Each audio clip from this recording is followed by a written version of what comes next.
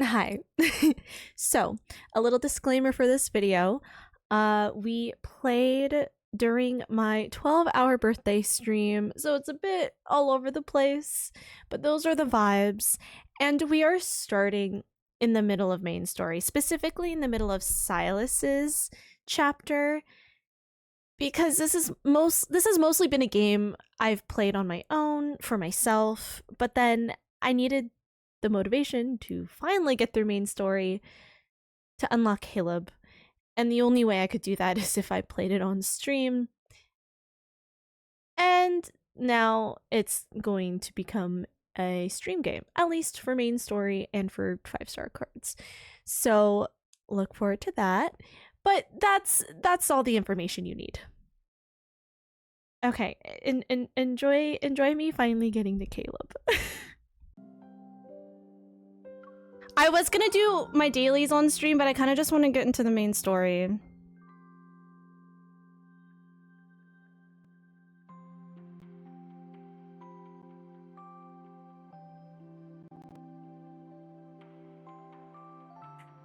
Oh, Connie, I used the link that you gave me for this, so I appreciate you helping me out and sending me this emulator.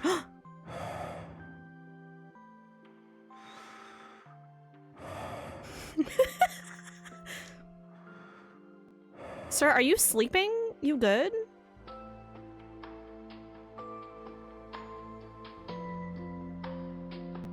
Hello? Wait, do we want to see what they're all wearing? What does "why do you sleep during the day" mean? I do that all the time, sweetie. Well, there's a bingo already. Goddamn! Off the bat! And I was trying to decide which pet name to make a bingo event. I picked Sweetie because I'm like, he says kitten a lot. I would say Sweetie's maybe the second most, but we may not even come across it. Literally, this one. Right off the bat, bro. How are you feeling? You can tell me anything. A reminder, if you want to play bingo, there's the bingo card. Came out swinging, I know, right? Okay, wait, let's see what everyone's wearing.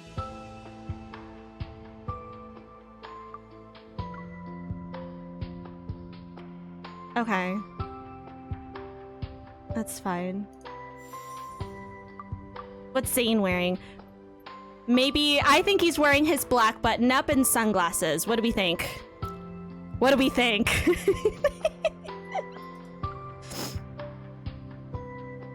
No sunglasses, but I was right about the button-up.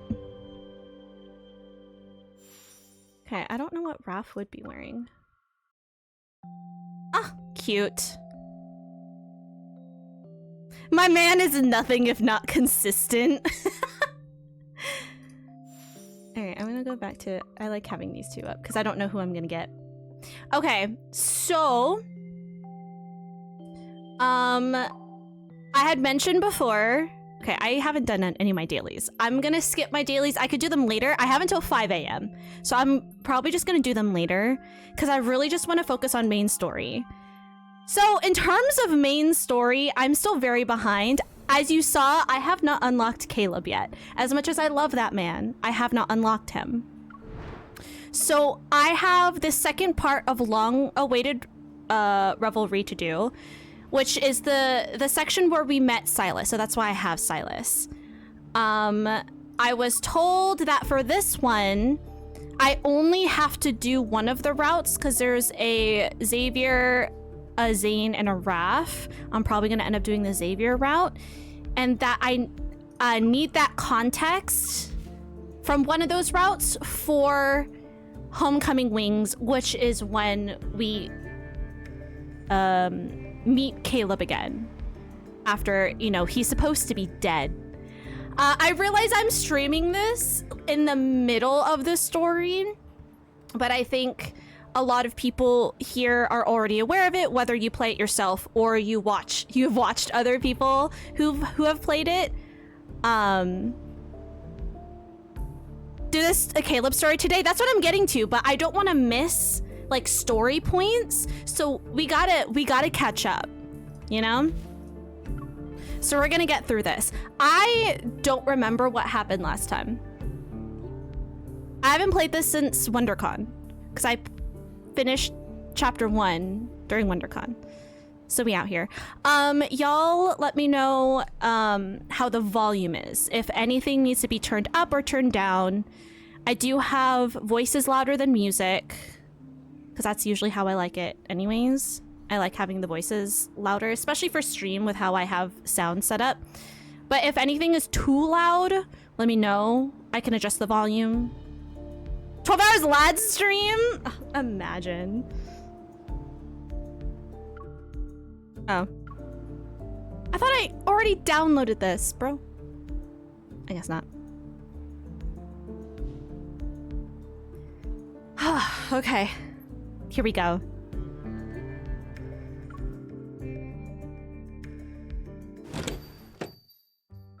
Auntie, an outsider, I mean, a lady is here to buy something.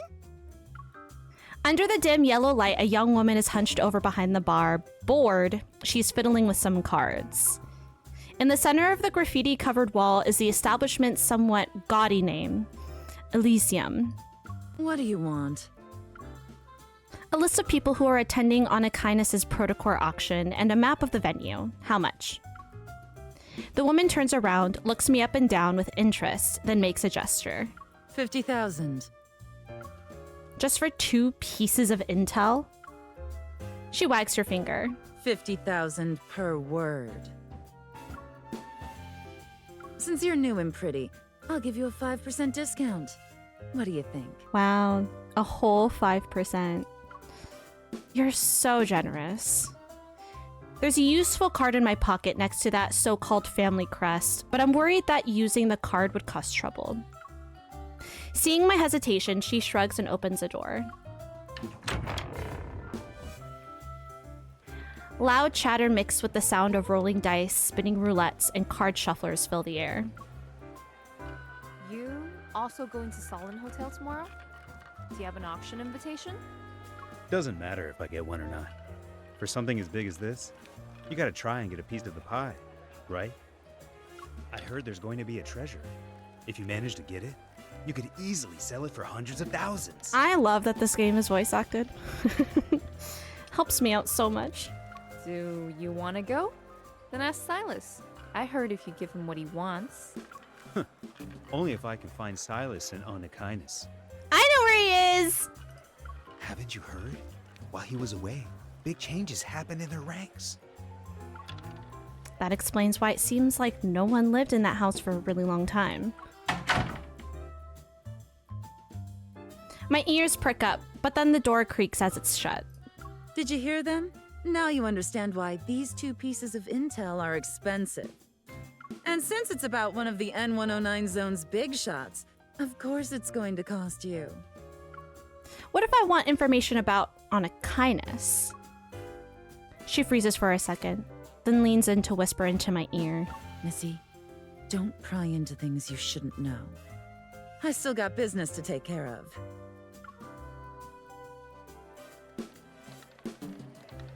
Silas hasn't been around for a really long time. Do you think he really went missing? Maybe he's dead. Did you see how arrogant Sherman's punks have been lately? If Silas was with Anakinus, they wouldn't even dare to be bold. The spinning roulette rumbles like a rainstorm, and soon enough, the sound is drowned out by cheers and screams. I hide in the shadow of a fiddly fig, holding a stack of casino chips and pretending to watch the fun unfold. Meanwhile, I eavesdrop on the conversations around me. It seems Anakinus' recent troubles aren't fully related to the Protocore auction. Reporting for Love and Deep Space duty. Hi, Lore. But Silas disappeared? Isn't he alive and running around? Recalling Silas's pompous, contemptuous face, I chuckled to myself. If he died, he dragged the entire N109 zone to hell with him. That's just how he is. Miss, I have a flower. It's for you. I don't trust this little girl. I don't know if I trust her. I look up. The girl who led me to this place is leaning against the poker table on her tiptoes. She holds a black flower. A black flower. That's not ominous. Thank you. Never trust children. Exactly. Did you grow up here? Does everyone know Silas? Yeah, he's a monster with huge wings that never dies. And he has horns. Interesting information. If I don't listen to Auntie, Silas will find me and feed me to his man-eating birdie. That crow? Okay. Not Mephisto. Is she talking about that crow? Horns? She knows too much! Trusting children is how Q keeps showing up in lives with a good guy. Oh, I hate that. The wagon. Everyone is afraid of Silas, yet they keep trying to make deals with him.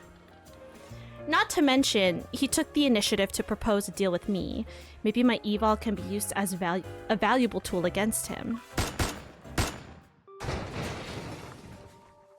Suddenly, several gunshots ring out, piercing my eardrums. Everyone looks up at the entrance. We got a party tonight. Bang! The door with broken bolts falls over, and a pair of leather boots step over it. Don't be nervous. Onakainis's important guests got lost. I'd like to ask everyone to cooperate with our search. Me? Is it me? Are they looking for me? A person wearing sunglasses walks in.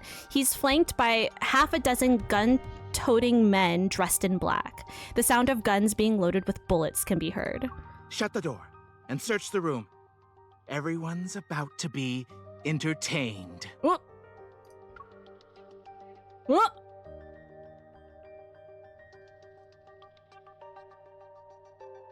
Is it me you're looking for?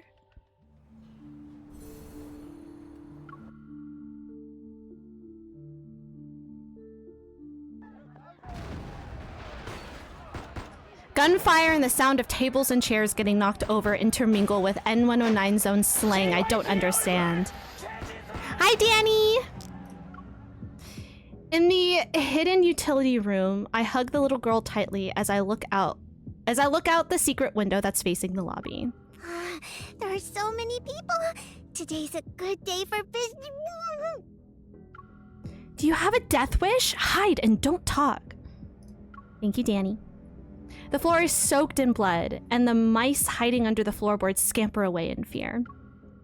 Whistling, the man casually strolls over to the bar, rings the bell, and then shoves a photo in front of the shopkeeper. I suggest you bring out our guest. Mr. Sherman's not going to sit around and leave her unattended. Isn't Silas the leader of Onakainis? Who's Mr. Sherman? I'm sorry she's not here. I'd remember a pretty face if she actually showed up. Gonna keep your mouth shut. Fine. He turns around to face his comrades. His broken wire-bound jaw opens as he lets out a hoarse cackle. Pry open their mouths one at a time. Someone will spill the beans sooner or later. Is it me? Are they after me? I feel like they are. Missy, they're looking for you, right? The secret window is blocked off and the woman's voice drifts softly through a gap. Are you going to hand me over to them? I try to sound calm as I tightly clutch the tranquilizer in my sleeve. I have yet to test the thing Xavier claims could paralyze an elephant, but there aren't any zoos in the N109 zone. Anyone who's Onakainis' target is valuable. I can get a better price if I find the right person. Stay where you are. I don't want to hand you over like this. Mephisto! Suddenly a crow soars in and dives towards the search party's leader. Its razor-sharp wings aimed at him. Mephisto! What is that? Now! I roll and crawl out of the utility room. As I try to sneak away quietly, someone yanks my collar. This is Silas. I turn around and aim my gun. I see a familiar face in the shadows, his chin slightly raised. So when someone saves you, do you always point your gun at them to express your gratitude? Several bullets graze him only to dissipate into dust. The people who fired the shots are strangled by something. They slump to the ground, dead. Damn! Remembering the rumors I heard before as well as this Mr. Sherman, I'm quiet as I look around. Your underlings aren't exactly obedient. Before my mockery, Silas's mouth twitches as if he wants to say something, but in the end, he just purses his lips. Focus on yourself first. Hearing Silas's voice, the search party's leader suddenly panics. A cloud of energy particles gathers around him. Several wanderers quickly materialize, roaring. They rush straight for us. Are they calling for backup because they can't win? How is this not cheating? Silas grabs my wrist and holds me in his arms. He slides his fingers over the trigger of my gun, aiming the weapon at the figure in the center of the room. Do you expect people from the N109 zone to be nice and polite?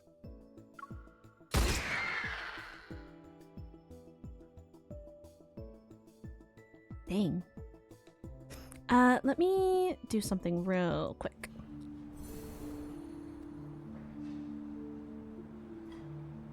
Okay.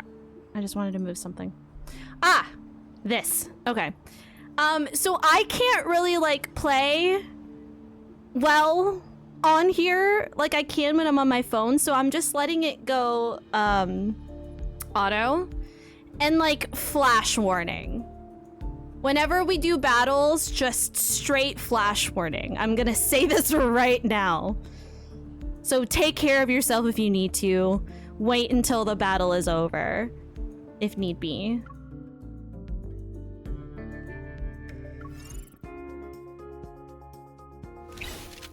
Can I use another? No? That's it? Okay. Your bingo panel's on top of the game? Perfect. It works out. Well, it's gonna turn into full screen in a minute, is the only thing.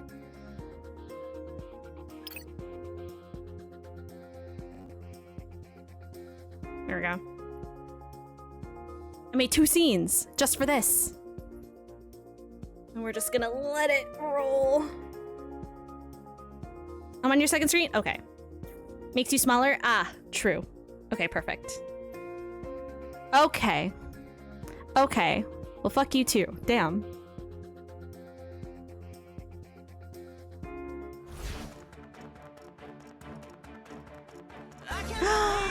Hi, Repeat! Shouldn't underestimate it.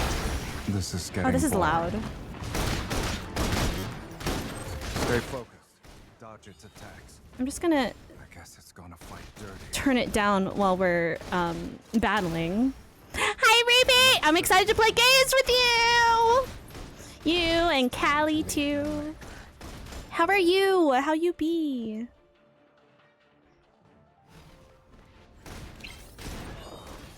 I do not like playing with the guns anymore. I usually play with like the hunter scepter thing.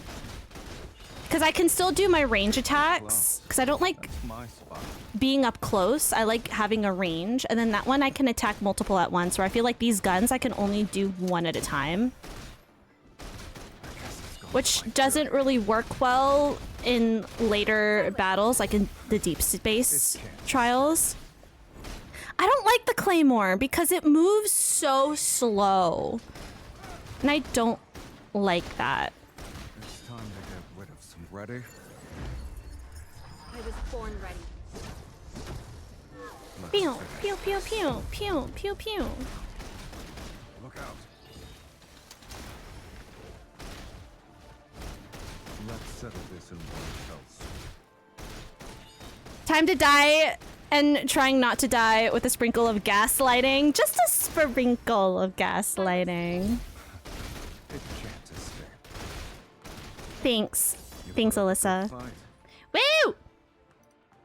We did the thing! Bring that back up.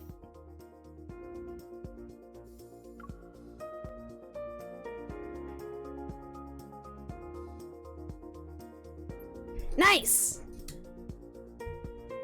Ladsiski loves a claymore, so they told me to start...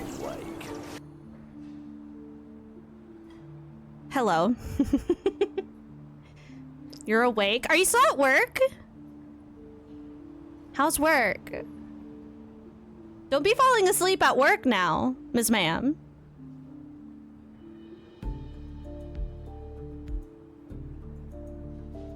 There's another bingo. Technically, you're clocked out? What do you mean by technically? But you're still there?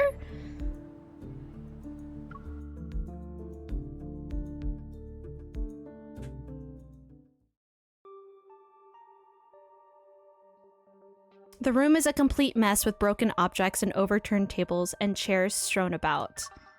Wanderers keep appearing one after another. I fall back to the window and think about how likely we can make a run for it.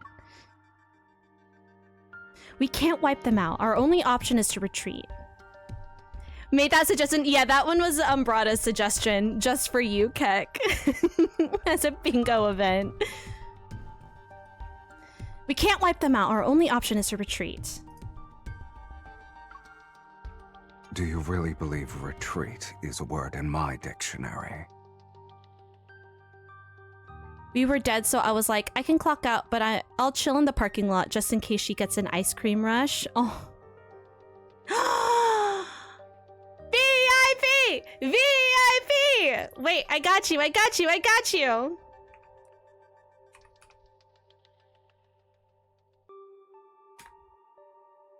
VIP!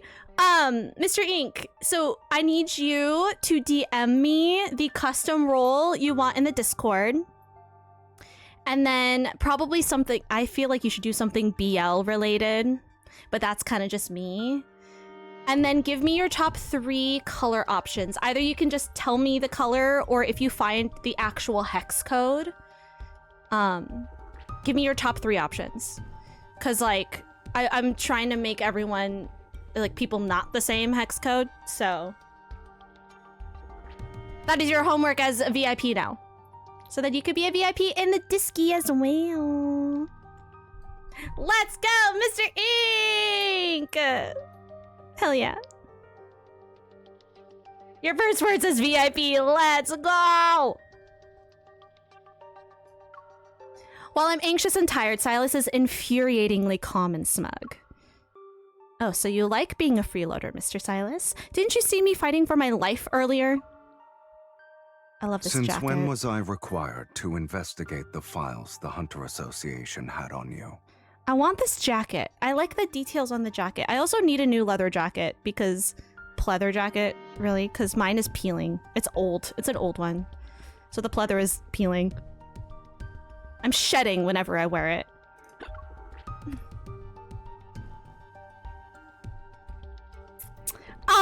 Why not both? Both. Both is good. ¿Por qué no los dos?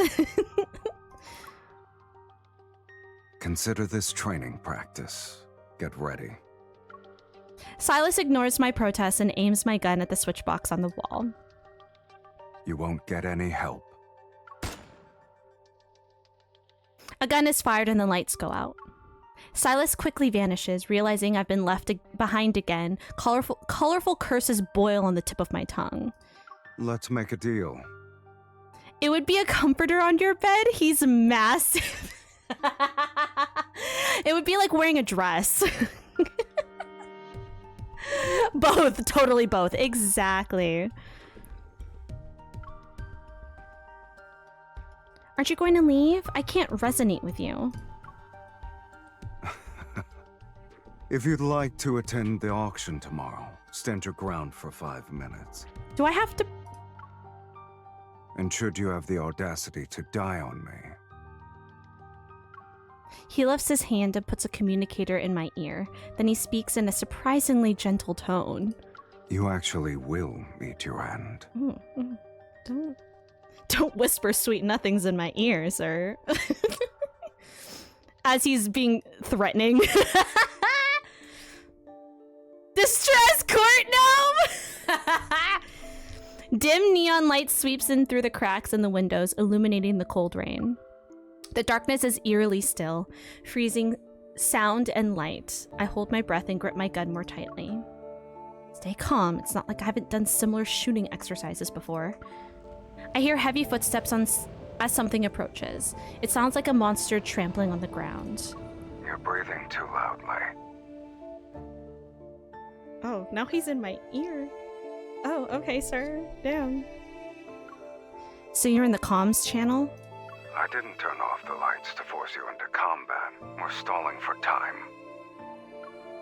You really are something. You didn't retreat, right? Am I just trying to buy some time for you?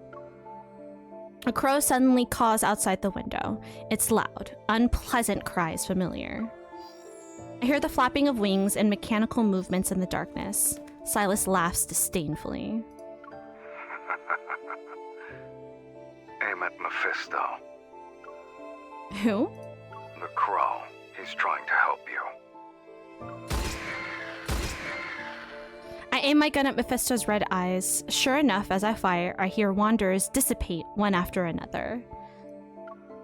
Strange. It doesn't seem like the number of enemies is decreasing. Silas, if they can't clone themselves like bacteria, they're usually immortal like you. Silas? There's no response. It's as if our call was suddenly cut off. Did something happen to him?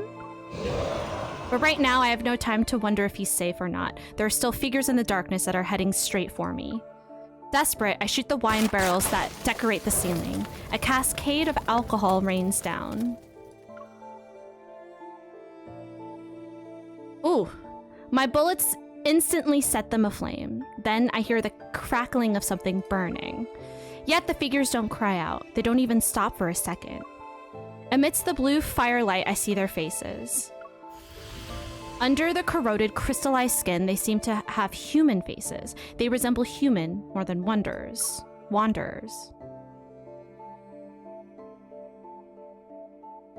Arson! Umbrata.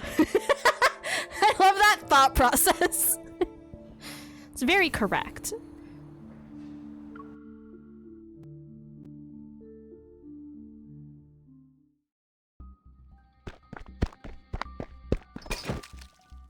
I feel like this is very loud.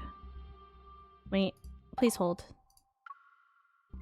Let me adjust the volume really quick. I think I have the music down though, but the sound effects are very loud. So let me change that real quick.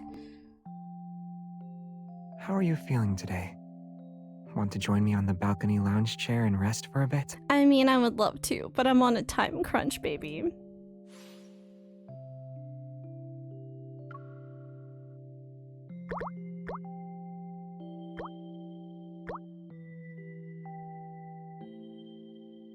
I think that's fine.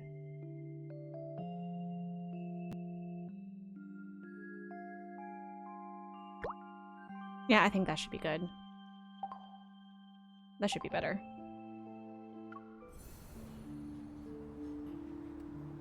I've only been caught once and I wasn't charged. Building was coming down anyway. If anything, you did them a favor. There we go.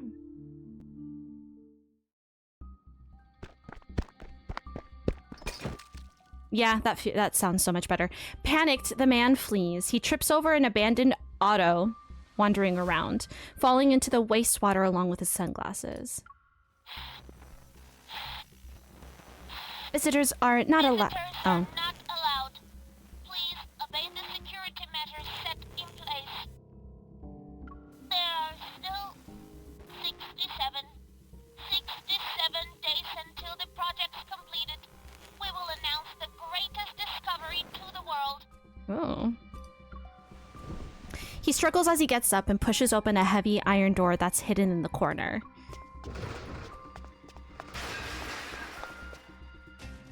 Amidst a pile of old, rusty devices, a dark-colored stone platform lights up. After a while, the light dims, turning into a strange color. The man arches his back and lets out a hoarse, eerie laugh. It's still here. The Flux Nexus. You're done for now. There it is. His laughter suddenly stops. Deadly black-red mist rolls in from all directions.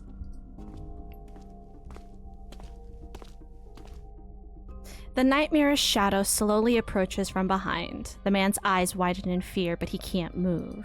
Spare me, sir! Crimson particles land in the wastewater. The air is deathly still, yet the nearby light glows brighter. Silas smiles coldly. The black-red mist flows into the flux nexus and is instantly blown to pieces from the inside. Instantly, the rampaging monsters fall over and curl up into a fetal position. What happened? Were they disconnected from something? The one closest to me, with a tattoo-like mark on its chest, has been burnt beyond recognition. Leaking out of its wound is a liquid that's not blood. It's more like a vicious mixture of oil and slime. These crystals look like protocores. I've seen this before. Are they humans or like experiments maybe? The lights turn on, which surprises me. I quietly wrap a tissue around a small crystal and hide it in my sleeve. Then I stand up. Oh! Someone has a type! Bingo!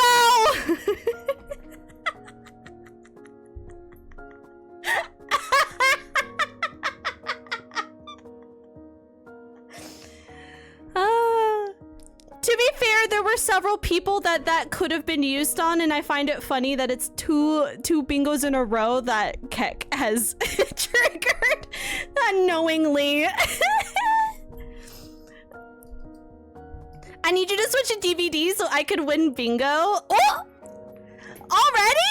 Oh my god, lore already! That's not until tonight. We also still got Among Us. Wait! I forgot that was it. Wait, I forgot that me screaming while playing this game was... Well... I need you to beat Caleb so I can win bingo. You guys are so funny.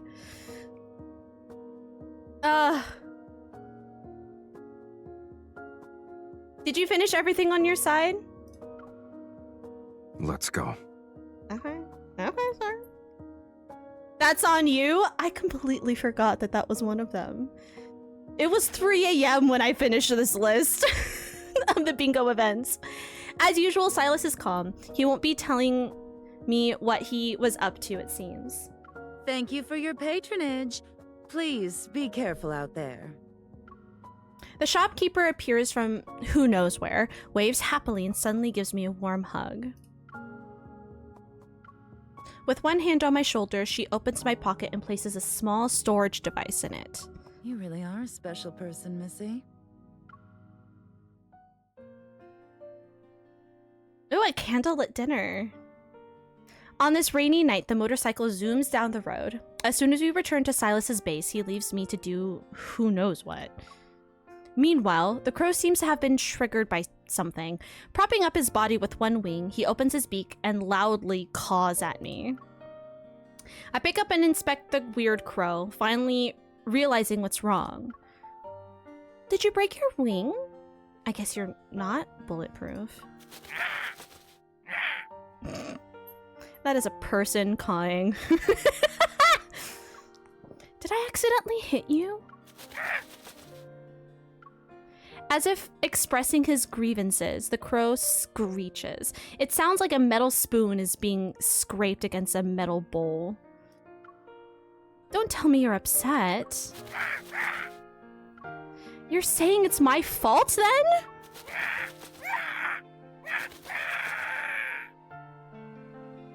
Again, that is a person calling. It's so funny. What happened? Ka! Ka!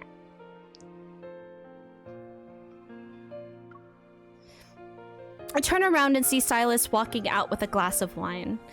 His gaze sweeps across my face and lands on what's in my hands. Oh, thank you, Umbrata. That's actually really helpful.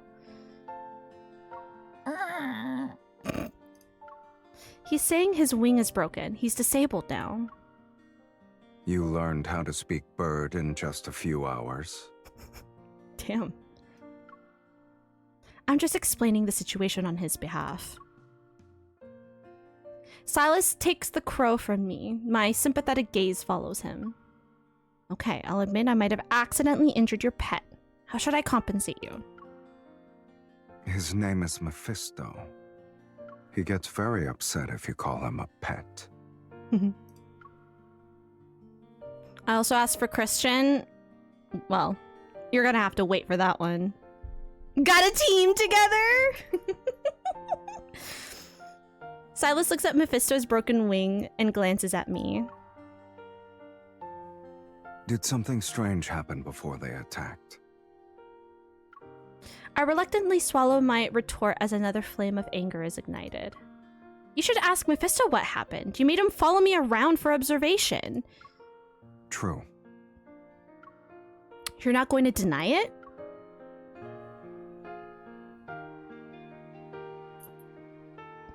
Okay, sir. Silas purposefully leans forward, his eyes shining like rippling cold liquid. Were you hoping I'd be flustered with how you exposed me? We're in the N109 zone, sweetie. Whether you're with me or by yourself, you can't escape my influence.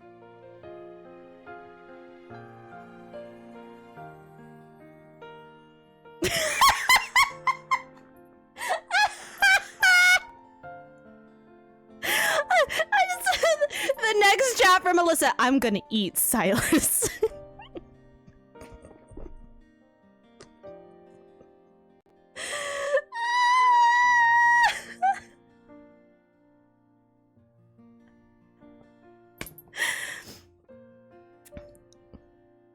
Can I rip voice lines? Wait, how do I... Oh, that's how you do it.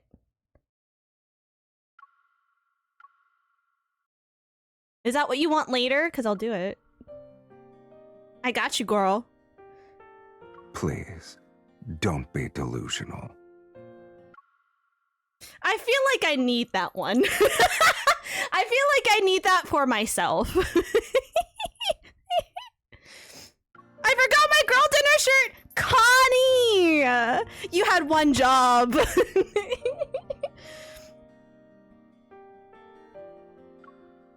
Hey, I did the delusional one for myself, so that does count. I'm not the only one. I was about to say, like, okay, that you can call. I'm not the only one who's delusional. Isn't a certain someone hoping I dislike him less so I can resonate with him?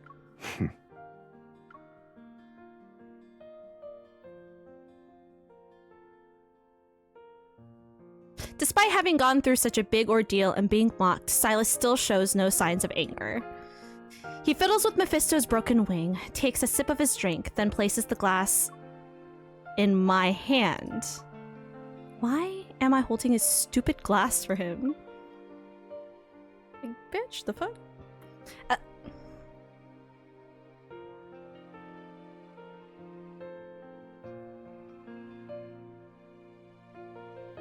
Anyways, as I try to put it down somewhere, Silas suddenly turns around, walks to the other side of the room, and calls me over.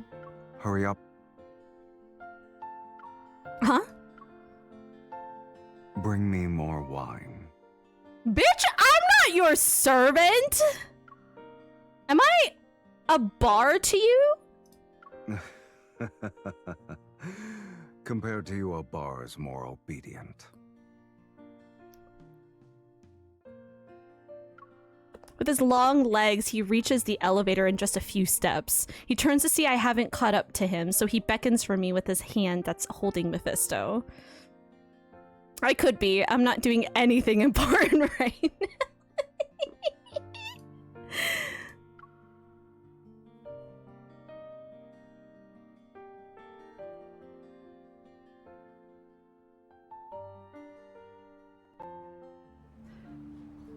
I'm willing to be a servant? Oh!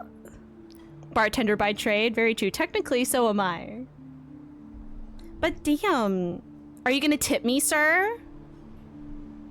You better tip me well. Someone's gonna say it in chat, I just know it.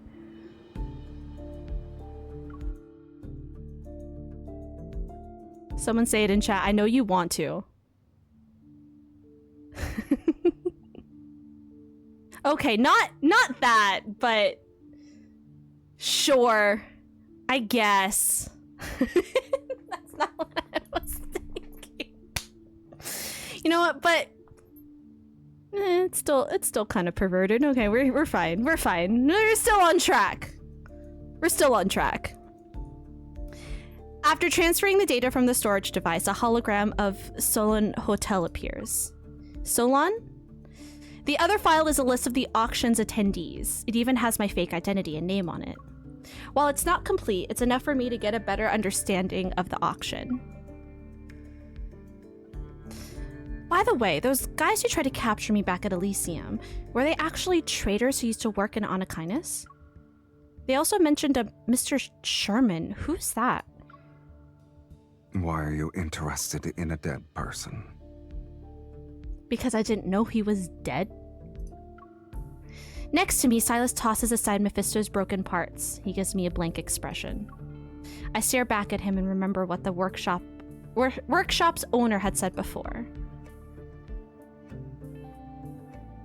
Just 2 explosions, one in the northern suburbs and one in the Bloomshore district. And after doing those shameless things and making a mess, then they want you to be their scapegoat.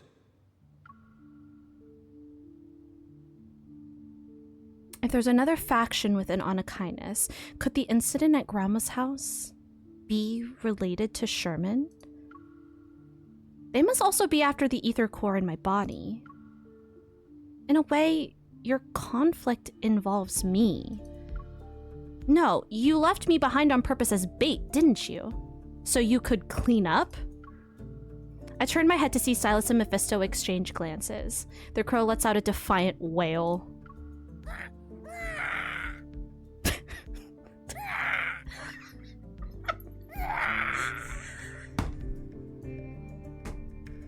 It just kept going.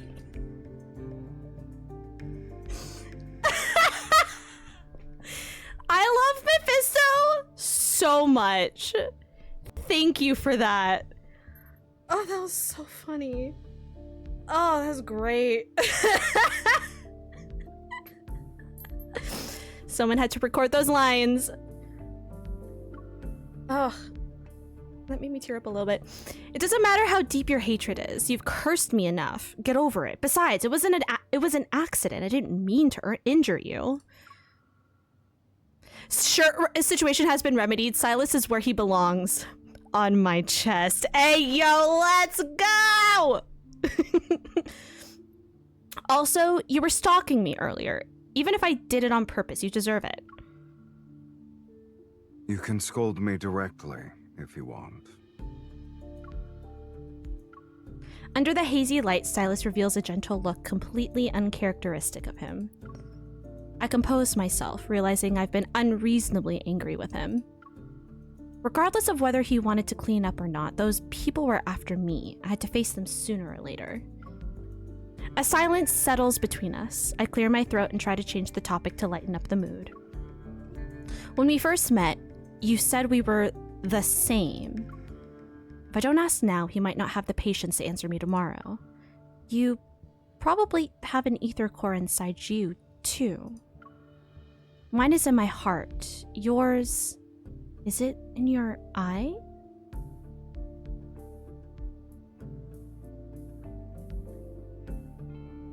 Oh, you got an extra card! For funsies? For bingo funsies?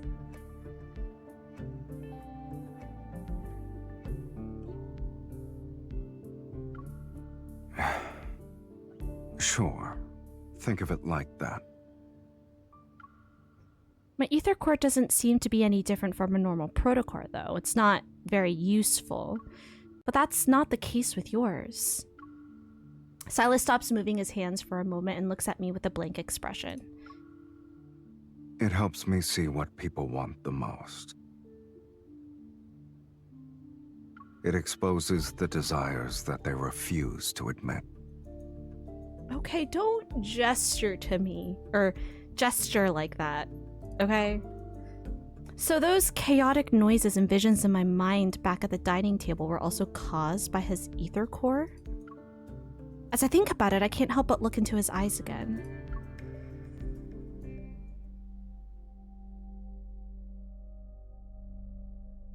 Devour. Oh, it's your... Not again. Why am I touch my forehead, and when I come to my senses, his face is a breath away. With my right hand, I press down on the area around my eye. I can't tell what he's feeling. His thin eyelashes gently brush against my fingers. Wait, he's like that close to my face right now? Oh. Silas doesn't break eye contact with me, as if he's looking at something hidden in the depths of my gaze. Have you gone mad? He suddenly moves closer, his eyelashes almost brushing against my cheek. Sir! You're so close!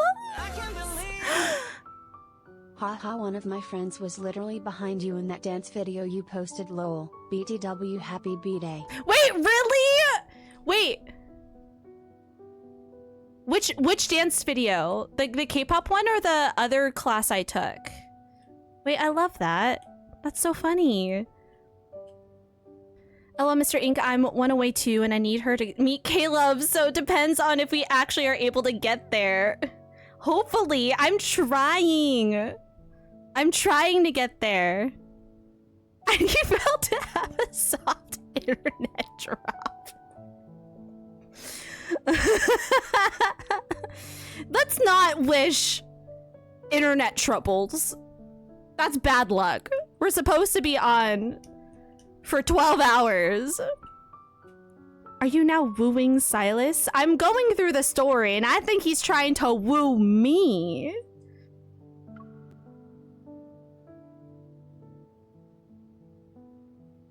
I'm sorry. I just wanted to get a closer look at your ether core. I thought he would push me away, but he didn't.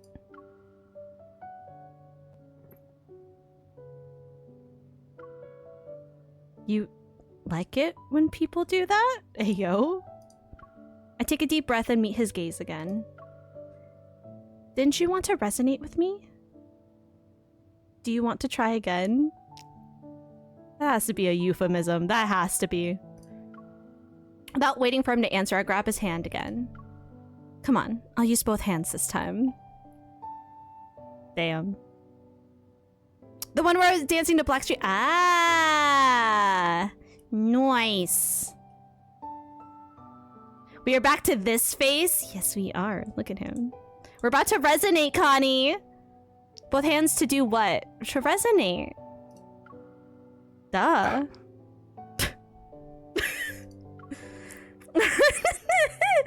A chill blankets his body. I'm not sure if it's the cold breeze coming in from a small gap in the window or his aura. He's good at fighting. He's good at fighting. The old gas lamp above us flickers and emits a light softer than the sound of our breaths. He looks good. Am I like trying to think happy thoughts to resonate with him? I can hear you talking.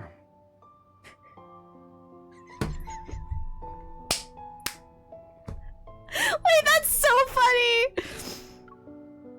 Enjoy it. This is one of the 2 good things I can think about you. Moving my gaze down, I look carefully at our interlocked hands, but I still can't feel even the slightest change. It seems we can't rush our resonance, but with the auction fast approaching, I need him to work with me as soon as possible. I organize my thoughts and use the nicest tone I can muster. You already know I entered the N109 zone to get the ether core that's at the auction. And since you want to resonate with me, I have an idea. I don't know if I should say it, though. Then don't. I force myself to suppress the anger in my heart. What? What? Possibly quick answer. Yeah, I'm like about to resonate with a hot white-haired man with red eyes. I'm busy! What's for Marty McFly? Star Wars backpack or Jack-o'-lantern backpack? Star Wars. Star Wars. Oh, Umbrada's going lantern. I'm thinking Star Wars because 80s.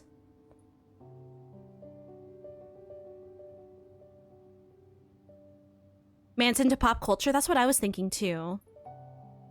Yeah, I would say Star Wars. And I'm important? Sheesh. I mean, I guess. You better send me photos of your outfit.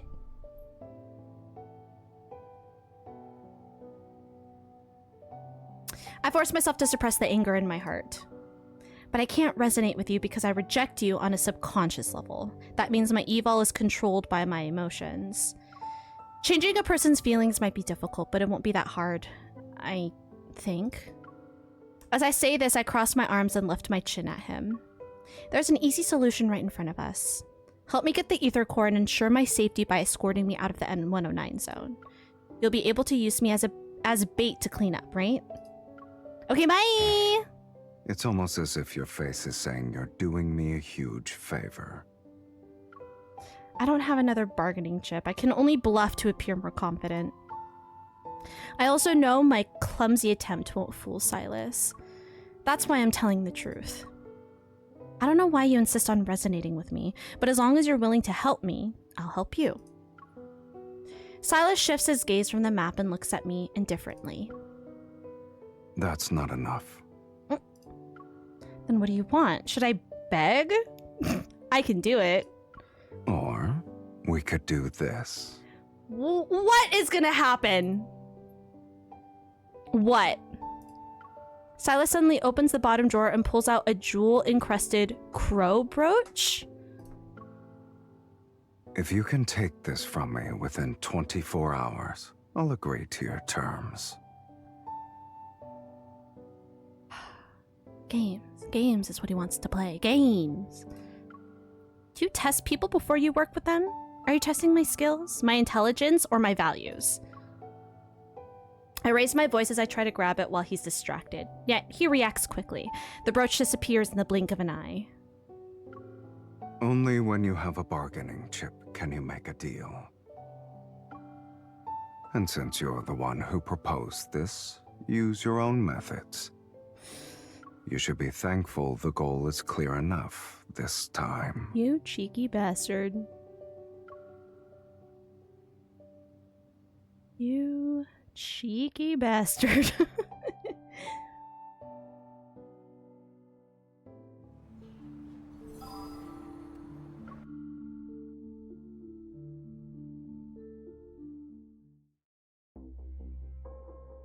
In the dim lighting, the crow brooch on my chest gleams a dark red reminiscent of wine. After some twists and turns, I finally get the brooch from Silas. He kept his promise and agreed to help me obtain the ether core. With an expensive dress and dazzling jewelry, my reflection in the mirror is strange yet sufficiently alluring. It suits you.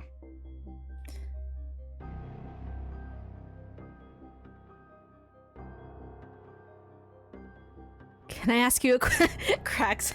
Hit me. It suits you. Okay, he said that already. Another figure enters a mirror's reflection. Silas leans lazily against the doorway.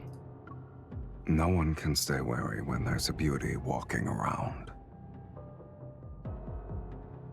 Sir. This beauty will bash your skull sooner or later.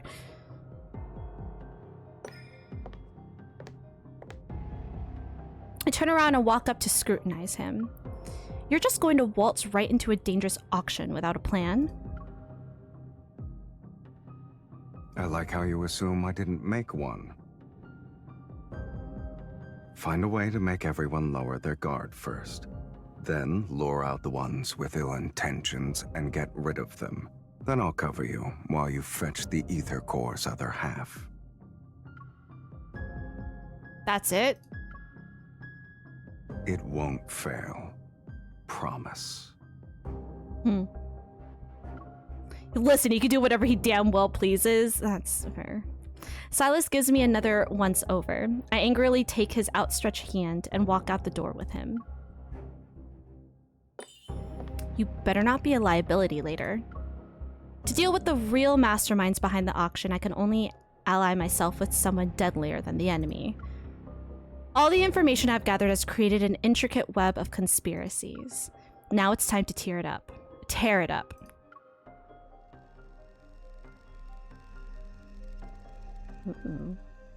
In the sky, the stars are devoured by an endless darkness. Deepspace tunnel is silent, seemingly frozen in time. Suddenly there's a thud, a pulse resembling a heartbeat. Cosmic dust silently fills the air. Something penetrates the invisible barrier and slowly opens its eyes.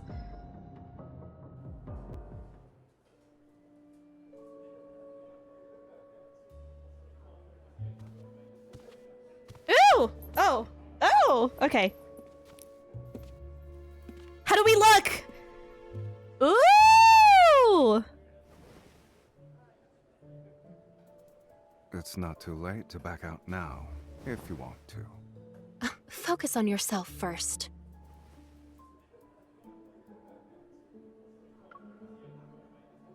Stay frosty. It's showtime. It's a little laggy, but we can deal. Silas? I thought he was 1, missing. 2, 3 guys. Who's that That's person quite the next to him? ambush. Silas, are you sure they'll bite?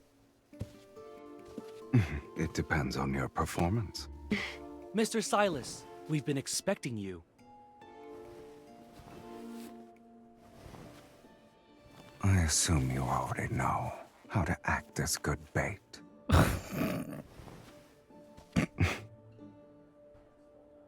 I'll be back soon. Have fun. Stop whispering into my ear, sir!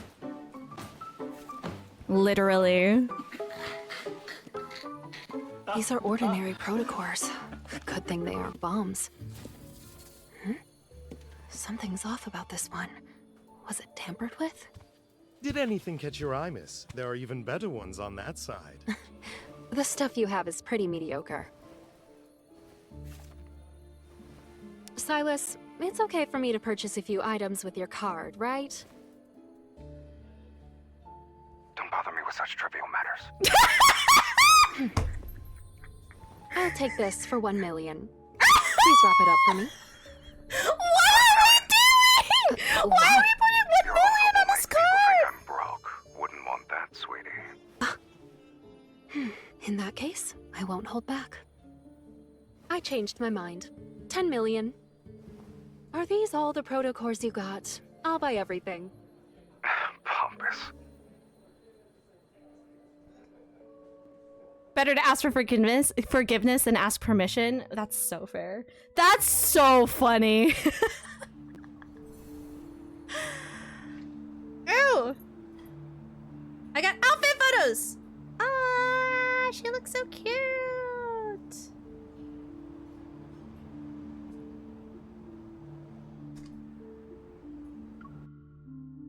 That's so funny. That one line is so funny.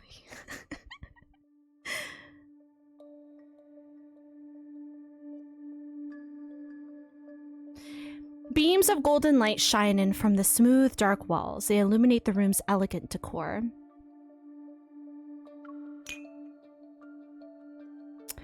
What's funny is I like this kind of banter in my media. Not sure I'd want it for myself. Oh, that's pretty normal when it comes to like otomes and like games that we play, right? Like, and even with like animes and TV shows even. We'll romanticize like just the situation in like romance books, but like no, a red flag's a red flag and we don't want that in real life, but we're gonna have fun while we are in the safety of our own homes, you know? Sorry, I'm just moving something really quick. Okay. That should be good. There's a painting on the wall called In Expectation, which depicts angels, demons, and the Grim Reaper, Casper, sitting around a table. The last empty seat seems to be for him. Mr. Silas. The man named Sherman walks into the room and nods humbly at Silas.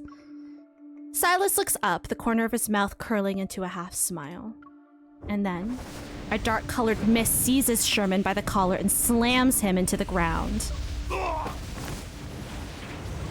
Choking and losing energy from the strangulation, Sherman claws at the mist around his neck, but he only leaves bloody scratch marks on his skin. Even a meticulously crafted plan is powerless before absolute strength. My time is limited, so let's cut to the chase. No, I didn't betray you. Oh, I know. You're too much a coward to do it on your own. But the people who said they'd help you replace me must have made an offer only an idiot would refuse. Silas glances at the clear alcohol in his glass and puts it back on the table.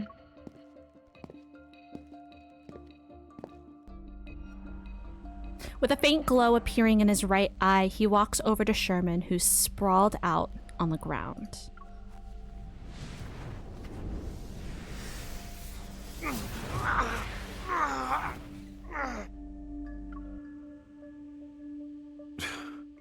I see. Their method of buying traitors is as old school and uncreative as ever. Enduring an excruciating amount of pain, Sherman finally discards his hypocrisy and scowls. Silas, don't think. With them around, you won't be cocky for long.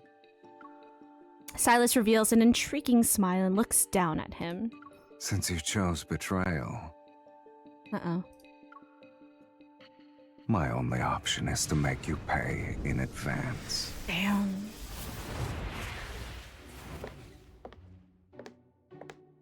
Inside the banquet hall, people converse and mingle. Countless eyes check me out, both openly and from the shadows. I fiddle with the protocurs I bought. There are traces of other protocurs. These were modified. I turn around and several pairs of eyes immediately look away.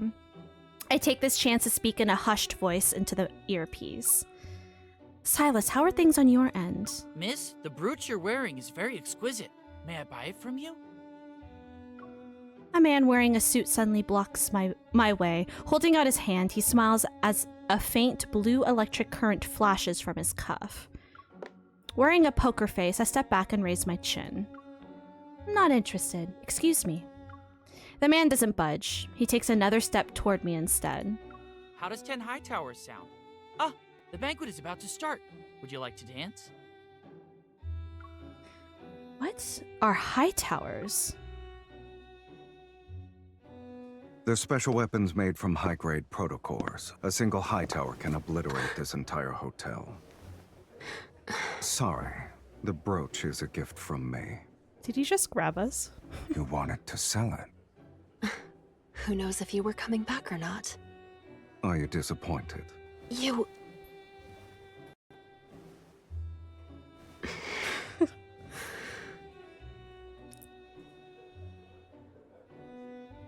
Do it. He was going to spend a fortune so he could dance with me. What about you? Shouldn't you make an offer as well?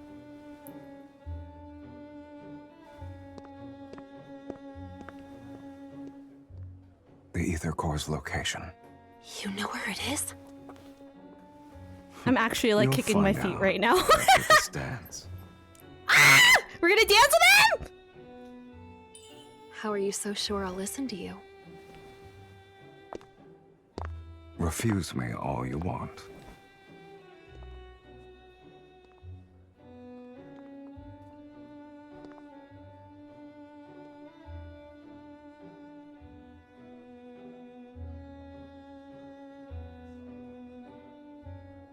Oh my god. Oh my god.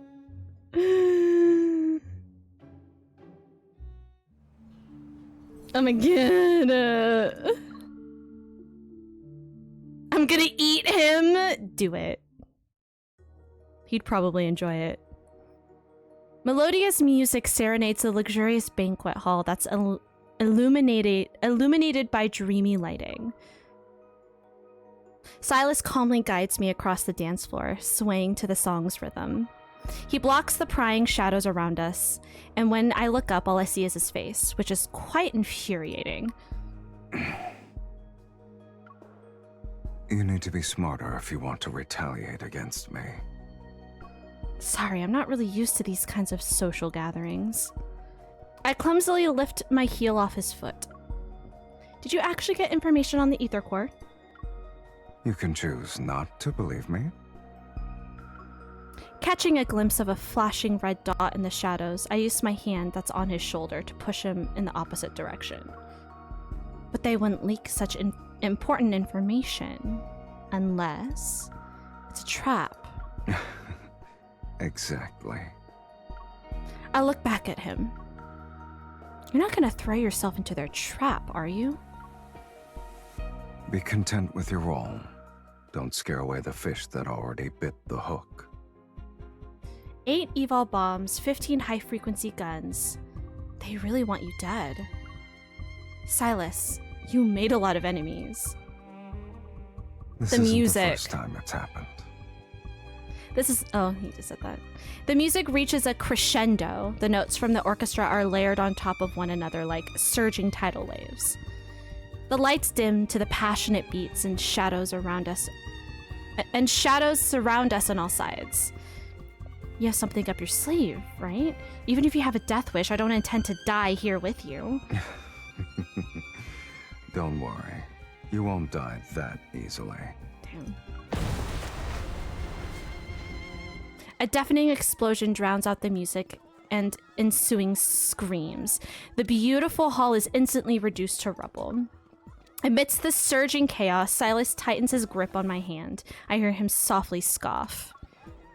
To my surprise, I see him nonchalantly crush something before throwing it into the debris. You had the detonator this whole time? The vermin were taking their sweet time. I was getting impatient. The metaflux is quickly increasing, and there's more than one wanderer. Be careful. I take out my weapon from under my dress and fire several shots at the wanderer that was about to attack Silas. That was close. How long do you think you'll last with an outdated weapon? Do we get a new weapon? Silas tosses over another gun. Don't waste your efforts.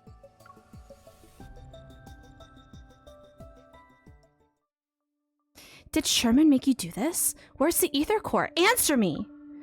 After defeating the last wanderer, I find a henchman cowering in the corner. I press my gun's muzzle against the back of his head. You haven't won yet. We still have a backup plan. That thing is terrifying. When it shows up, not even Silas. Ah! Black-red mist throws him into a broken stone pillar. With a scream, he falls to the ground like a puppet whose strings were just cut. Violence should be used strategically. I just heard the ducks outside. We have like a girl and a guy duck that like to hang out at our pool, and I literally just heard a quack and they like flew right by my window. Silas calmly wipes the blood off his face, and the black-red mist disappears from his hands. I would have believed you if your hands were clean. Despite the venue being cleared, strong energy fluctuations manifest above us and shakes the ground we stand on. What's making that noise? Are there still some left? Let's go. Where are we going? Silas grabs my wrist and swiftly starts walking. To the place that has what you want. Ooh. Ether core. Ether core. Ether core. Or is it ether core? Is it supposed to be ether core? I've been saying ether. It's ether. Isn't it ether core? Does somebody want to correct me?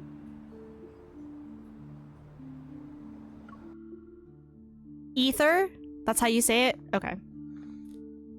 Because it's spelled... Oh, that's fair. The almost transparent elevator quickly ascends, and the colorful nighttime scenery is hidden by the clouds.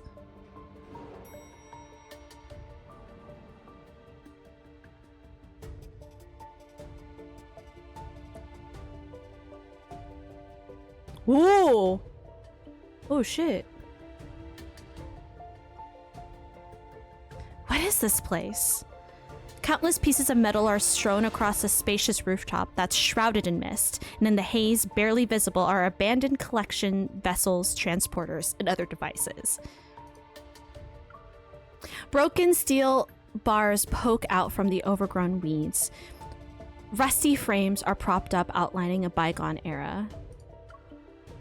It looks like a laboratory for experiments. It was one many years ago, but they abandoned it a while back.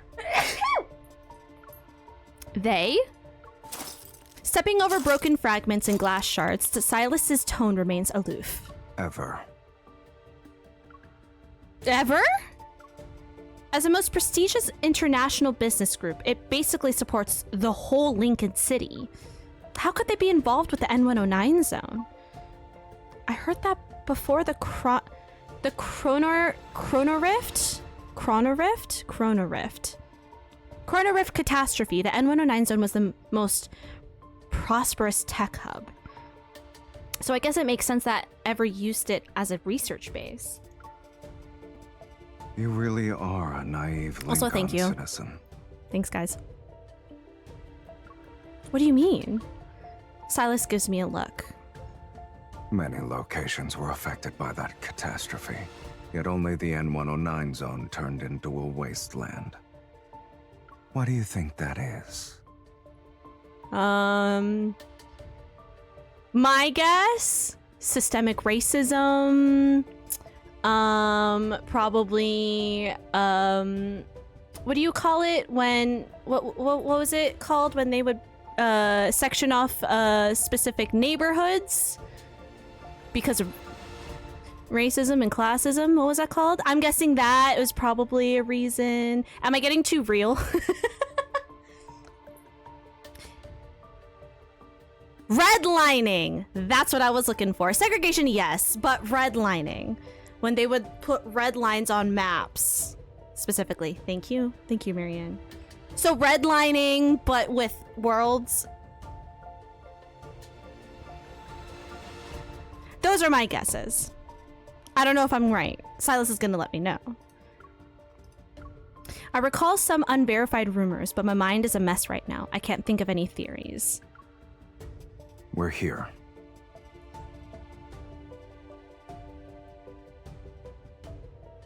If I have to hear about your systemic racism letter one more time, I will send a glitter box to your home. Not that. I'll open it in Cole's room. I see it's addressed from you. I'm like, hey, do you want to see this package that I got from my friend? We should open it together in your room. I was gonna address it to Cole. Ah, that's so funny.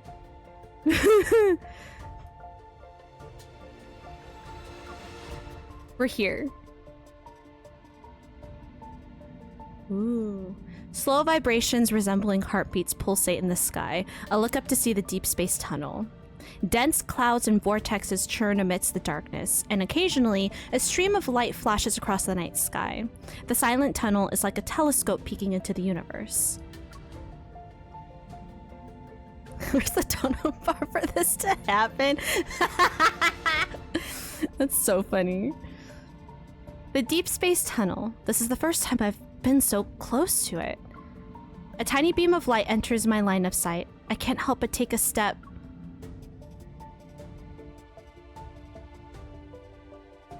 It's a flux nexus. I saw one in a no-hunt zone. Then you should know what it contains. These fluctuations aren't produced by normal protocores.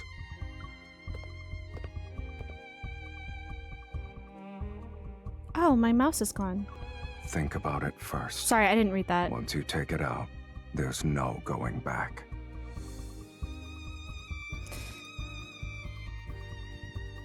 Okay. I don't know why it does that. I'm already here. Why should I give up now? I grit my teeth. I put my hand on the... Okay. The power of resonance instantly flows through my body. Okay. So much is happening! I can't read that fast! Huge shadow emerged from the vortex. Why is it doing this? We finally got something presentable. Huge protofield unfolds before us. Then the ferocious wanderer charges at us. Why I couldn't read that? Oh, I have the new guns. All right. Well, here we go. Flash warning. Also, ads are about to start. Honestly, perfect timing.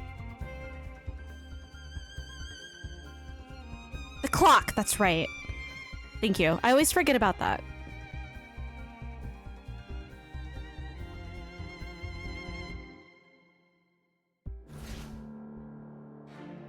There's so much metaflap.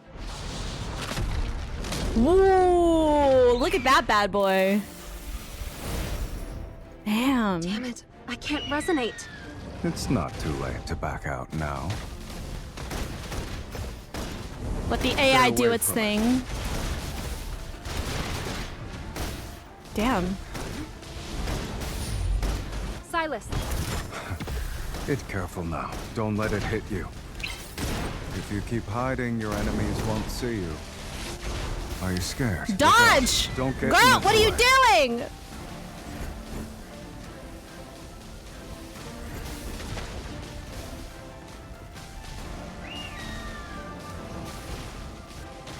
Hurry. Destroy the stone feathers now. Stay away from it.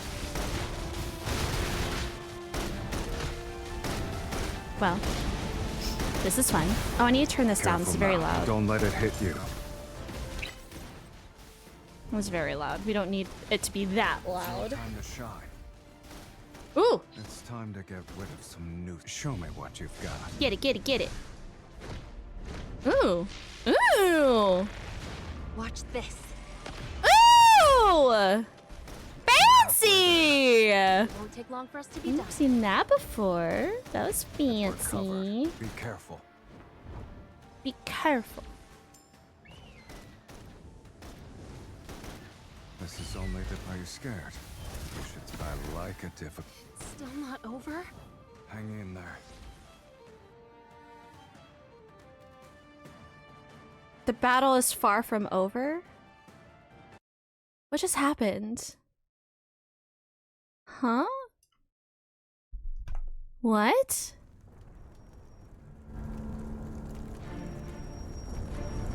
Whoa.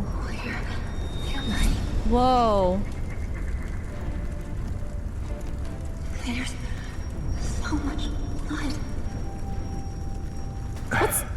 You must press on. Because if you don't, there's no going back.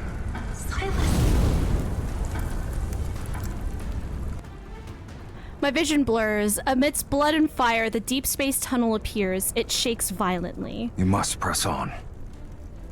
What just happened?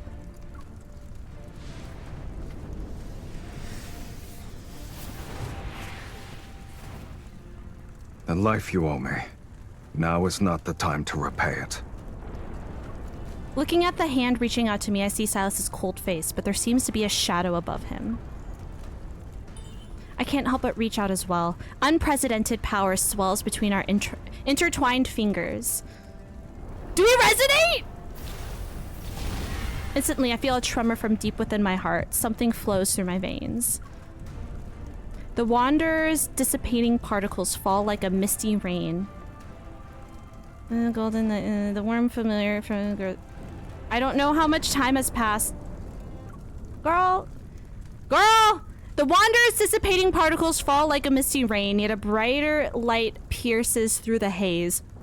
The ether core emits countless rays of golden light that seep into my heart. The warm, familiar power continues to surge. I don't know how much time has passed when the fluctuations around me slowly start to subside. The movements within my body cease. It's as if an ocean's roaring waves have silently calmed down. Girl, it's as if an ocean's roaring waves has silently calmed down, turning into ripples on a lake's surface. I can't read out loud that quick. So this is the ether core. Oh, so it is ether. What? Silas? Its power belongs to you now. Naturally, the vessel will break as a result. Oh? To me? Are we... Well, isn't this what you wanted? Where are you taking me? This is...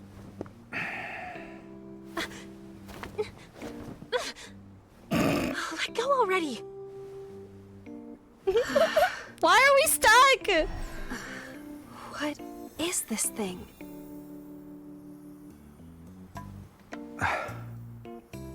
What just happened? Wait, what just happened? Why are we stuck together? Silas doesn't respond, and the powerful tremor that shook the deep space tunnel ignites a chain reaction within the N109 zone. Those shadows who believed they controlled Anakinus are eliminated from fate's tapestry. Unable to see the undercurrents beneath the water's surface, I can only smell the scent of smoke becoming more poignant as it's carried by the wind. Structures crumble and collapse, and Mephisto's wings pierce through the boundless darkness. He's accompanied by the distant tolling of a bell. It's almost like an announcement, as if the world is saying, the true leader of Anakinus has returned. Non-furry cuffs, right?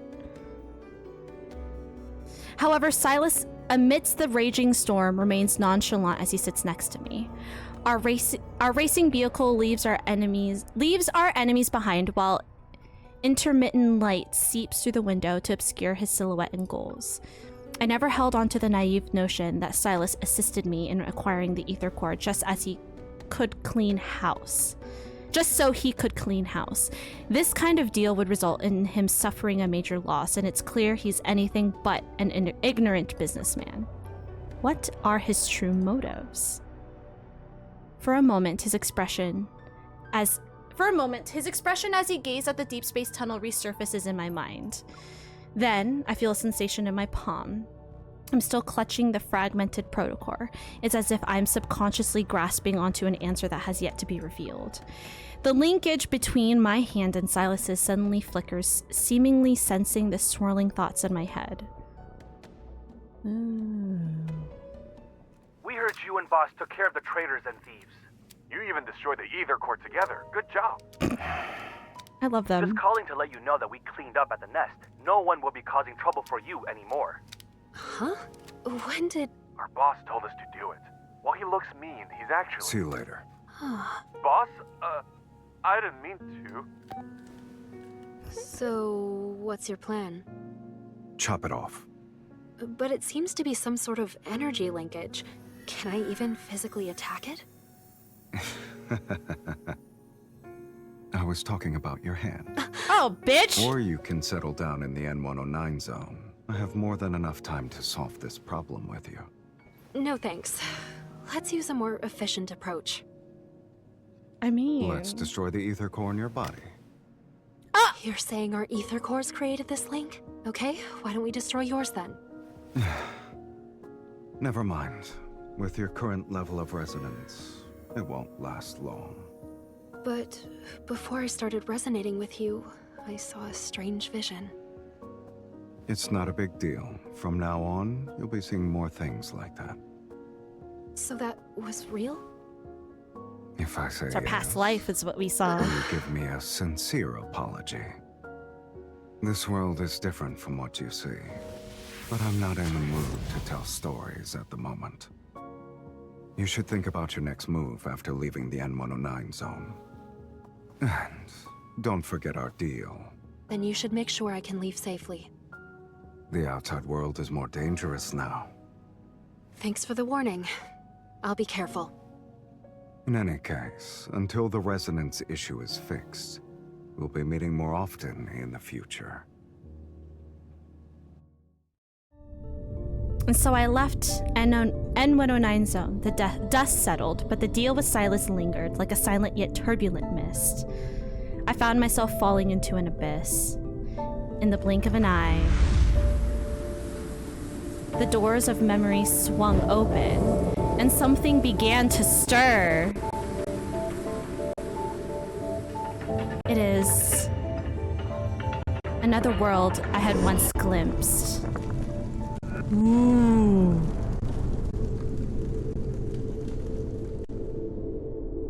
At the confluence of the entwined timelines, I heard it, a faint yet distinct heartbeat, echoing through the stillness of eternity.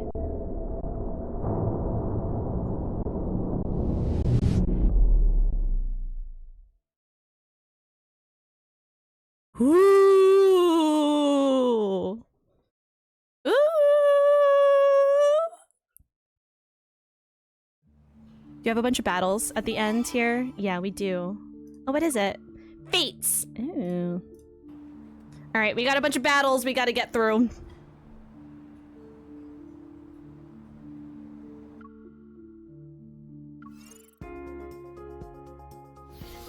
Oh. Well, who would you auto-equip? Zane? Oh, I guess. Maybe level 31. Am I not? Wait. Hold on.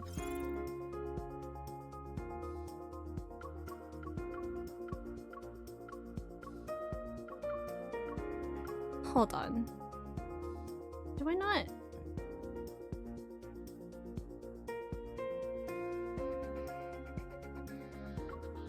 No. Well, yeah.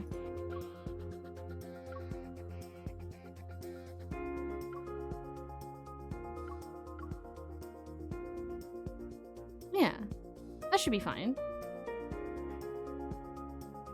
Yeah, my cards are so leveled up.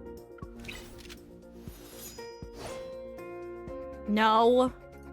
Hunter's Wand. That's what I want to use. Yeah, the Hunter's Wand is the one I like to use when I actually play. I don't like the Claymore. Because it's a heavy sword. So it's like very slow movements and it's close contact. And I don't like close contact with a sword or the Claymore. Let's change this outfit. Nice. Alright. How long is a connecting chain? Because with height difference, y'all getting cover burn? Oof. Even if it's an energy cuff.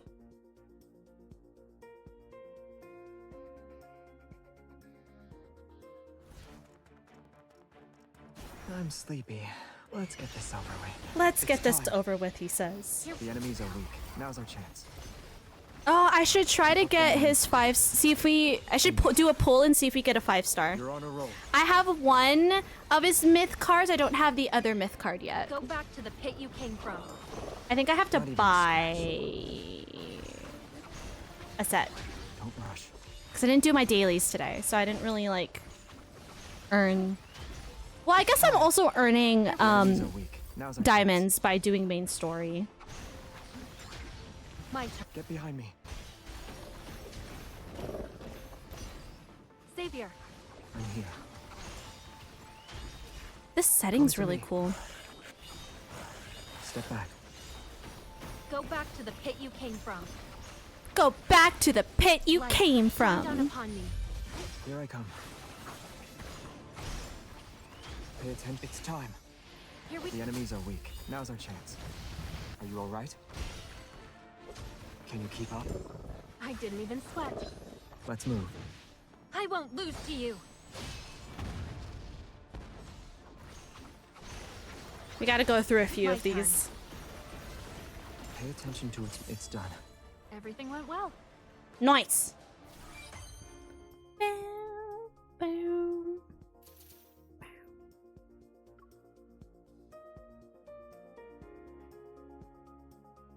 go. Should we play with someone else the next round? Maybe we'll play with... Well, maybe it'll depend on...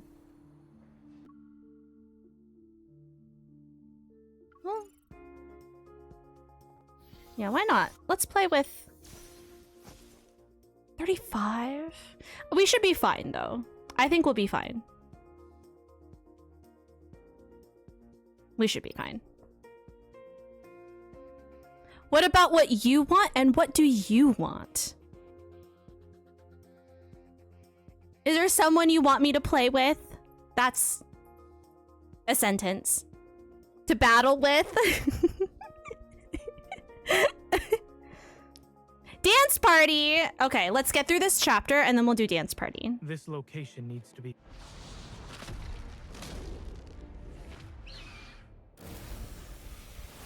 Oh, a boss battle. It's getting ready to attack. Zane. Come at me. Come at me! My turn. No. No. You won't escape. Keep your distance. or else Dealer's you'll get hurt. choice. Make sure to dodge the attacks. Stay on the lookout for potential threats. Why do I just have my back to the monster? It's getting ready to attack. Let's see. What can we party to? Come at me. Together. Zane. Here it comes. Leave it to me. Watch out. I'm okay. Let's take it down What's first. up, my girl? Hi, Kek. Go back to the pit you came. It is weak. Now We're getting through the battles at the end of the chapter. Seize this chance. I will silence you. No problem. Come at me. Are you home now? Are you home safe? It recovered. Be careful. It is falling apart. Yeah, we got this. They're about to die. Not even a challenge. Yeah. Okay, I got a song. All right, let's continue on with the story as I'm out of breath.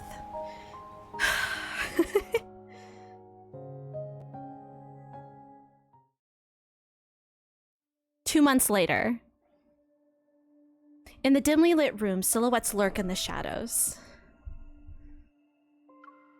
Holographic screens flicker with images of protocors being sold. Each flash is accompanied by a symbol marking their status. It was gonna be 6:30.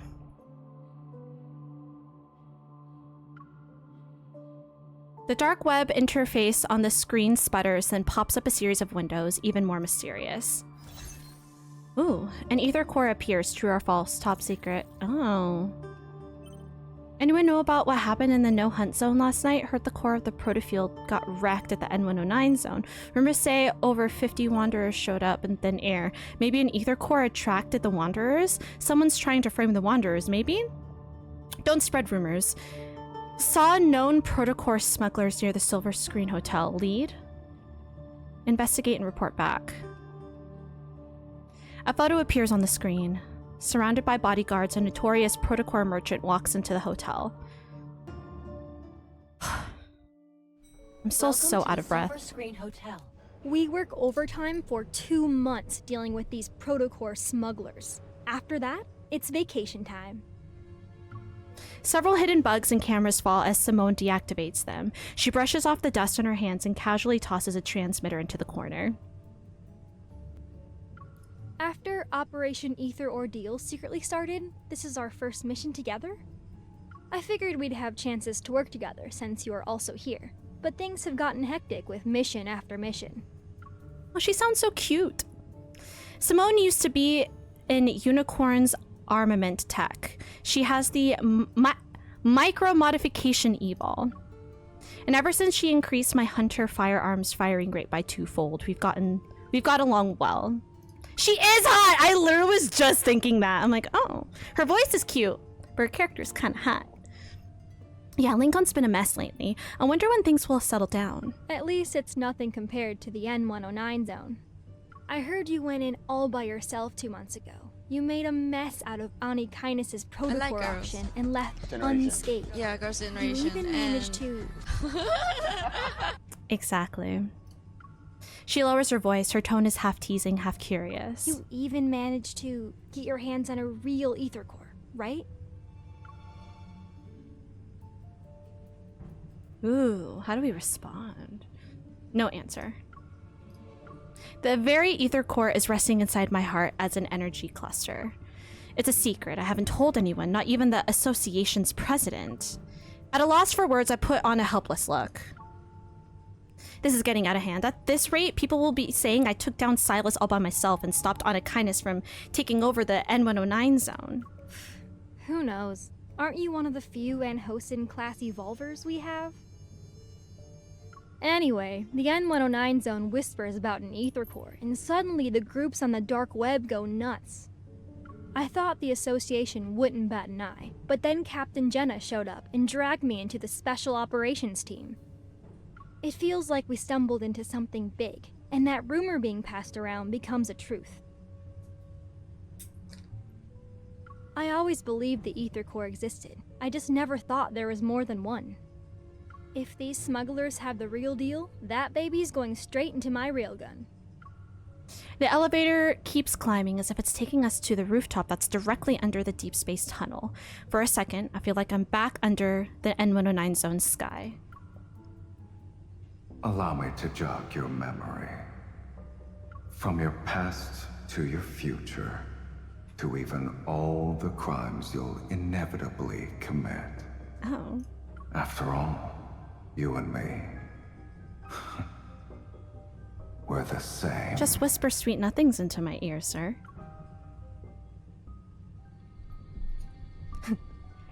And whisper it with reverb. My memories are too fragmented and unclear. Is it because of the ether core? My hand touches my chest, the warmth pulsating like another heartbeat. Heads up, you two. We hacked the hotel's security system.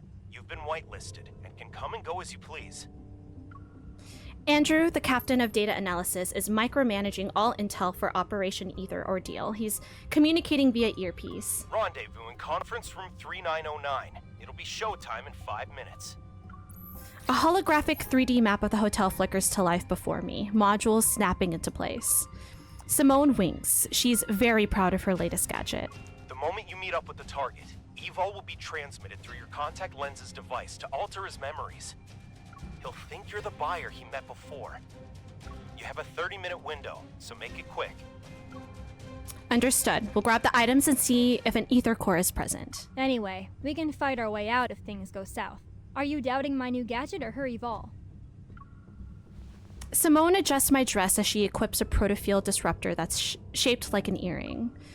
Our reflections stare back at us in the glass. Someone looks stylish. Simone looks stylish in her secretary attire, and I'm wearing a simple, elegant dress.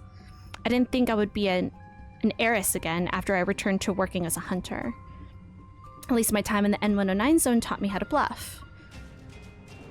A ding announces that we've arrived on the 39th floor. Simone and I exchange a look. Here we are. Let's do this.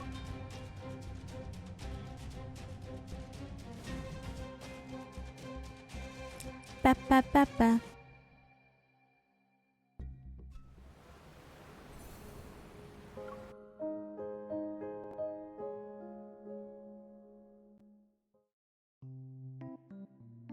One hour later. With all this fuss, I thought I'd finally see the real deal, but these were all duds. While we didn't get an ether core, the mission wasn't a waste of time. We have these modified protocores. The protocore smugglers are taken away, and Simone and I return to the Hunters Association. Special authorization confirmed. Good job, everyone. Do your weapons or gear need to be maintained or repaired? Put them on the table. And just between you and me, Hunters Huntin' is serving a fancy meal tonight. Don't miss out. That's so cute. The little robot loudly whispers as it almost waddles to the armory with my weapon. Simone, your gear's suffered some wear and tear lately. Over 65% of it has been damaged in the past 2 weeks. If she didn't help you control your evil, that number would have been higher. 70% at least. Andrew is glued to his multi-screen setup. The windows flicker to life like a digital butterfly swarm. Look, if building a powerful weapon turns out to be a mistake, you can punish me. Also, Lead Andrew, it's been 2 months already. Are there any signs of that ether core? I can understand why the association hasn't told anyone about this. It can't be about saving face, no? Alright, check this out. A rolled-up combat uniform lands on the table. We look up to see Jenna walking toward the control desk. Captain, what's going on? A weird yet familiar feeling pulls at my chest. I unfold the uniform. There lies a flat, round object I recognize. It's a hurt knave's head. Simone wrinkles her nose in disgust. Without missing a beat, she snatches a pen from Andrew's desk and uses it to push the head away. She ignores the look on his face. How could they just leave a head? Where's the protocore? Jenna finishes drinking her water and tears open a package. She takes out a bread roll. Because there was only the head. It showed up on Faye Street without anything else. The protocore must still be in its body, but who knows where that is. Oh, maybe it's in the head. So, already you can see something's not right here. Everyone casts their gazes on me. I slowly nod. I can sense a protocurve. It's similar to the one I brought back from the no-hunt zone number 7 2 months ago, but there's more to it. Is it related to the ether core? Yes. We've detected a large beta protocurve on this head. That's a new fancy term. Captain, what's a beta protocurve? That's a big word for Elmo. Jenna takes a moment to gather herself. She stands up and the control desk flickers a couple of times. A holographic 3D map is projected from it. Remember that incident last month? It occurred on the 8th at 9 a.m. Lincoln Bridge's main pier disappeared from the river for 20 minutes. And on the 14th at 3 a.m., rainbow mists appeared in Goldwood City. Specifically, they materialized in 6 districts within 4 seconds of one another. Then on the 29th, an incident occurred at 4:30 p.m. An ice cream parlor in the Ring Imperial Center was flipped, and customers on the top floor were trapped in the first floor's freezer. The Wanderers behind these have one thing in common. The protocurve produced by their protocores are capable of distorting space itself. Oh. We're calling this unique protocurve a beta protocurve for now. I won't get into the details of the analysis. However, after comparing it with the protocurve produced from the Deepspace tunnel region that's in the N109 zone, our current findings reveal that... Jenna leans forward. She grips the control desk to emphasize her words. An ether core is involved.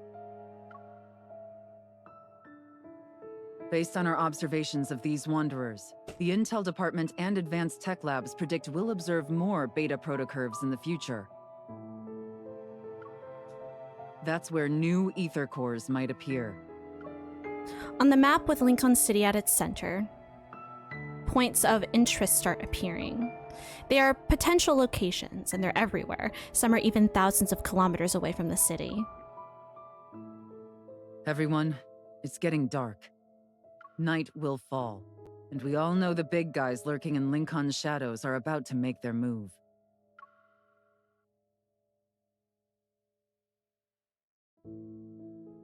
Captain Jenna revealed a lot of info today.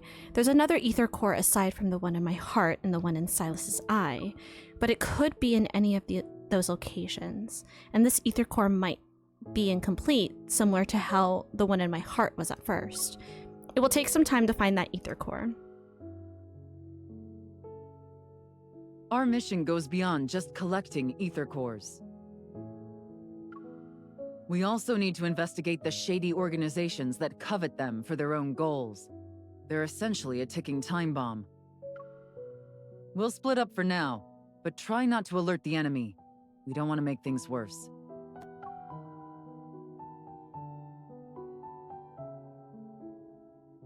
Hey, I don't know what you went through in the N109 zone, but this operation is a marathon, not a sprint. Don't be a hero every 5 seconds.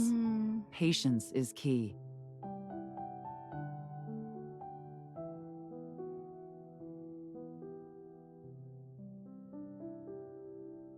Oh, Keck, maybe reload, restart, refresh, re-something.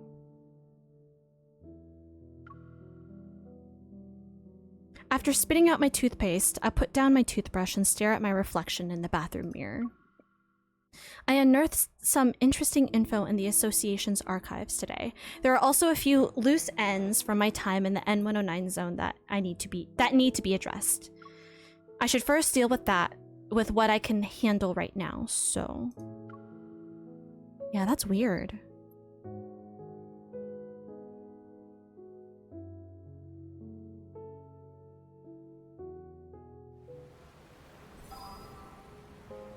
Special operation. Continue the branch. Oh, okay. Zane's, Raphael's, and Xavier's. We're doing Xavier's. And then I think later I can go back and look at these. But we're going with my other love. I like that there are different options. Like this. After some investigation combined with a vague hunch, I've identified a highly suspicious wanderer. Andrew is tracking it, but it's been several days since I got a response. This lull allows me to test the new gear Simone modified for me before the next mission. The only problem is that my partner, who promised to join me for this trial, is late as usual.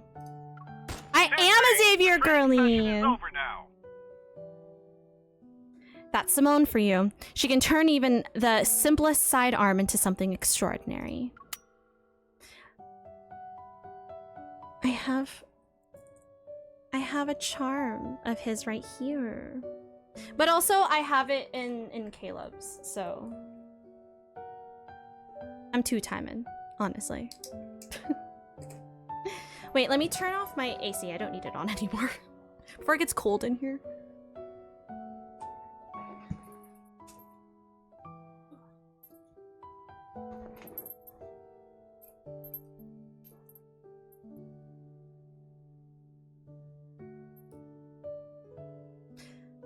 Okay, okay, Umbrata. Rude.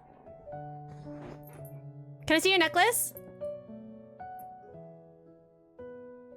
It is very long. Ayo. Ayo. But yes. And then I paired it, like, layering with another chain necklace. That's right, Buzz. So is... Oh. Why am I blurry? Guys, I'm blurry. There we go. I fixed it! So cute. Yay. You can probably, like, sometimes hear it.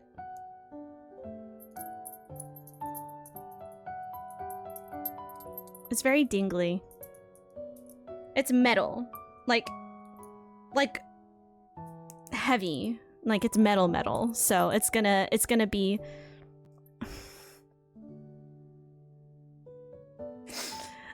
Oh. Oh. Interesting. Interesting. Listen.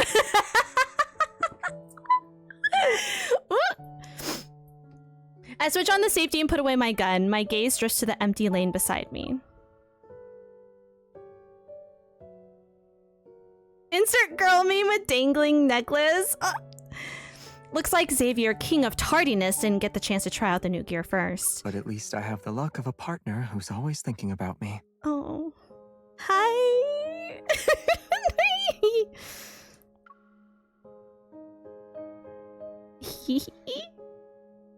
I love him. The door to the shooting range opened without me noticing. Xavier leans against the doorframe and smiles. I got caught up following a new lead. I didn't have time to tell you. Is it about that case you've been digging into? You've been really mysterious about it. Time you filled me in. He raises the cup in his hand as he speaks. Let's talk over a cup of coffee first. I'll tell you everything then. I follow Xavier to the training room's lounge area. I grab the cup of coffee he offers me. I cautiously take a sip. It's a little hot and sort of weak, but it's still decent. You made this? The coffee machine did all the work. I just put in the beans and provided the cup. Sounds like you didn't do much, but the coffee isn't bad. Hearing this, Xavier chuckles. So your investigation is coffee related? Certain people were smuggling painted protocore fragments in the coffee beans. I had to attend as a judge at the coffee contest. I figured that with all the effort they put in, there would be a clue about the ether cores. But all we got were some modified, regular protocores. Oh, I thought... I pause and my gaze falls into the cup in my hand. What is it? Since joining Special Operations, Xavier and I busied ourselves with tracking down leads on the ether cores, but I always had a feeling that he was carrying out this secret mission even long before he joined. I also think it's connected to Xavier's other secrets, but this isn't the right time to delve into them. Out of your clothes! Does he have a harness over a double-breasted coat? And elbow-length gloves? Yes. Yes, he does. I hold myself back from saying, I thought you'd know something related to the ether core's whereabouts. I thought you had more solid leads than Simone and I. Oh, I figured you'd ask something more probing. How so? As if reading my mind, Xavier gives me a chance to steer the direction of this conversation. But when Xavier lowers his head in response to my question, it almost seems like he's slightly upset. Isn't there anything you genuinely want to ask? Tell me your Lumiere, bitch! I already know! Despite everything we've been through so far, I've never really pressed Xavier about his connection to the ether cores. In that case, how much do you know about the ether cores? Have you been tracking down ether cores before this? Ooh. Ooh. Which one should we ask?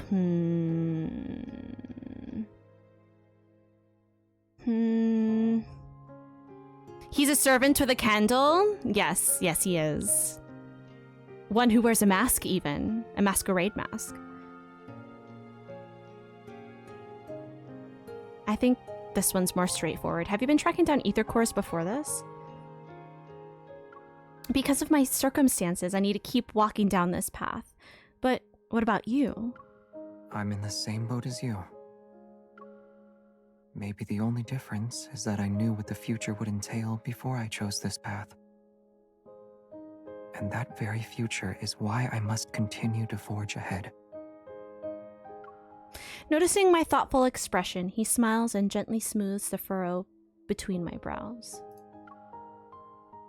Wait, that's so cute. Stop! I know. You aren't satisfied with my answer. But there are some truths you have to see and decide for yourself. Xavier's hunter's watch as well as mine beep at the same time as he finishes speaking.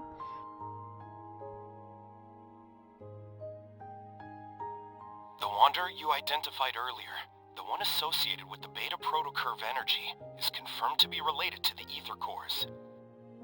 You reminded me to play the branches and choose other options because I'm curious now. Wait, which one did you play? On stream? Did he just pet you like a dog? No, so I furrowed my brows and he like, I'm assuming with this thumb, he like, I don't know. That's so like K-drama coded. Ah! The detailed information has been synchronized with your device's data log. Get ready to head out. This wanderer will also be difficult to deal with. Should I ask Simone to assist you? Nah, we got this, bitch. That won't be necessary. My best mission partner is back. The call ends. I raise an eyebrow at Xavier. I should witness the truths and answers I'm after for myself, but that doesn't mean I have to do it alone. One last question. I'd like to know if my partner is willing to fight alongside me for this, and whether or not it's just for today. I believe this answer will meet your expectations. I'll always be with you, beyond just today. I need that for myself. Oh, whoops. I didn't mean to press that. I didn't stream it, but I finished the storyline, but forgot there's 2 choices in some dialogues. Oh. Nice.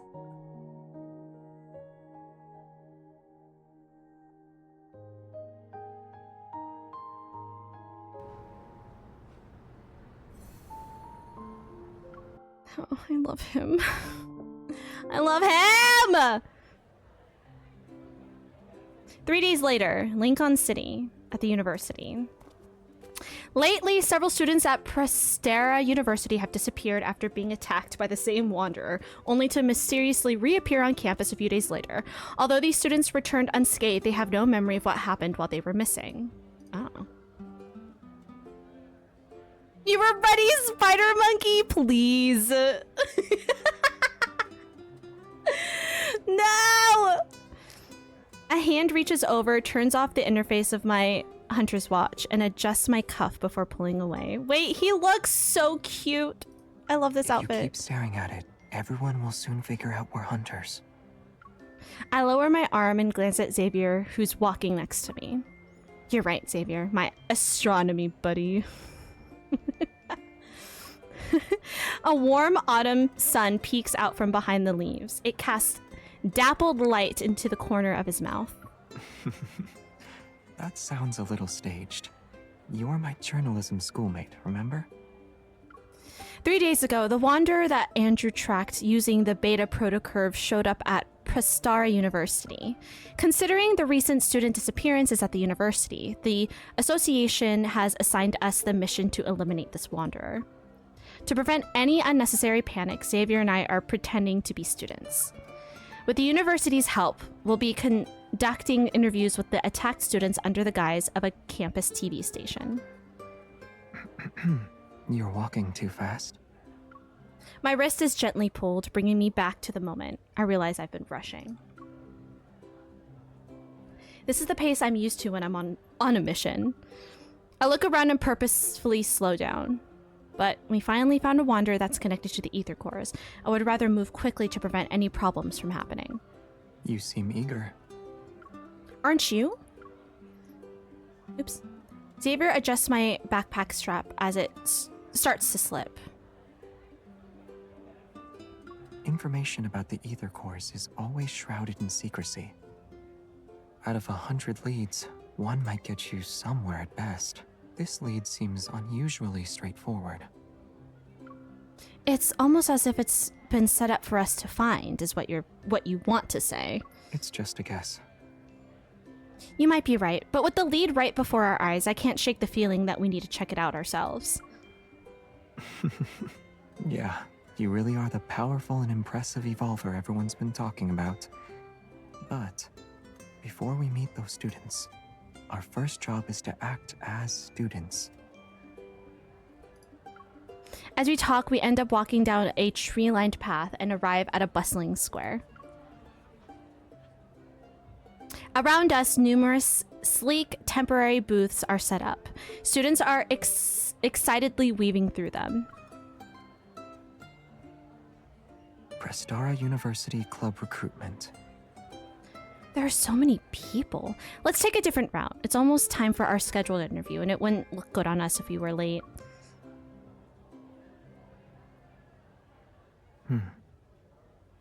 Yeah, it'll take a while. But how about we use this opportunity to relive our student days for a bit? How are we going to do that? Xavier stares at me. Then he fixes my hair and takes off his non-prescription glasses.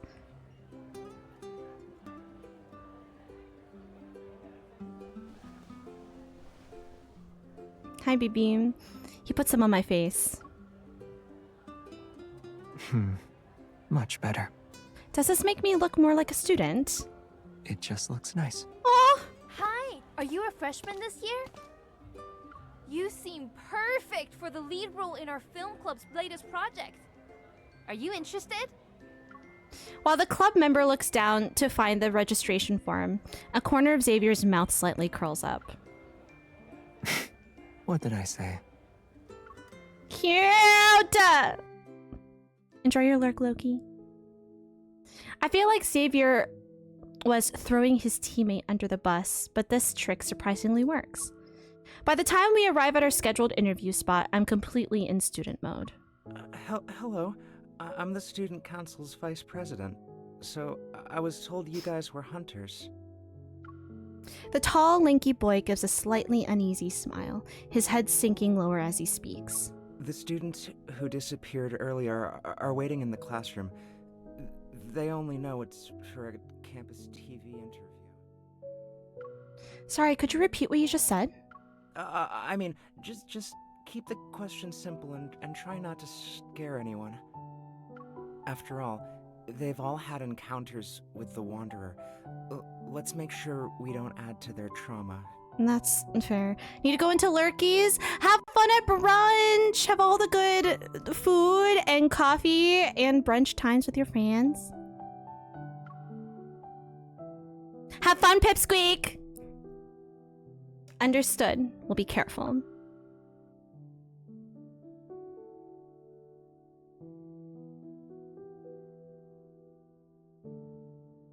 Also, I think Jada said something about do they all whisper? I feel like the only ones who like whisper talk are probably Xavier, and Zane kind of does too. But Zane is like a more monotone. Like the way that Xavier talks reminds me of how Yuki talks in Fruits Basket.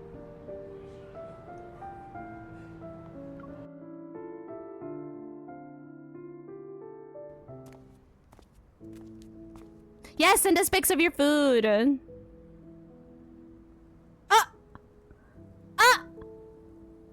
What? What did Marianne do? Oh. You sent over Zane content. I got it. Not giving me Zane content is how I know you don't like me anymore. Oof. Oof. As we enter the classroom, several pairs of curious, wary eyes quickly focus on us. I clear my throat and offer a genuinely friendly smile.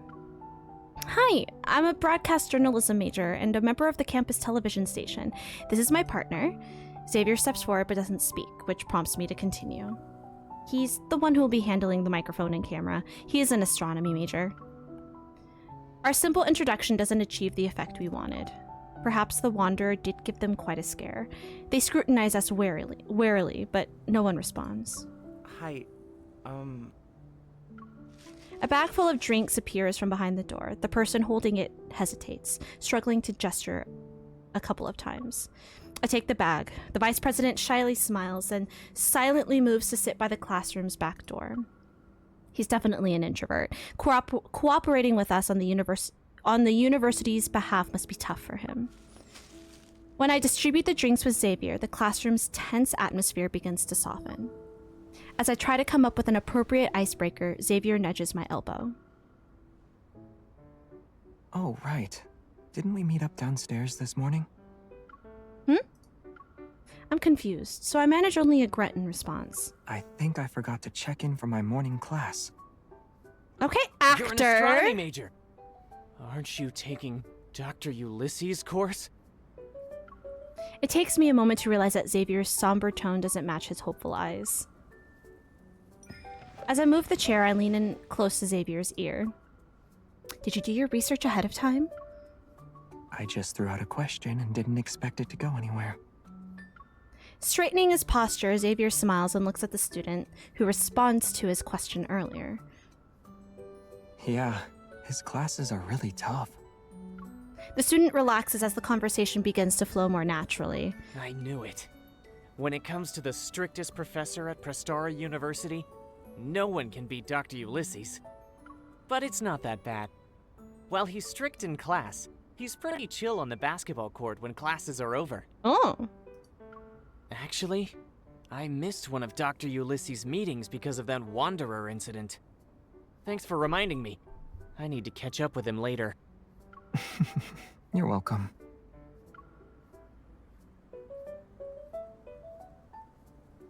Xavier adjusts his position and gives me a knowing look. Seeing Xavier's cue, I quietly switch on the recorder and casually throw out a question. Besides missing out on that meeting, can you tell us a bit more about what happened after that attack? You can say whatever you want, don't worry, we don't disclose any personal information. The students exchange looks. They seem resolved to speak. I'll go first then. I'm not sure if it's just me, but his eyes seemed to go blank for a moment after he said that.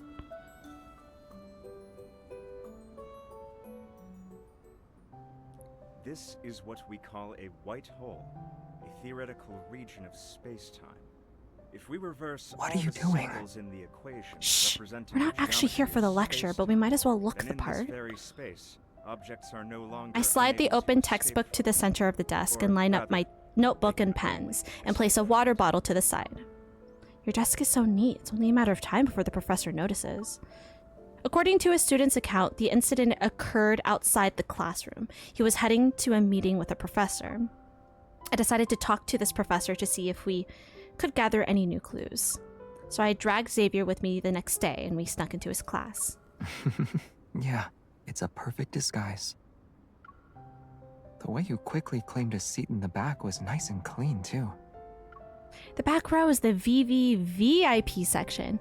It has a great view and ambiance perfect for relaxing, entertainment, and even spotting two students in the back row secretly holding hands under their desk. I casually changed the subject. Where did you prefer to sit when you were in school? I didn't have a particular preference, but I usually sat in the back, too. The sunlight was nice, and the breeze was refreshing. How comfortable were the desks and chairs? They were okay. As our casual chat drifts on, I flip open my notebook and turn my attention back to our mission. Even though we learned a lot of details from talking to the students affected by the attack yesterday, we didn't find anything notable. Those 5 students were either normal people or evolvers. They encountered the Wanderer in various spots. Some were on the tree-lined path and others were in labs, and they woke up in different places afterward. This Wanderer doesn't seem to be limited to indoor or outdoor spaces. There's no clear pattern to where it shows up. It's not completely random, though. Xavier takes the pen from me and draws a few circles on my notebook. All the incidents happened at night. If that's connected to the Wanderer's behavior, then we can narrow our search. Also, all these students just started college this year. Does that mean something? Maybe this Wanderer thinks freshmen are easy targets. Then it must have access to the university's enrollment system. This is a smart Wanderer.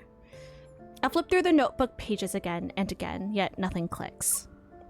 It seems like the Wanderer is targeting the students at random, but I can't believe it's just coincidence.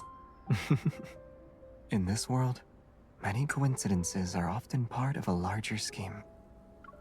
These students are being chosen for a reason. We just haven't figured it out yet. Some Wanderers do target certain individuals. For example... You! Over there! Because we were talking the whole time! Realizing the sudden silence around me, I look up to see Dr. Ulysses on the podium. He's smiling. Yes, I'm talking to you, young lady in the back row. Come up here and show everyone what a Morris Thorn wormhole is.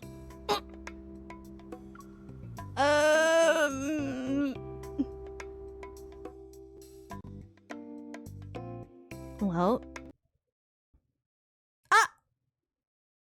Not it crashing! Damn. You're a wormhole. You're a Burrows.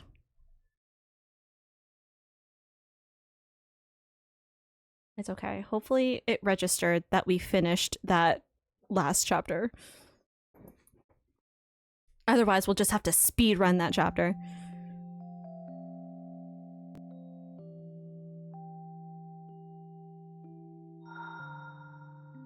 We entered the wormhole back to the desktop, please. Pretty much.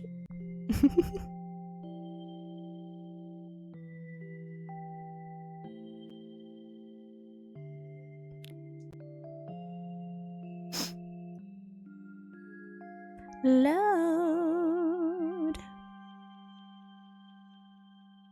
I know a trick that might help you fall asleep.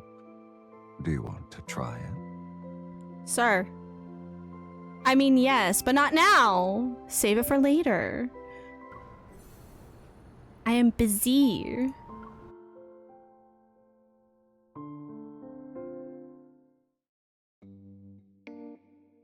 I never thought I'd get caught talking in class. For a moment, I'm stunned and don't know how to respond. No? Then let's have your friend try. Come along now. Oh, he's gonna know.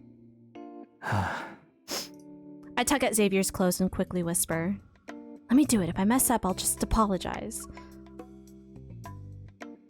Xavier reassuringly squeezes my hand, stands up, and confidently walks to the podium.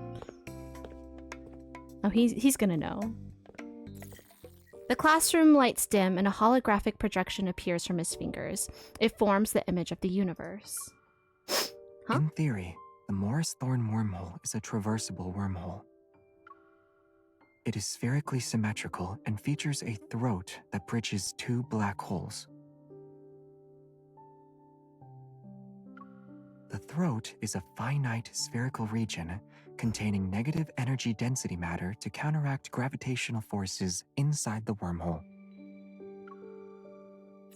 Too many thoughts in my brain right now. None of them should come out.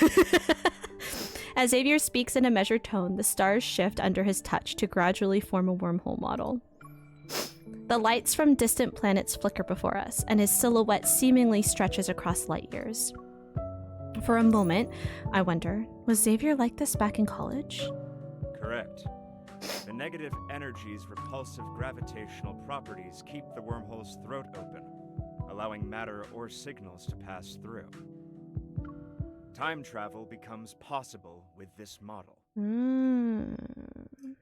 For example, the deep space tunnel above us might very well be a giant wormhole. The mysterious deep space signals could then make their way to our distant Earth. Perhaps certain materials, or even other forms of life, can find us through these cosmic channels. What are you thinking about? I snap back to reality. Xavier has crossed the starry expanse and now stands before me. He's within arm's reach once more. I'm curious. Were you really an astronomy graduate? Who knows? I have too many diplomas at home. I need to check first. Okay, sir. The fuck? Okay, Mr. Smarty Pants. When the bell rings, signaling the end of the lecture, the classroom empties out quickly, even though it was packed just moments ago. As the professor starts to pack, I approach him. I'm about to ask about the students who were attacked. Xavier, have you been a deep space hunter for so long that you want to relive your college days? The professor walks away from the podium, one hand holding his bag and the other in his pocket. His serious demeanor is gone. Hello. Are you also a deep space hunter? His colleague, perhaps? This is Ulysses. He's an old friend of mine. Now he works as an assistant professor. I was promoted to associate professor 2 years ago. Interesting. So he knows him. Congratulations. Thank you. First, there was Jeremiah, a mysterious florist. Now it's a university's physics professor. I'm once again shocked by how unpredictable Xavier's social circle is. Let's get back to business. You're not the type of person to visit without a reason. Did something happen at the university? I'm on a mission. Well, if you're involved, it can't be just any mission. Should I be expecting a major incident to take place? Looks like I'm not the only one who has a certain impression about Xavier. But this gives me a perfect opening to ask him about the Wanderer. Dr. Ulysses, we heard one of your students was attacked by a Wanderer and went missing for a few days. Were you in the area when this happened? Ulysses pauses for a moment before nodding. I was in the lab preparing for a meeting when I heard a scream outside the room, but I didn't find anything even after looking around. I later learned that a student had been attacked by a Wanderer. Fortunately, he wasn't seriously injured. It looks like Ulysses didn't see the Wanderer. I'm a little disappointed. Did the lab's flux stabilizer show any reaction? No. I immediately get what Xavier is hinting at. If the flux stabilizer didn't react, then the Wanderer's metaflux fluctuation level must be below 50.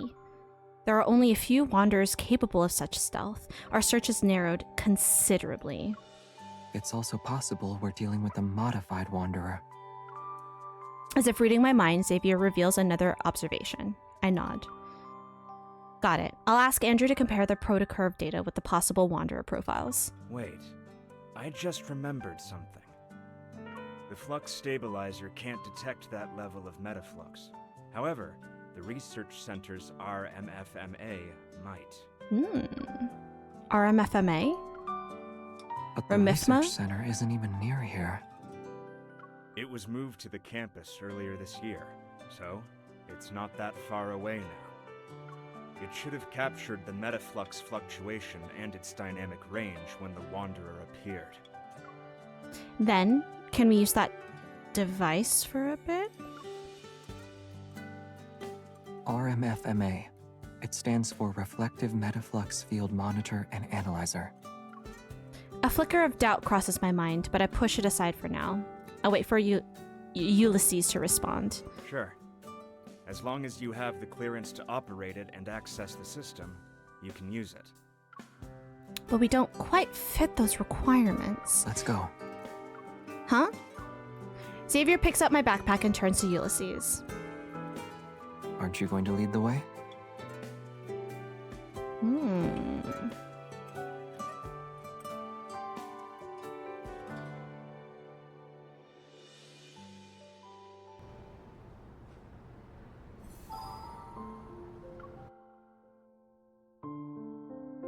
Remifma.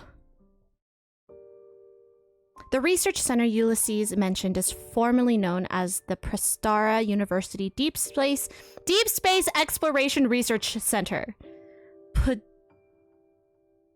Padirk.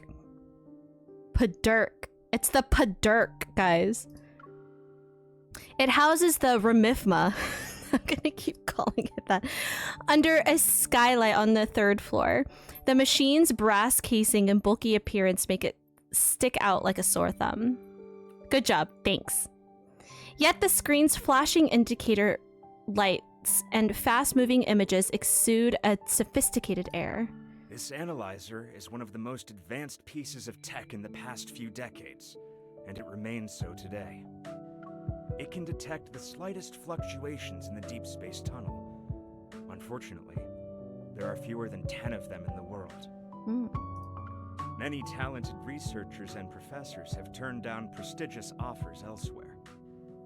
Also, they could work with the RMFMA at our research center. Do Xavier and I need to apply for access first to retrieve its data? Where's Xavier? All the data related to the Wanderer is corrupted. Xavier appears from behind the Remifma. He removes his his safety goggles and takes off his disposable lab coat. Aside from how did you operate that machine and you know how to use it, I focus on the most important one. What do you mean by corrupted? Did it capture even a trace of the Wanderer? Remifma, exactly. By the way, we have ads rolling in 3 minutes. If I get through this chapter before that, I can pause for a bit. Yes, it showed that a Wanderer appeared on the university's campus in the past 2 weeks. But all the data has been tampered with. The generated spectrum also has many errors. It can't be used as a clue. The hem and cuffs of his lab coat somehow got tangled together. Xavier frowns and pulls harder, but they're still stuck. Raise your hand a little more. As I help Xavier wiggle out of the lab coat, my mind races with questions. Maybe the Remifma is too old, so it's malfunctioning. If that were the case, the first issues wouldn't show up in detection and sampling errors. Which means someone deliberately tampered with it. Once he's out of the lab coat, I meet his gaze. It's brimming with confidence. It's a rare high-end device, yet Xavier seems to know it inside and out, and can even log into the system to use it. I slightly pull him forward. I purposefully change my expression and lower my voice. Alright, cut to the chase. How are you able to operate this machine? It might look complex, but it's actually easy to use. You know, that's not what I meant. You're not really going to interrogate me right now, are you? As Ulysses returns from examining the data, I let go of Xavier. I step back to the room. Step back to make room. My bad. The data is corrupted, and just as you suggested, someone probably tampered with it. However, the research center is a secure, newly built facility that few people can access. If we include me, only a handful of researchers work here. The last system login was recorded to be over a month ago. Has anyone else been in here the past 2 weeks? Ulysses thinks long and hard before finally giving a hesitant reply. Yes, but it's not anything suspicious. There was a study event here for new students. Part of the event included a tour of our facilities. That was when we introduced them to this analyzer. The new students who started this year. Could it be? Those 5 students who were attacked all enrolled this year.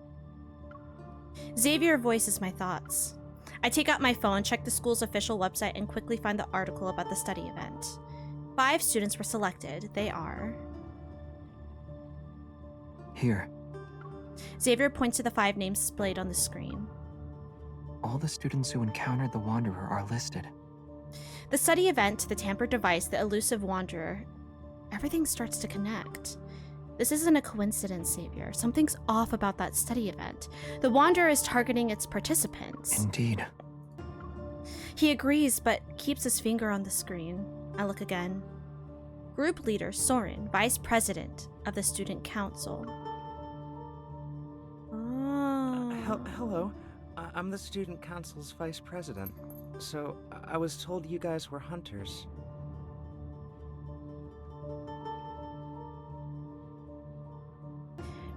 Was he supposed to know that we were hunters?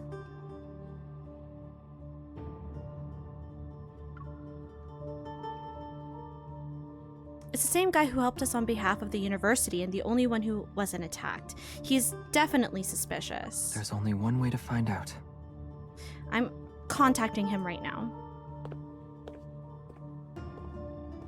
Xavier is the first to head out. After saying goodbye to Ulysses, I'm about to leave, but a glance at the wall makes me stop in my tracks. Instead of a certificate, there's an old framed group photo at the top. It's yellowed with age, and the faces in that photo are all a bit blurry. Yet the person who's on the edge... I look closer, and that indistinct figure suddenly comes into focus! It's Xavier! Gasp.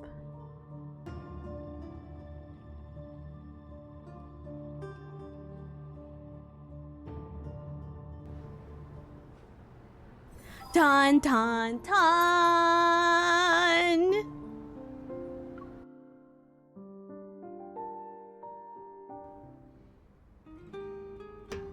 I sit on a bench near the basketball court. I watch the ball arc through the air and precisely hit the back rim of the hoop.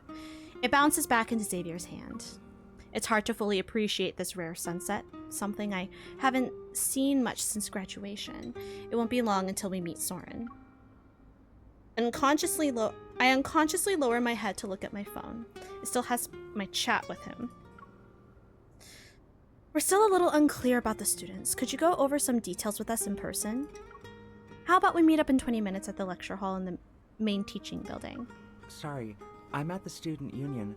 There's a student council meeting right now. It won't end until at least 7 p.m. It's okay. We'll wait for you downstairs at the student union. You've been quiet for a while. Say something. Huh? Really? Xavier stops moving and stands by the 3-point line. He gazes at me. We know he's in a meeting inside this building. Unless his evol lets him create wings so he can fly away, we'll definitely see him. I look at the open door in front of the Students' Union. Then I look at Xavier's calm face. I wonder what's making the victim stay quiet about the study event. And then there's Soren. He knows why we're here but doesn't say anything. If he's really behind this, that's some nerve. Maybe he doesn't want to get caught up in any trouble. Either way, we'll be able to ask him soon. And if he still refuses to talk, we can investigate. He keeps gazing at me. His eyes are firm and steady. I nod. Then he offers me the basketball. Want to try? Me? Sports ball? You sure about that? I know his invitation is actually his way of offering me a break from the mission. I can't bring myself to refuse, so I stand up. Sure. After a brief warm-up, I confidently aim the ball at the hoop. Before I can throw it, a sparrow just lands on the hoop. Interrupted by that, I turn to look at Xavier. If the Wanderer's appearance isn't a coincidence, and it just confirms our suspicion, someone lured us here on purpose. Should we call for backup in advance? Or are you implying there's a high chance the Ether Core is here? I'm going to guess the latter. The sparrow is attracted to the small balls of light and flies away. Xavier moves closer and supports my arm. Aim it a bit higher. Good. Now throw. Okay, this is the type of sports ball I can do.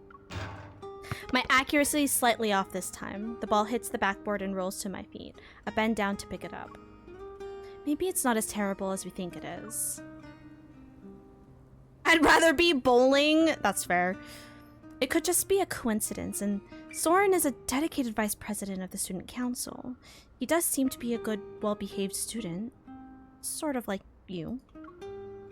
Xavier takes the ball from my hand and steps back to give me a demonstration. Perhaps it's because he looks like a good student that makes him the best at doing things behind the scenes. After all, people don't write their secrets on their faces. The calmer the water's surface, the easier it is to hide dangerous undercurrents. The ball leaves his hand and once again goes through the hoop with a precise shot. As it bounces back, I intercept it before it reaches him. You always have a lot to say about other people. But what about you? Recalling the blurry yellowish photo from the research center, I move closer to Xavier. Maybe it's the backlight that causes flickering spots to appear in my vision. My consciousness falters for a moment. Xavier when I first saw him. Xavier in the no-hunt zone. Xavier in the research center. And Xavier playing basketball at sunset. They appear in front of me all at once. They line up gracefully and blend into the figure of the person before me. Me? What secrets are you hiding behind your calm face? From the distant past to the present, who are you really? Even though I'm so close to you, experience all these life and death situations with you, I still cannot seem to fully understand you. Huh? Xavier's puzzled gaze lingers on my face and suppresses the questions in my heart. The only thing I eventually say is, I was going to ask if you're truly a good student, or do you have some secrets? After thinking for a moment, he speaks in a calm tone. I'd say I'm a good student. I paid attention in class and always kept my eyes on the front of the classroom. I believe that. That's how I kept ending up making eye contact with a classmate who frequently turned around during class. He looks at me with a knowing gaze. I look back into his eyes and feel as if everything sounds familiar. Maybe your classmate just wanted to check the clock at the back of the room, see how much time was left before class was over? Oh. You're asking if I have a hidden side to me like Soren? He responds with a question. Now it's my turn to think about my answer. Fortunately, Xavier doesn't seem to expect one from me. Instead, he slightly lowers his head as if he's talking to himself. But the parts of me you think you know, and the parts you think you don't know, they make up who I am. All of me. Right here in front of you. We no longer pay attention to the basketball. The sound of it bouncing on the ground echoes in my ears. It isn't until I see Xavier's hand waving in front of me that I realize the lingering sound is my heartbeat. I think we have a new lead. I compose myself and look in the direction that Xavier is pointing in.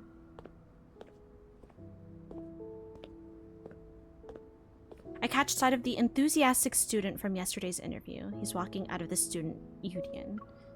Didn't he say he needed a week off after the Wanderer attack? I grab Xavier's arm. Something's not right.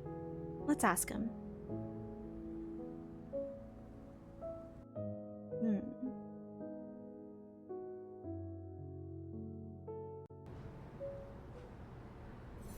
Also, if we don't finish Caleb, we'll probably go back to it after Among Us before DBD, so I can catch up on main story at least. I do want to get to Caleb, or else I'm never going to. Before we get close, that student immediately recognizes me and Xavier. He excitedly waves at us. What a coincidence! Why are you here? Didn't you say you were going to take a week's leave at home? What brings you back? With no time to lose, I get straight to the point, but the student looks confused. Huh? Did I say that yesterday? I don't remember at all. Huh. After the attack, my friend said my memory had gotten worse.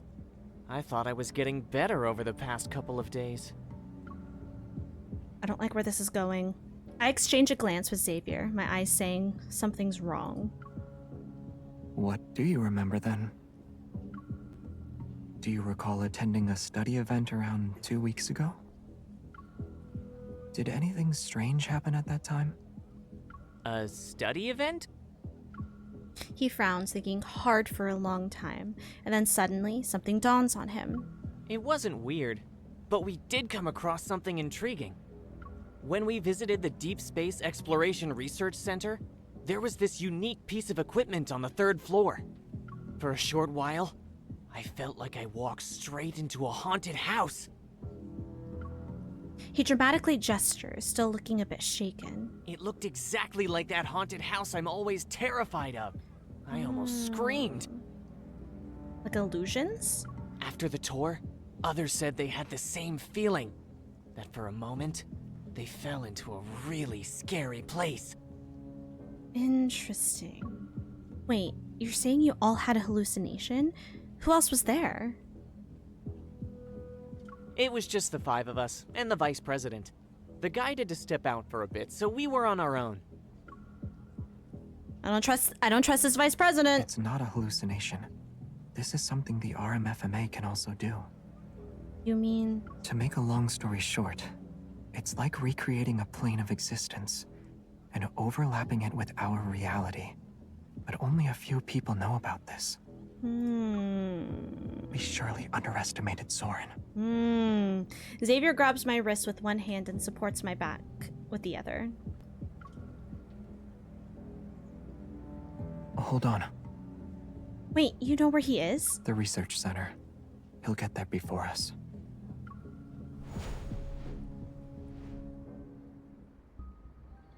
Daylight's last glimmer sinks below the horizon and night arrives. As we stand in front of the research center again, the building takes on a more mysterious air under the night sky. Soren stands under the skylight on the 3rd floor. His back faces us. You're quicker than I thought. Ooh. I should have known the moment I saw you. Xavier stops behind him. After a brief pause of tension, Soren turns around. Do you think you can still order me around, Xavier?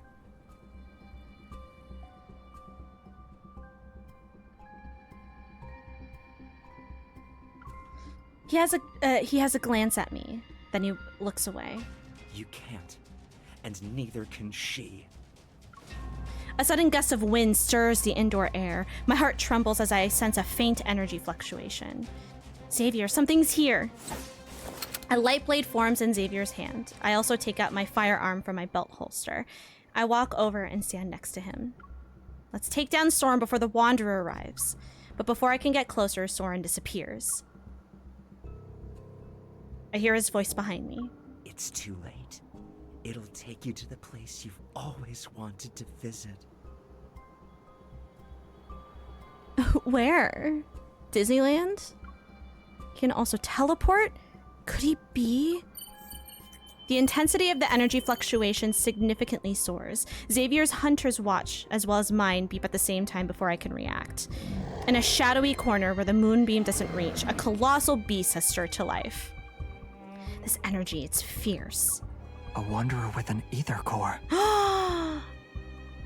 He teleports you to Caleb's house? Imagine. It can't stay here. We need to lure it out. The light blade cleaves through the heavy darkness. Its shockwaves ripple to the end of the corridor. The Wanderer pauses its assault before creating an even fiercer wall of wind. It charges toward us once again. You took the bait. A huge shadow looms over us. I turn around and aim my gun. The expected protofield doesn't materialize. Instead, I feel a sudden coolness on my face as if I'm being pushed through a barrier. Out of the corner of my eye, the Remifma lights up again. Before everything goes completely dark, I reach for Xavier's hand, and I grab nothing. Where do I go? Watch it actually be Grandma's house and Caleb is there. And Grandma.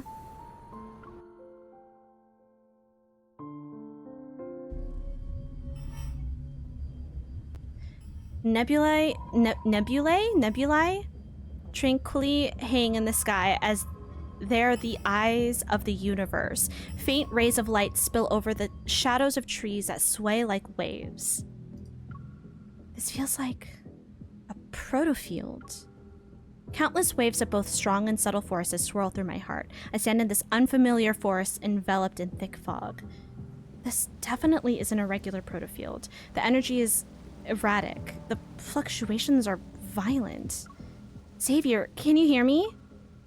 I call out to him several times, but only the wind's rustling of branches and leaves answer me. He was probably dragged into the protofield too. I have to find him quickly.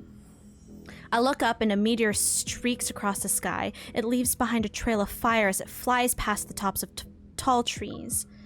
A meteor. Oh, is this when our parents died? Several more follow suit before I can say more. All of them are heading toward one side of the forest. I can't help but follow them. In an instant, the night sky is ablaze with countless rays of light. Meteors pour down like rain. They disperse the fog and darkness which plague the forest as they fall in the same direction. Are they guiding me? Oh, or that? I thought like end of the world was happening. I walk faster, gradually quickening my pace until I break into a sprint. Like me, the meteors fall even more intensely and rapidly, as if they're urging me to run with all my might. Hey, is that you? This voice, Xavier! Answer me. Where are you? Even though I can clearly hear Xavier's voice, I don't know where it's coming from. Is it in front of me, or is it echoing from the depths of my heart? Brilliant arcs of light flash before me as the wind's whistle resounds in my ears. My heart surges, overwhelmed by the surrounding chaotic energy.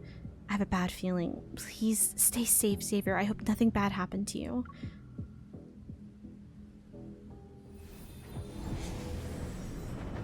As I traverse the dense forest, a mirror-like lake suddenly comes into view. Meteors streak down, falling into the expanse where the lake meets the sky. The energy fluctuation gets even stronger now. It pulls at my heart to the point where I struggle to breathe. Overwhelmed, I stumble and sink to my knees. I'm not interested in playing hide and seek. Come out. Oh! Stretch? Okay, thank you. That's kind of what I was doing, but I do need a stretch. Uy.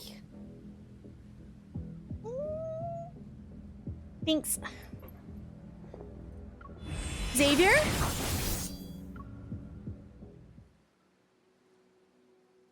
I frantically look around and spot Xavier near the lake shore. Another figure quickly appears in front of him. We're old friends at the end of the day, right? But you decided to greet me with a sword. That's cruel. Oh. Soren. No, that's just an illusion. Soren adjusts his glasses and his previously friendly, bashful expression vanishes. You haven't changed even after all these years. You're still afraid of Starfall Forest. As if you're any different.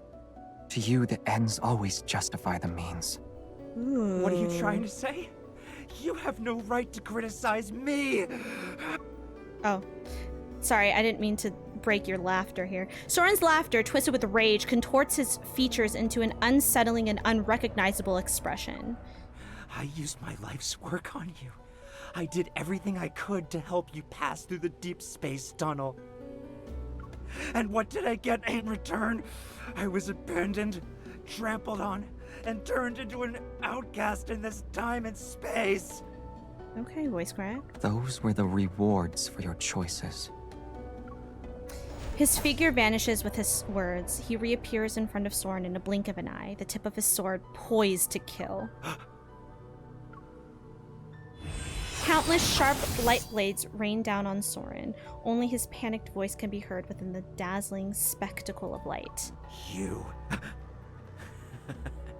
Killing an apparition is a waste of time. Then why did you dodge? A beam of light descends and the apparition is sliced in half. It's not just an illusion. Somehow it and his actual body are connected. Struggling, I rush to help Xavier, but I fall again. The energy in the surrounding area has changed. Wait, Xavier's evil is... Xavier's flurry of attacks continue and there's no room for counterattacks. Nothing is out of the ordinary in terms of his appearance, yet... his usually serene spark of light scatter and fly chaotically around him, as if they've lost control, agitated or consumed by something. It's time to put an end to this charade. Wait! You can kill me. But what about her? A meteor falls into the center of the lake. It awakens a sparkling light that twirls into a vague illusion. The silhouette wears a hunter's uniform. It's hard to make out, yet it's unmistakably familiar. It's... me? My head... it hurts, but why? Yet it's at that moment I realize something. Soren created this illusion to distract Xavier. He's using the lapse in judgment to attack Xavier's mind with his evil. In any other situation, Xavier would have no difficulty dealing with this type of evil, but with how chaotic the protofield is along with his power... Xavier falters, but he slowly regains his footing. When he realizes his head, his unfocused eyes resemble a frozen lake. They're cold and empty. It can't be her. She's not a sacrifice. I will put an end to everything.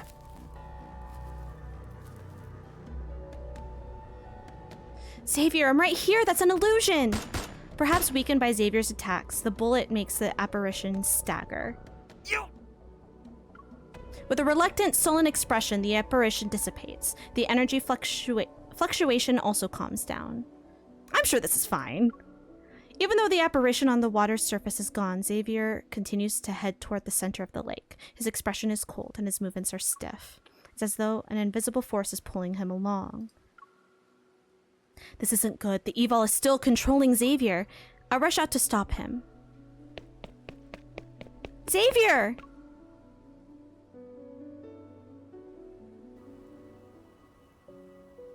Ooh! Ooh! Ooh! A planet that uses to survive.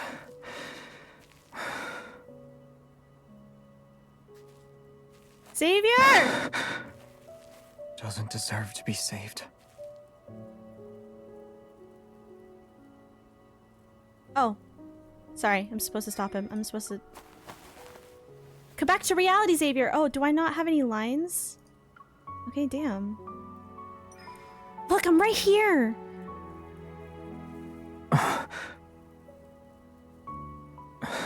You are...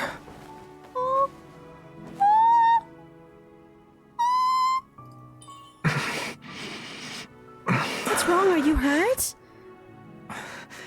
You can't stay here. Run. Otherwise, you'll...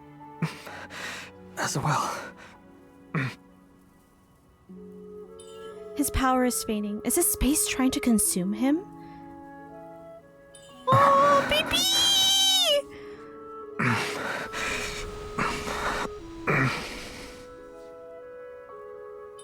What's going on? Why can't I control your evil?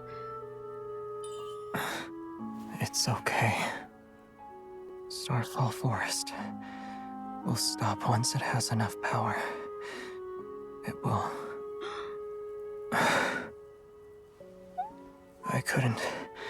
I didn't protect you before. At least, it chose me this time. What do you mean? Enough power in that case. The Ether Core's power should satisfy it. No.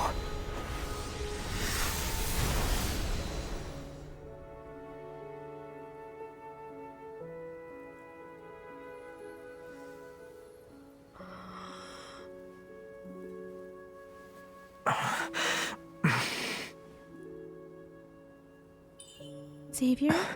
You really are reckless.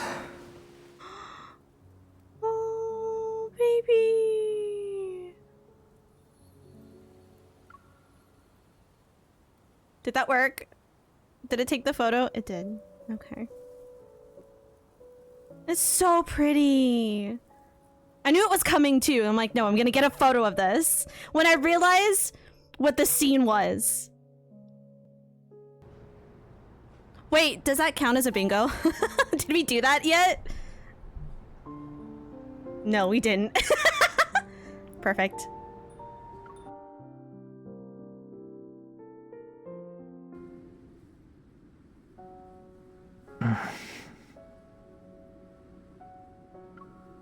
Do you recognize me, Xavier?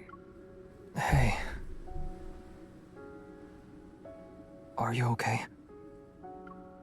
Don't move. I apply medicine to the wound on his arm, but he abruptly pulls away. I almost dropped the bandage.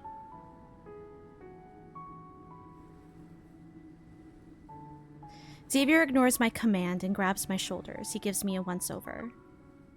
I'm fine. Don't tell me you're underestimating the power of an ether core. I underestimated you. An ether core's power isn't something anyone should mess with.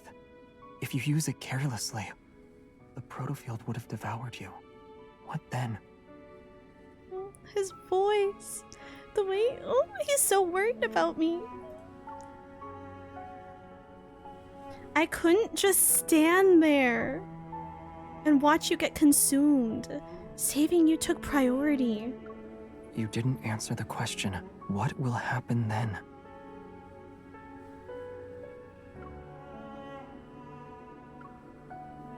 His hands grip my shoulders more tightly. I glance at Xavier's pursed lips and pat his tense arm. Xavier, are you mad? I'll admit, I was a little reckless, but wouldn't you have done the same thing if you were me? Don't be upset. It won't help you heal and might affect your evil.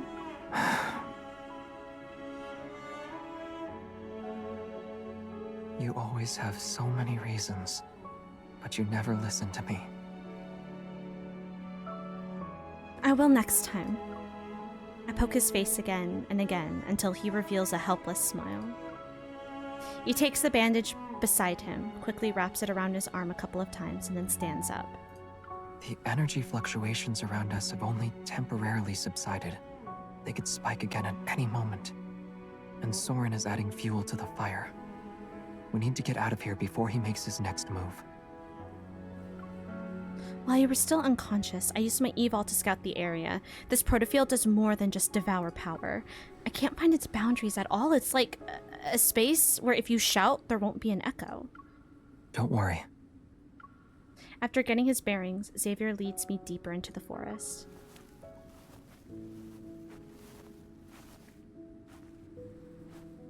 The protofield's environment was based on my memories, so there might be something that can help us leave. I never heard of a wanderer that could invade and read memories before. Or does this wanderer's connection with the ether core make it different? There's also the possibility that Soren made some modifications to it. After a brief silence, I carefully choose my words before speaking. Soren, he used to be your ally, right? It was a long, long time ago.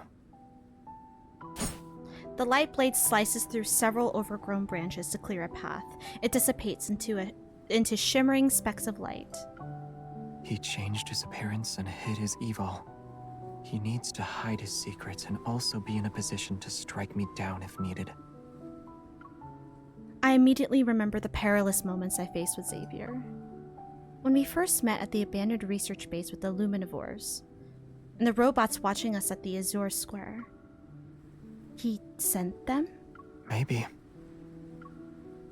Xavier holds out a small light as if sensing something. He releases it and lets out a dry laugh. This forest. It's a trap clearly designed for me. This can only be his doing. He really seems to know you well, but he also hates you. Recalling the conversation I heard, I hesitate for a second. Did something happen in this forest? Is that why you're afraid of it? Moonlight gently falls, softening Xavier's features into a blur. Then I hear his voice again. Rather than what's already happened, I'm more afraid of what might come in the future. But right now, you terrify me the most. You used the power of the ether core this time. I'm worried about what you'll do next. What do you mean? What I've done can't be compared to your actions. Why don't you tell me what you did in the past? Yeah, bitch! You have so many secrets! Don't be lecturing me! We're here. Okay. Wow.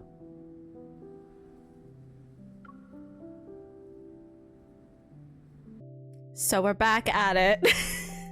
Because I need Caleb.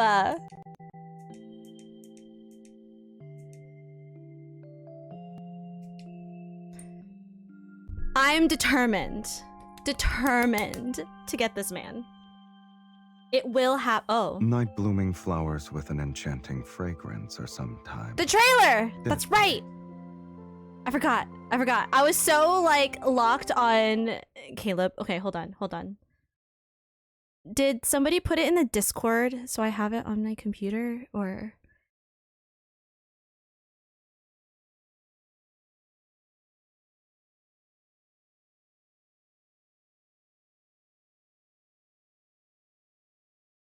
No, but I can look it up. At that gem of a man? Exactly. Okay, hold on. I got it. I'm bringing it up. I love how the first video that pops up in my recommended is Darzy's reaction to the trailer on her YouTube. I love that so much. I need a screenshot of that. I don't know if it comes from you or... Hold on. Wait, I got you. Do you want something even better? Hold on. You mumbled something interesting in your sleep. Do you want to know what you said?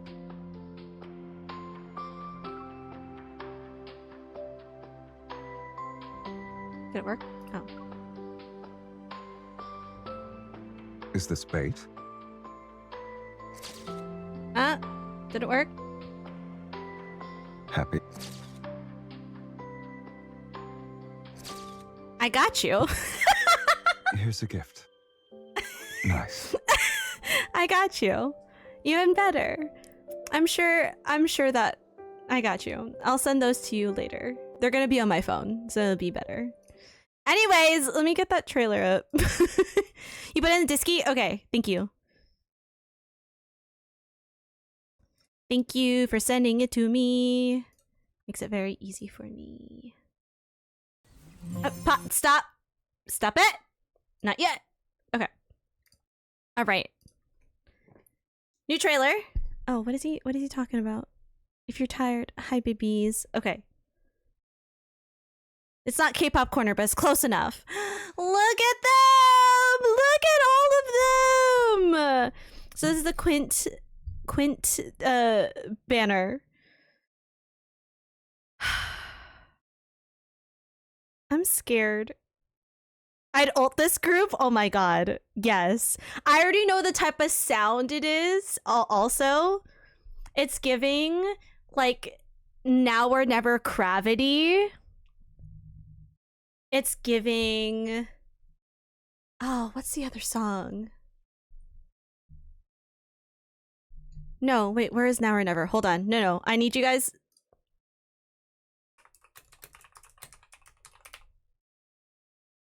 It's giving this song.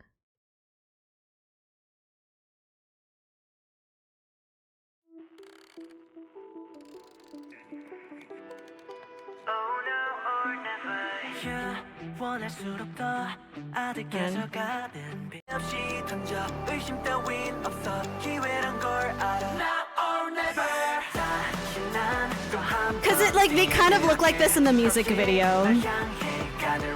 I forgot this was really loud. I do also kind of see In Bloom. I'm trying to think, what is the other song that I'm thinking? Silas is giving Fairy Princess for sure. Okay, are you ready? Okay. That's a whole 4 minutes of this. I'm scared, guys. Oh! So many flowers! What?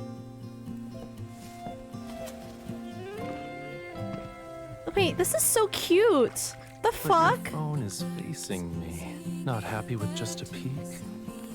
He's so cute. You want to record it too? Oh my god. I can't wait to admire your artistic photo masterpiece.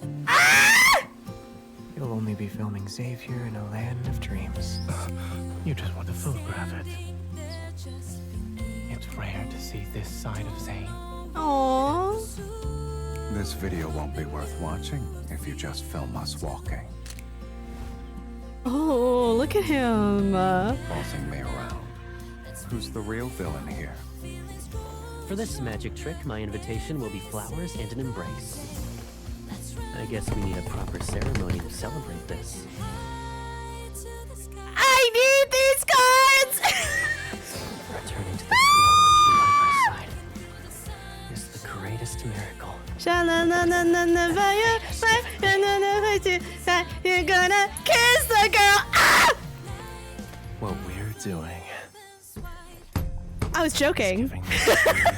But okay, actually, what the fuck? What the fuck? Why is this so pretty? I've carried you into this dragon's dreams.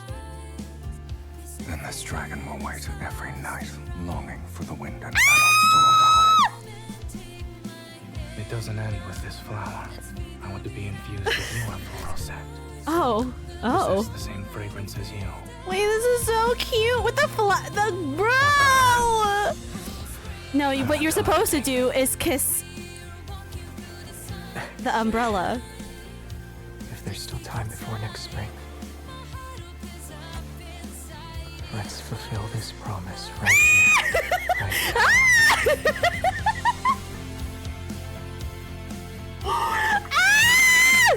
now. Okay. I'm calm and I'm definitely not crying right now. I'm calm and I'm not crying. I'm calm and I'm not crying. This isn't a camera. What's on the paper isn't always what the eye sees.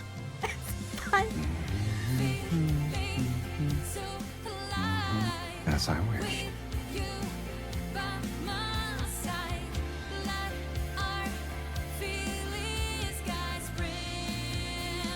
Oh my god, this outfit on Caleb. Oh my god, this outfit. Our little boat into a peaceful creek.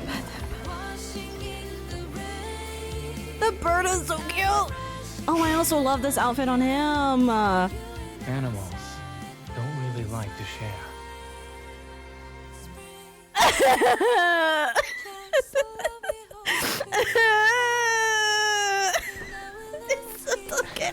Come closer then. I'll give you a demonstration. Oh, I need Caleb's. Wait, the MC's outfit is so cute.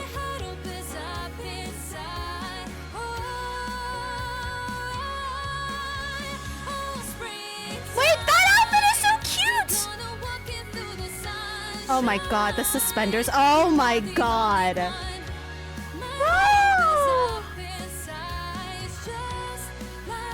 Oh, I love his. Those flowers are so pretty. Oh my god, MC! Bro. Oh, wow! Wait, that's so cute. What the fuck?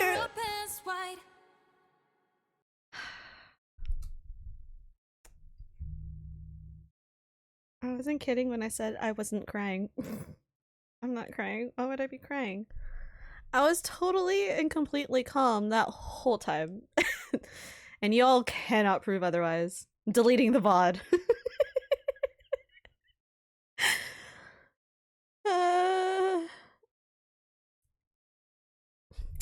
I wasn't looking at chat. How we doing? Hi, Darcy!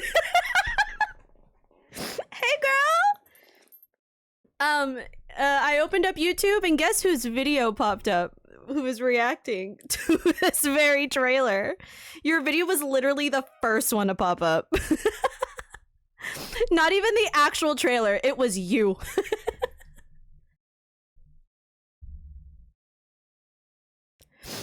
Oh. I don't know what you're talking about.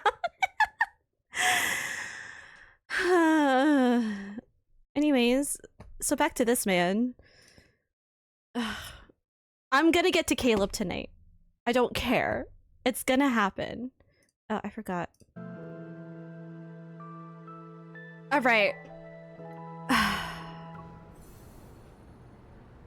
Well, I'm falling and laying in the boat. Do you know what I went to? Them falling and laying in the boat. Do you know what I went to? I mean, I went to kiss the girl. I don't know what you went to. See, the umbrella, however, I went to Dust in the Wind. I just hurt several people's feelings with that. So...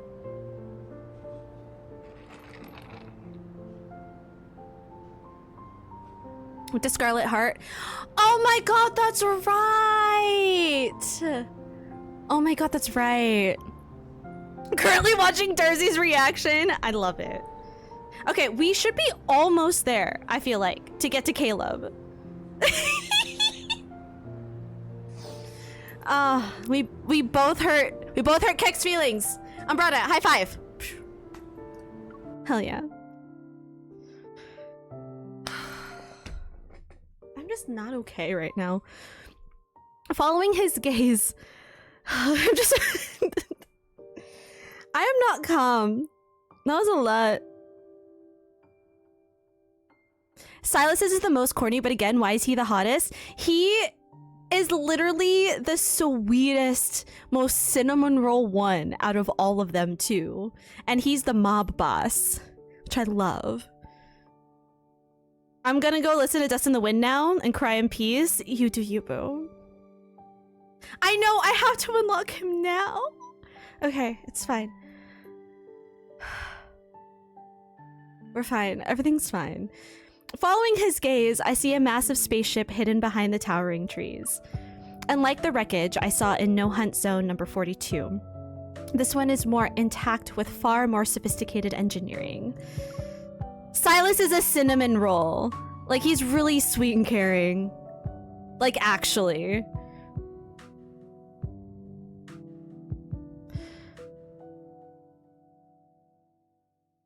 No, No, he's not the red flag. Technically, Caleb is the red flag.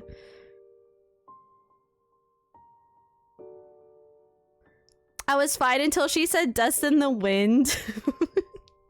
Well, oh, the red flag is everywhere with Caleb, but I'm so here for it. Is misunderstood puppy boy? Zane is a green forest. He just works too much. He needs to make more time for MC. Wait, what? Okay, so inside are various unfamiliar devices that are set up to form a makeshift command center. It's surrounded by papers lying scattered all over the place. You really are here. Hi, BB. You're not planning to use the spaceship to take us out of this protofield, right? It can break through even the most chaotic gravitational energy flux. A protofield might not stand a chance against it. Let's just try it and see. Oh, okay. He flips several switches. One by one, faint blue light illuminate. Traceback 2, Phyllis 1101, PLS, is now online. Phylos. That name sounds familiar. It's my homeland. A place far away from here. I silently repeat the name to myself and feel a strange sensation as it resounds in the depth of my heart. I pick up the papers next to him. The messy handwriting and symbols seem like they're from another universe. Backtracker's logbook. Spatiotemporal coordinate parameters. I did my best. I did my best with that. That was a big word for Elmo, okay? I did my very best with that one. You and Soren were both members of the Backtrackers? Hi, Plum. How are you? Yes. I nailed it! Guys, I'm so good at English. So good at English. Yes. The image of the spaceship slowly loads into a floating holographic screen. He scans the complex data line by line. Even though we called it a small group. Guys, we got a bingo! You that was pulled! By the way, if you would like to play bingo, it is the pinned message, but also there's that. If you would like to play bingo, if your card already has things that were called, it'll automatically already be filled. Even though we called it a small group, there were quite a lot of us at one point. But after all this time, only a few of us remain. Basic spaceship inspection complete. Please enter your password and verify your identity. Xavier doesn't respond and continues to press certain buttons on the panel. Then he places his hand on one side of the screen. Your identity has been verified. It's been a long time, Captain. Captain? Captain? Captain. Time zone check. 7 a.m. Please tell me you just woke up from sleeping. Please.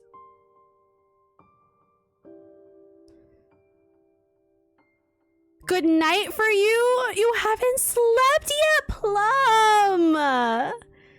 Plum. Oh my god, that's right. It's 1 a.m. for the East Coast. Prepare for departure. Understood.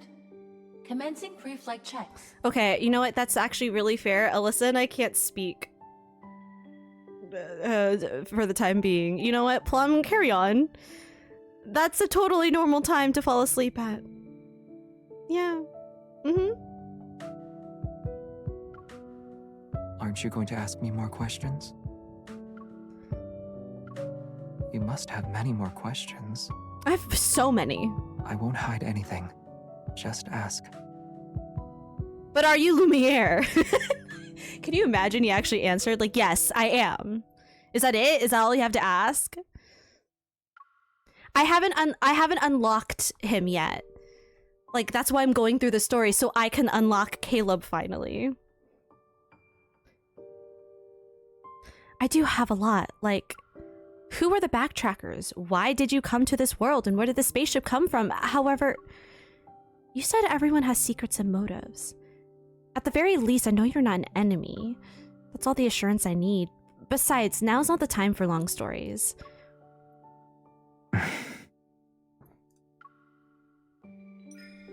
Now, Kieth. But let me say this first. This doesn't mean I don't ask more questions later.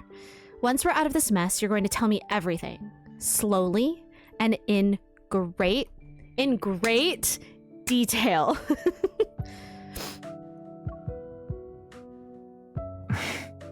I'm okay with that.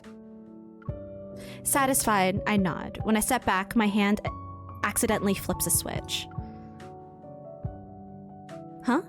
Oh, celestial body of mine, slumbering adrift in darkness.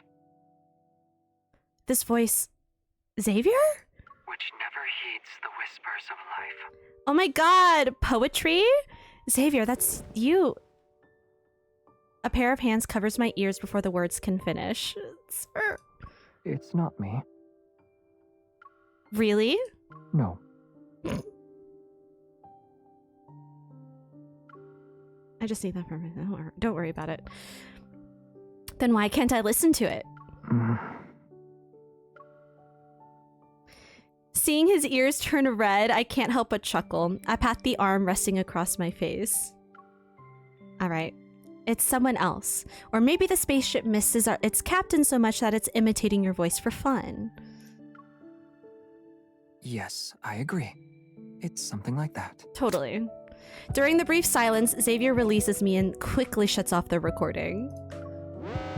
I'm about to tease him again when an alarm makes us tense. Protocore energy is low. Unable to start. Please refill the protocore energy cells to ensure a successful journey. While the red warning lights flash, a sharp pang shoots through my chest.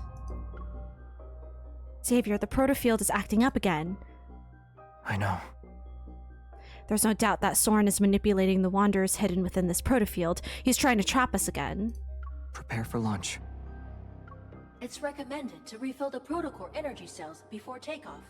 Do you still want to proceed with the launch? Yes. Understood. Initiating countdown. Don't worry. Before I can object, Xavier pushes me into a seat in the cockpit. Protocore energy isn't the only thing that can fuel this spaceship. Although it can't support long voyages, escaping this protofield should be no problem. It's okay. I also, in terms of like stream, I jumped in halfway into the story because I've been playing it on my own. This is more or less my own game that I play on the side, but I hadn't had the energy or like the motivation to actually go through main story and finish main story, so we've been doing that on stream for myself. He sits down in the cockpit and takes my hand. He presses it against his chest, and a sense of foreboding washes over me. It is my side piece. I need you.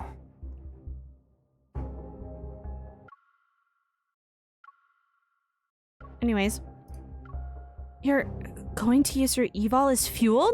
No! I try to pull my hand away, but he tightly holds onto it. Don't even think about it. The protofield already drained your energy. You're not allowed to use your evol right now. It's very obvious that fueling the spaceship will be too much for him. It's not a big deal. Bitch!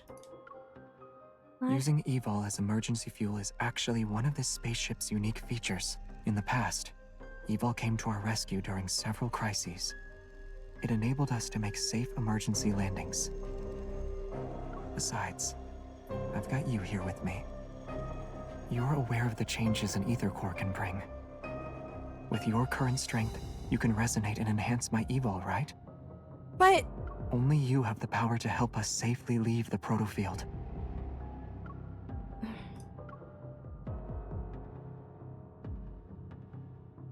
trust me. Okay. He cups my cheek with his other hand. With a soft voice, he makes a promise to me. Your power will keep me safe. Oh. Counting down. 10, 9, 8. Quensana. Ding ding ding ding ding. Ding ding ding ding ding. My heartbeat races, whether it's because of our current circumstances or the intensifying energy fluctuations, the pain in my chest grows sharper. Amid the blaring alarms, the spaceship begins its final countdown. The flickering lights spiral into chaos. Xavier looks at me, his expression as calm as it always is. He's waiting for me to respond. All right, I'll let your power flow through me. Hey, yo! I'll keep you safe, I promise. I know.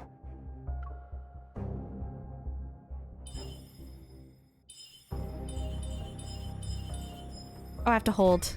I'm dumb. Violent tremors and a sense of weightlessness engulf us. After countless voyages through the boundaries of space, the spaceship plunges into the unknown once more. Chaotic energy crashes into the spaceship. The air currents instantly tear apart the scenery outside the portholes. I hear a high-pitched whistle. As chaos envelops my vision, only one warm force stays tightly connected with me. It flows steadily from my hand and gradually covers the world in a dazzling light. It overwhelms my senses. But then... weird. It feels like something is suppressing Xavier's evil, preventing a complete resonance. Keep going. Xavier tightly presses my hand against his chest. Even in the blinding light, his gaze stays calm and gentle. I grit my teeth and forge that power into a sharp blade. Slowly but surely, it cuts through the invisible barrier, along with the spaceship. Space itself is ripped open, which creates tremendous energy fluctuations and tremors. In the distance, a massive shadow looms. At last, we forced it to show its true form. Get ready. It's time to deal the finishing blow. Do we fight? Do we fight it? We do. All right, let's do this. And by let's do this, I mean let's put this on auto.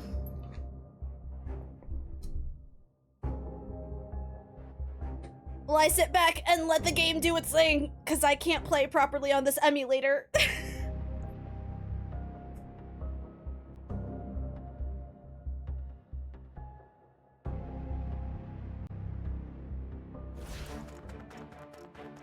This is the perfect opportunity to see if my swordsmanship has improved. Do you remember the techniques? The enemies are weak. Now's our chance. Keep up the momentum. Pay attention to its moves. Slice and dice. Pay attention to Let's its go. movements. Watch out. It's getting back up. My turn. Light, shine down upon me. Here I come. I'll show you. I am not afraid. Watch out. It's time. Let's the enemies go. Are weak. Now's our chance. End it. Don't push yourself too hard. I actually really like playing the battle mechanics. Oh, this doesn't have to be that loud. Here I come. I really like playing the battle mechanics in this game. When I can. When I'm on, like, my phone. This one might be a handful. Be careful. I'll show you. It's time. Here we go. Yeah, I'm still working on leveling up Silas, because obviously he's the farthest behind. It's time to Right? use your sword. She just stands there. I'm like, hello, girl. Time to get serious. Xavier. Ugh, I hate the guns. Light, shine down upon me. Here I come. Be careful. Do you remember the techniques? The enemies are weak. Pew, Now's pew, our pew, chance. pew, pew. Oh, I should probably, so you guys can see. Xavier. I'm here. Almost dead. Nice, let's go, let's go! Get it! Get it, get it, get it, get it, get it! Yeah! Good job. Nice work. Nice work, team!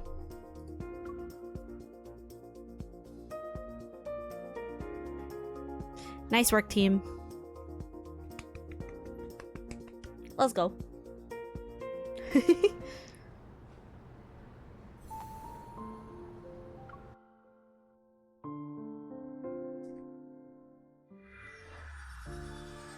A deafening roar Okay, let's try that again. A deafening roar fills my mind and strips away my senses. Suddenly, it's as if a rift splits the space. It ushers us into a burst of gentle light and fresh air. After several long seconds, the discomfort fades. I slowly open my eyes. Everything comes into focus, and there it is. The Ramifma, standing serenely just a couple of meters away. We're back at the research center. My senses return to my body. I scramble to my feet and frantically search for Xavier. You're struggling to find me, huh? Aww. A familiar voice calls out from behind. I turn and see Xavier leaning against a nearby wall. A bright red light at his neck flickers a few times before settling down under my worried gaze. That light is flashing and you still want to crack a joke? I'm fine. Just a little tired. Aww. He opens his palm and hands me the ether core fragment. It glows a soft green. For its sake, sit with me for a bit.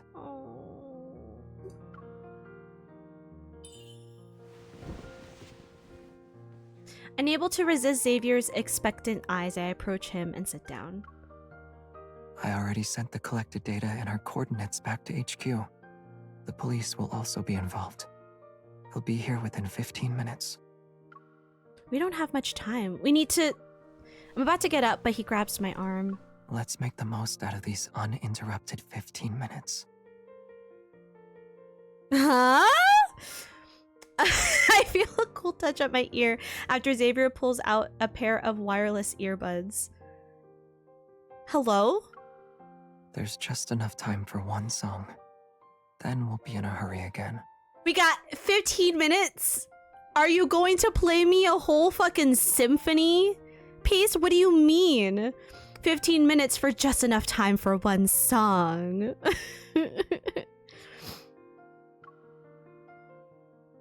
Who invites a girl to listen to music with a wireless earbud? I would love that. Are you kidding? That's a dream. You shouldn't offer me wired... You should have offered me wired earbuds. That way... we'd be close enough that we couldn't drift apart. You see? Actually, though, I'm on to something. I'm too tired to drift into a place that's far away from you. And I wouldn't. Even if I could. I just needed that for me. Outside the skylight, another morning dawns.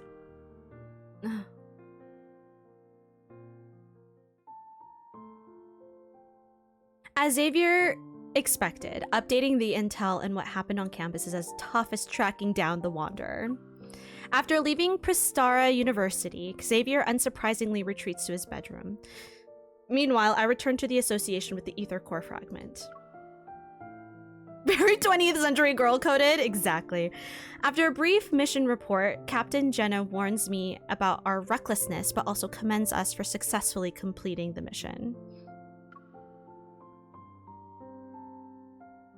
We are back on...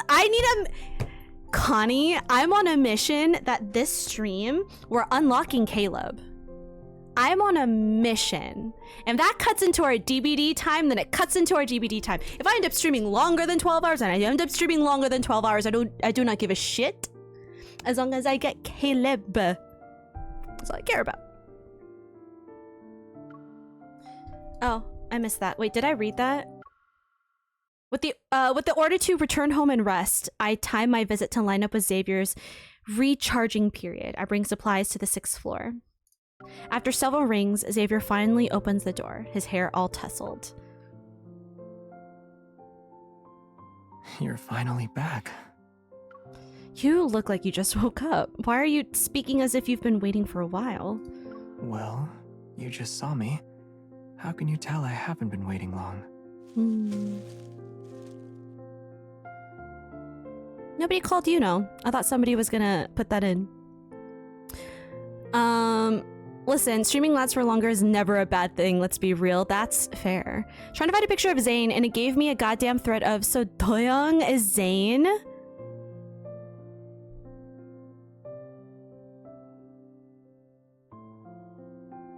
I can kind of see it.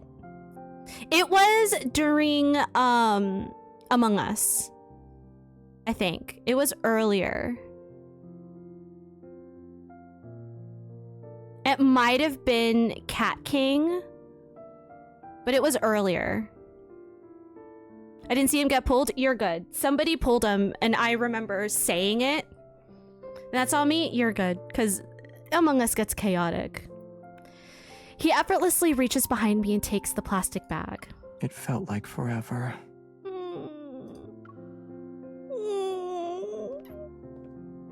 Girl.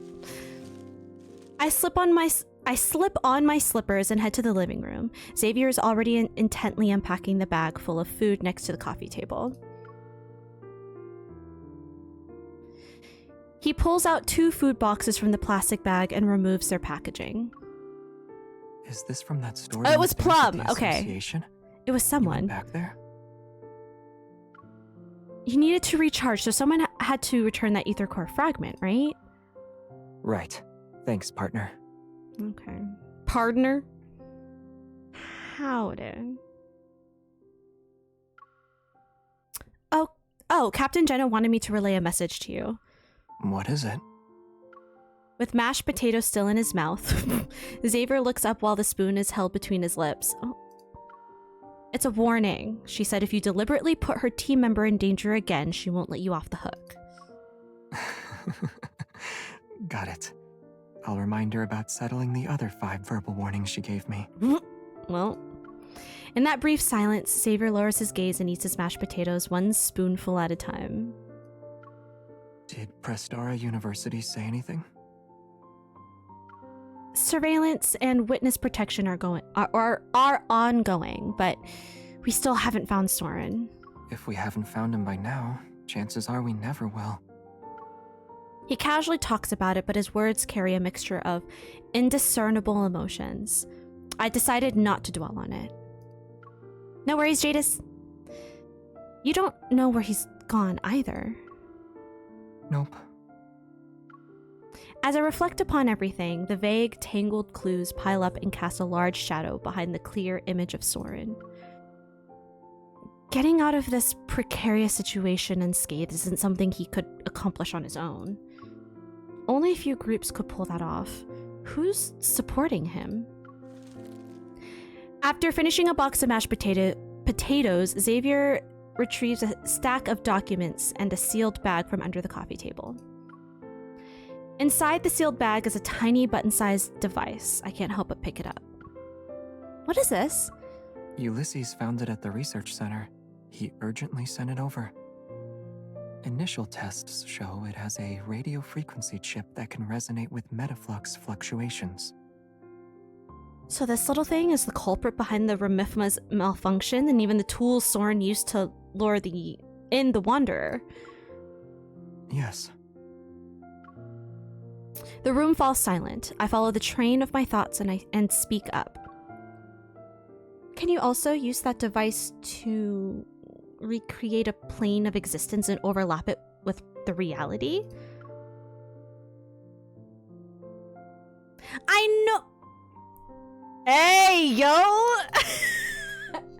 I was reacting before I finished your sentence. Connie, I love you.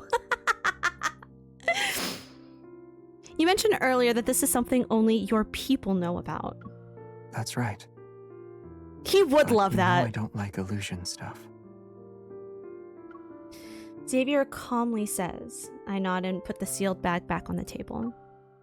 Who can help him make that? Alyssa, you're so right. Xavier doesn't respond immediately. Instead, he pushes the stack of documents toward me. Here's the latest analysis and theories based on what we know. It includes a list of groups with similar tech. Go through it, and you'll come to your own conclusions. As always, Xavier doesn't explain. It's as if he's already at the finish line with the answers. He's quietly waiting to see if I'll join him or choose a different path. However, I'm not content with following his lead this time.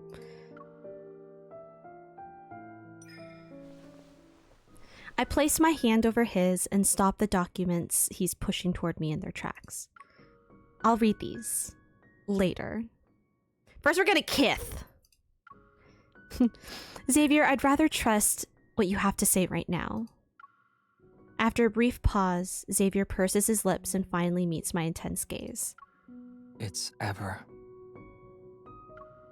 Ever? Some of the backtrackers are also involved.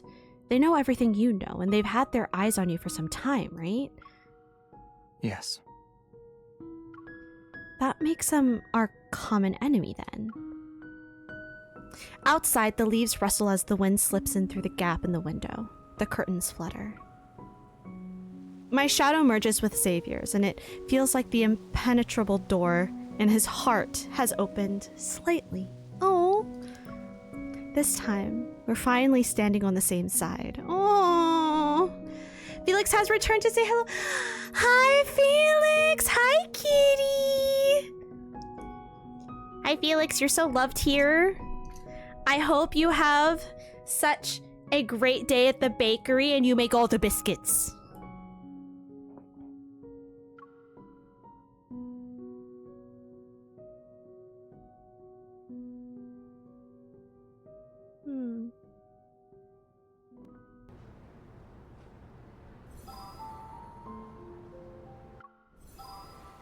Guys.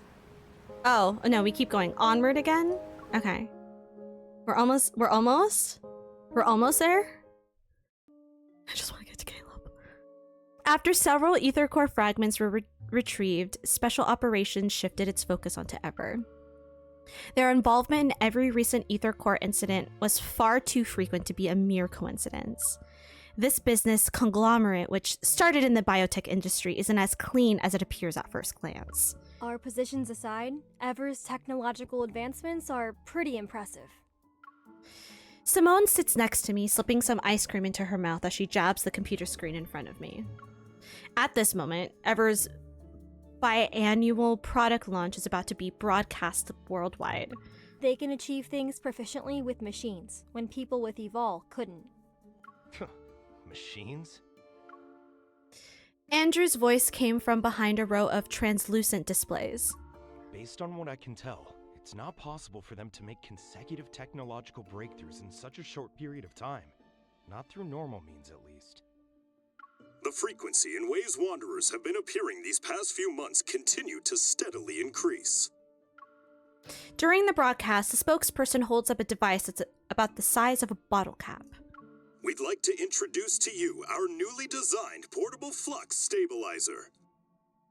It can regulate the frequency of surrounding metaflux fluctuations, thereby stabilizing the protofield and reducing the likelihood of Wanderer materialization. The audience erupts in a thunderous applause. Meanwhile, away from the screen, I exchange knowing glances with my team members.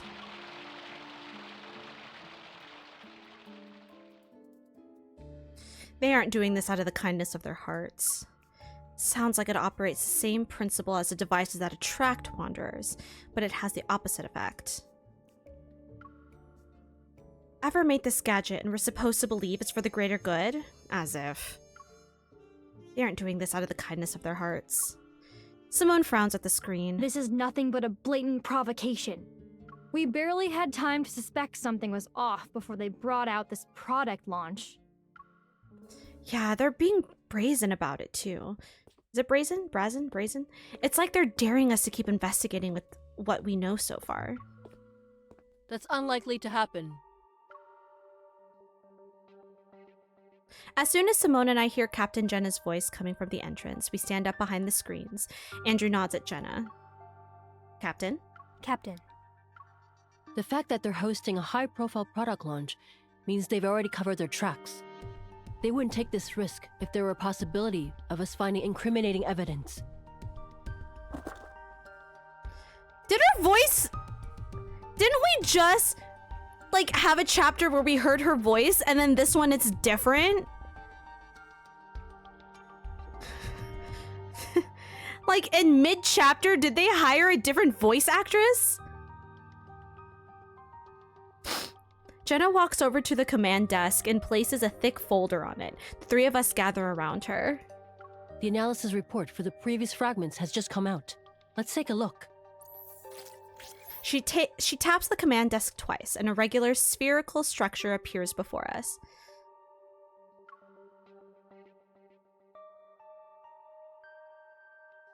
They're from the same ether core. Based on its characteristics, we're officially naming it Spatium Core. Spatium Core. A spatium core that can manipulate space. I know of at least 3 different ether cores now. As more ether cores appear, it's only a matter of time before the public becomes aware of this extraordinary energy source. It's just that the fragments of the Spatium Core are held together by some kind of gravitational pull.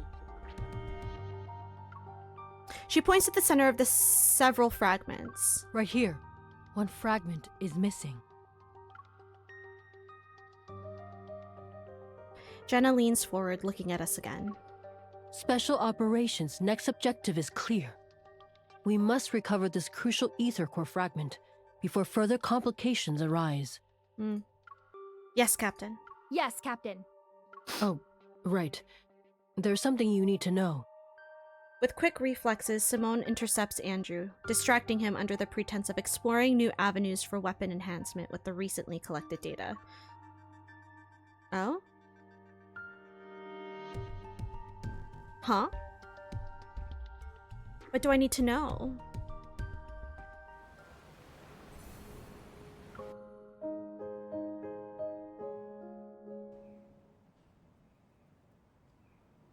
When only we remain in the meeting room, Jenna pauses before activating her watch. There's more. I couldn't talk about it during the meeting. It's something you need to know. A message is transmitted to my watch at her gesture. The words, "Ever Secret Investigation Report," float in front of me. A line in there involves what happened at your house that day.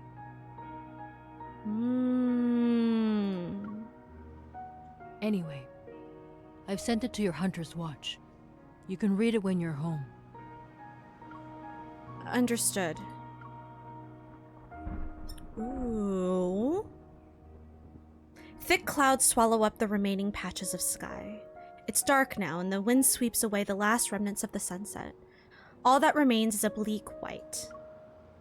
The weather forecast said there would be heavy rain. At some point, the streets have become quiet. It's as if people sense the approaching storm and are now hiding. I can see lightning in the distance as it flashes under a cloud.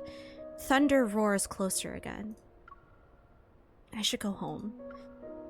As I am about to move, a sound presses against my heart like a string, sending a shiver down my spine. I have hiccups. Nah, don't crash! Don't crash! Oh, don't do it! No! Oh! My heart responds to that eye. The world around me fades, but the call I hear becomes clearer. It's behind that. Somewhere in the distance lies the power of Ether Core. I was really worried it was gonna crash. Okay, but it didn't crash. Just skipped frames. It's fine. It's fine. Oh, okay. Time to battle. I'm gonna turn it down. I'm gonna turn it down and we hang out and we vibe.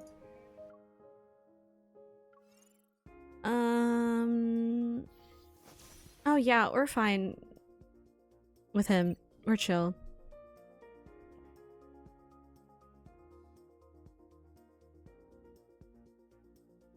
Bow, bow, bow, bow, bow. Guys, we're almost at Caleb. We just have to do these battles and then we're done. And then we meet Caleb. Guys. It will Oh, I'm so ready. I'll deal the fatal blow. I'm so excited. Hydrate yourself. Thanks. Victory is within reach. Go back to the I'm also so excited for me. While I'm wearing my Caleb necklace. I can't wait to scream at my laptop. Hell yeah. Pipsqueak, brace yourself. Ugh. I don't think anything can prepare me for this. I can't believe I fell in love with that man before I even unlocked him. Like, that's wild. That shit's wild. We're all gonna scream in unison and even in harmony. You haven't seen him? Girl, you just wait. Okay, so I don't know if you've been in Darzy's stream when she first started playing, because I know I've seen you in her streams, but Caleb is our childhood friend. We grew up with him. We were kind of like adopted and raised by the same like woman who we call grandma. And there was one day when we were visiting home and visiting Caleb and Grandma that the house exploded with Grandma and Caleb in it. So this whole time we are under the impression that they died. So that's why when Jenna said like what happened at your house is in this file, that's what she's referring to. It's the explosion, that whole thing. Light it up like dynamite, girl.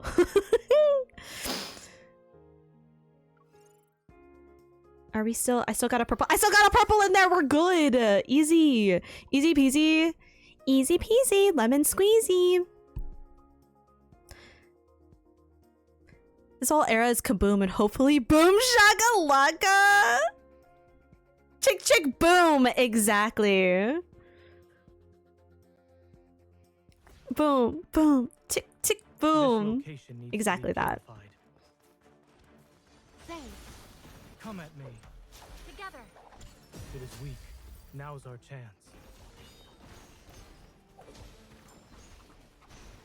Oh, I'm so ready. It is falling apart. Your body's attacking you? Oh no. Please take care of yourself, Cat.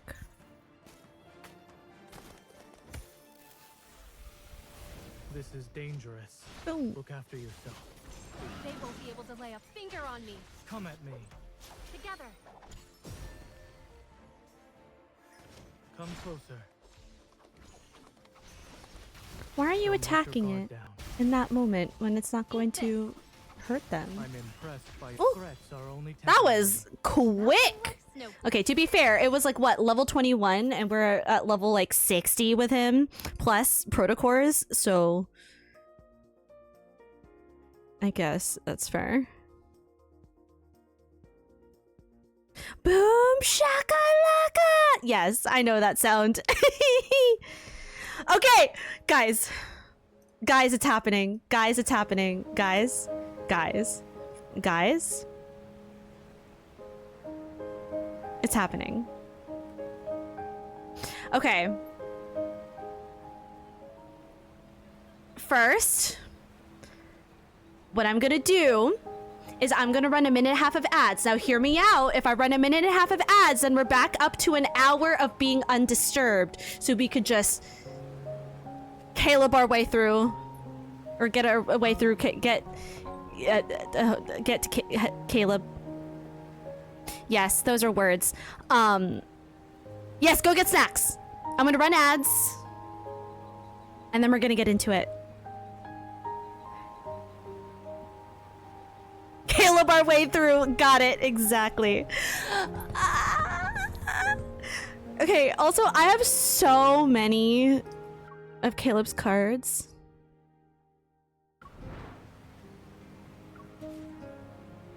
Yeah, I don't need to.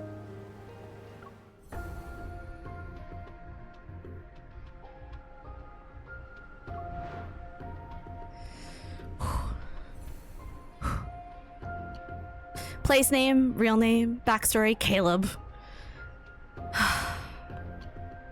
The way I wish I still had popcorn. I mean, there's time to get snacks. I mean, to be fair, it's really late for you. Maybe you don't want snacks.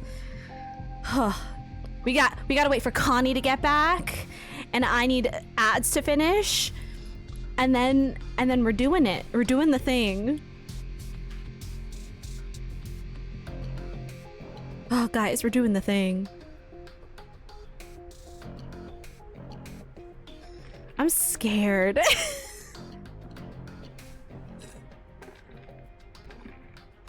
I'm really glad I got this large. Like, do you see? It's like the size of my head. $3 for this much horchata. Honestly, worth it. So good. All right, we're back from ads. Where's Connie? I don't want to start without her. Has she seen this already? She definitely has. I don't want to start without her. Hypes yourself up is disappointed would be so sad, right? No, this is gonna be good. Yes, an hour of undisturbed Caleb apple bottom time. Boots with the fur. Okay. Okay. Okay. I'm like so excited. I've been waiting for this. Load faster. Okay. Here we go, guys. Here we go.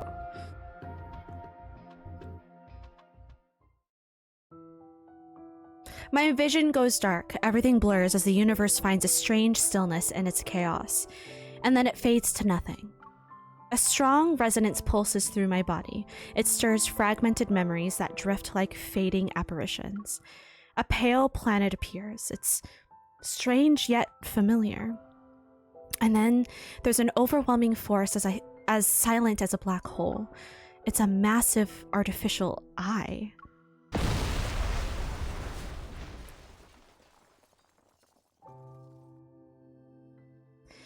It's been a while since I dreamed about the explosion. Looking back, those roaring flames feel like a surreal, distant nightmare. The searing heat in my dreams is still vivid, but the pain in my heart is gone. Maybe it's because the ether core within me has achieved full power.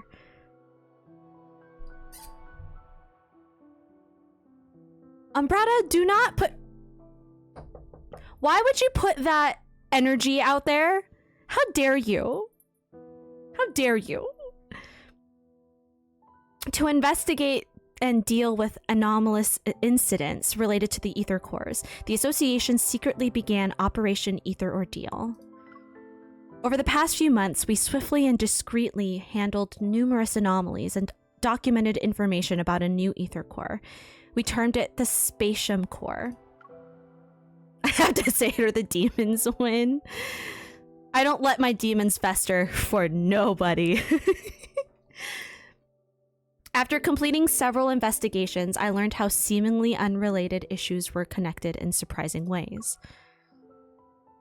Silas's brief absence gave... Oh!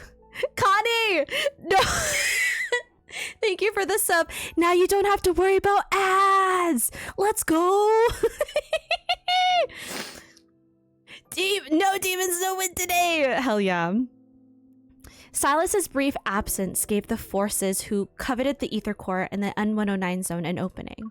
Xavier's former teammates who have gone separate ways possesses cutting-edge protocore technology, and their goal extend beyond its targeting Xavier.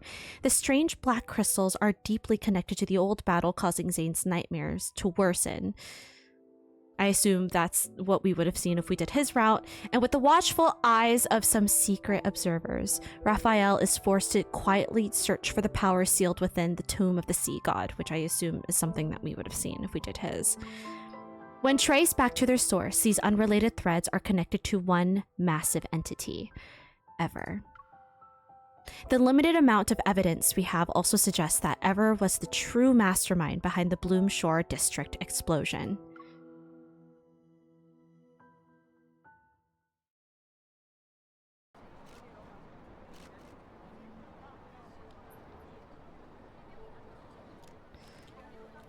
It's been a week since the explosion in the Cascade District. The Farscape fleet still has that region under lockdown. No updates, no details revealed about the investigation. The public is demanding answers. Is the new fleet colonel defying the Hunters Association by prohibiting hunters from investigating? Would you say tensions are rising? Deal with those reporters. Understood. The entire garden has been blown to bits. Hey, rookie, go investigate. Yes, Captain. The fleet uniform doesn't quite fit me. I suddenly roll up my sleeves and push aside the rubble as I make my way into the garden.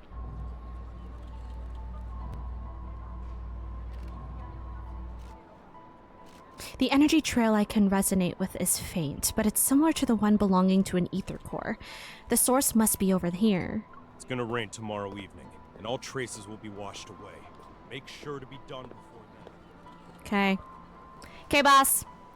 The garden is in ruins. I bend down to dodge the fleet's soldiers and crime scene investigators wearing white gloves on the other side of the hedge. Major disaster being reported by the news. Put the rookie on it. Exactly, right? It's right behind these bushes.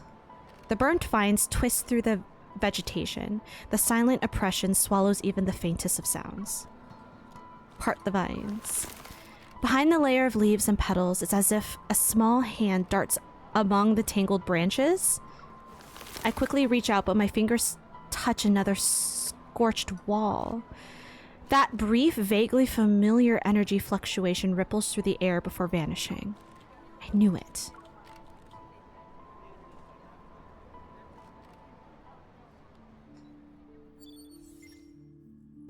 Status denied. Hunters Association Skyhaven branch. A metaflux explosion occurred at Villa Area 6, Cascade District, Skyhaven. Skyhaven, that's where Caleb was from, right? 2 young siblings were home. One was injured and hospitalized while the other is missing. The parents are unreachable. The dispatch request for the explosion incident has already been denied. And I know the details of this case are almost identical to what happened to you. Leaning against the control desk, Jenna slides a holographic screen in front of my eyes. Rushing to Skyhaven at this critical juncture isn't a wise decision. If I suggested you don't get involved for now, would you consider it? No. I'm sorry, Captain. Seeing the glaring denied on the screen, I try to calm myself. But even if it's unrelated to that incident and might involve the ether core, there's no reason for the association to object. It's not them who are interfering. It's the Farspace fleet's doing. The Farspace fleet? Skyhaven is a floating artificial island that consumes a large amount of energy. The fleet controls its power supply, which grants them a substantial amount of authority. Their new colonel, who's still in the Deepspace tunnel, is concerned about the confidential information related to the fleet, and so he prevents hunters from investigating. Understood. I won't go as a hunter. I'll just avoid any conflict involving the fleet. Seeing my unwavering determination, Jenna shows a rare instance of exasperation. She sighs. In other words, you'll encounter more than just Wanderers, should you choose to enter Skyhaven. If you're sure about this, then I can approve your request for a long vacation. Ooh. Say less! Is this like some sort of story-based romance game you play on your phone where it's all the androgynous men? I got 4 boyfriends trying to make it 5. Yes, this is an otome game, but there's like battling and an intense storyline to it. There's also a gacha game. It's a whole thing. Thank you, Captain. Ooh, long vacation. Let's fucking go.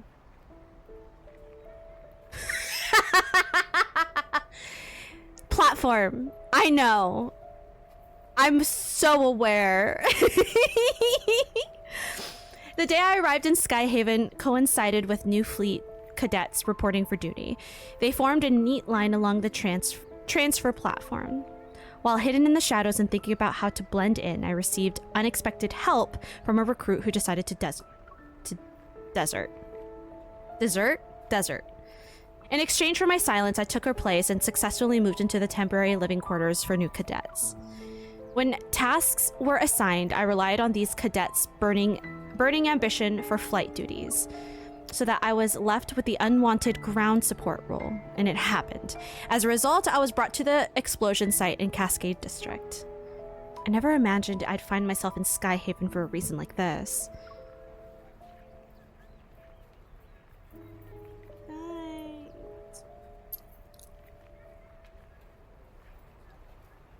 We're matching. Caleb. A cold metal chain touches my neck. It's a necklace I once gave Caleb. I miss you. Find anything, rookie? With a stern expression, the captain walks over. I come to my senses and shake my head. Captain, I haven't seen anything suspicious. Keep your eyes peeled and give it another once-over. If you miss anything, it won't be just you facing the consequences when the Colonel's starship returns. Yes, Captain. Sir, yes. Sir, yes, sir. Yes, Captain.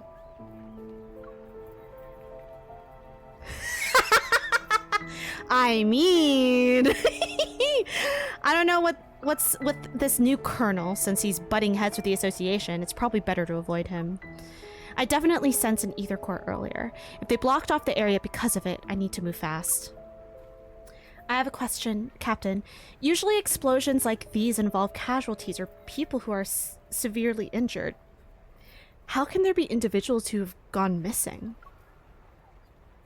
How did the fleet confirm this? I also heard we weren't sent here to test for traces of... Don't poke your nose in places where it doesn't belong. Mind your own business. Damn. As expected, everyone in the fleet is keeping quiet about the circumstances surrounding the explosion. Captain, a suspect just appeared. He showed up in HQ. What did you just say? The Colonel's starship will be on the HQ's runway in 10 minutes. Command issued an emergency order. We need to head back and deal with the intruder before the Colonel returns. They're already here. If things get too chaotic, I might be able to use it to my advantage.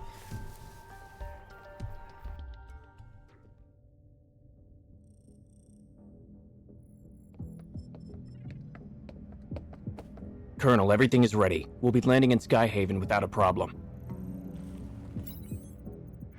Do we have any leads yet on the traitor who almost sank us in deep space 3 days ago?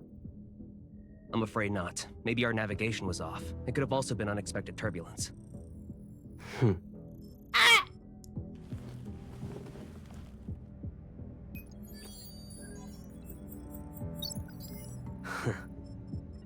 This trip was a test for the new fleet, Colonel. The old guard are looking forward to me not coming back. Don't you dare! Unfortunately for them, I already danced with death once.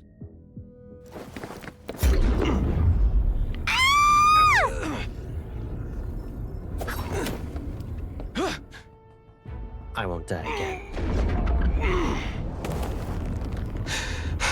It doesn't matter if you succeed or fail. You've chosen treason, so the consequences are still the same.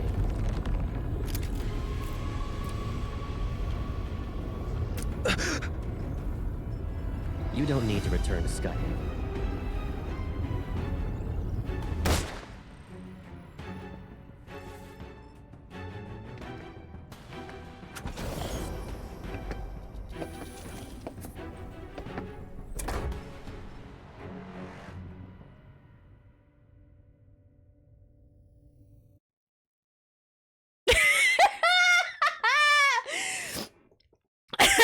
Loki, same.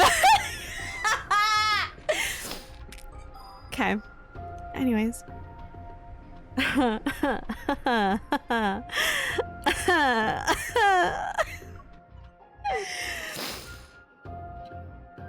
that so counts. I forgot about that.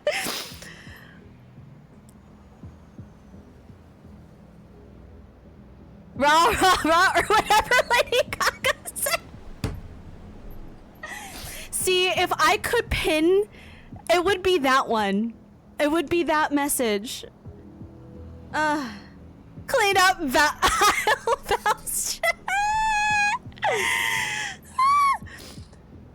fleet's commands. Oh my god. Hold on.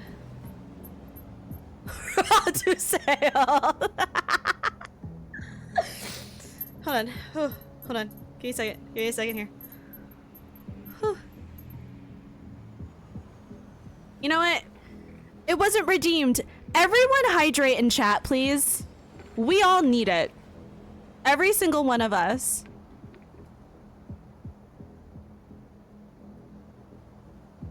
Whew. Nobody told me I needed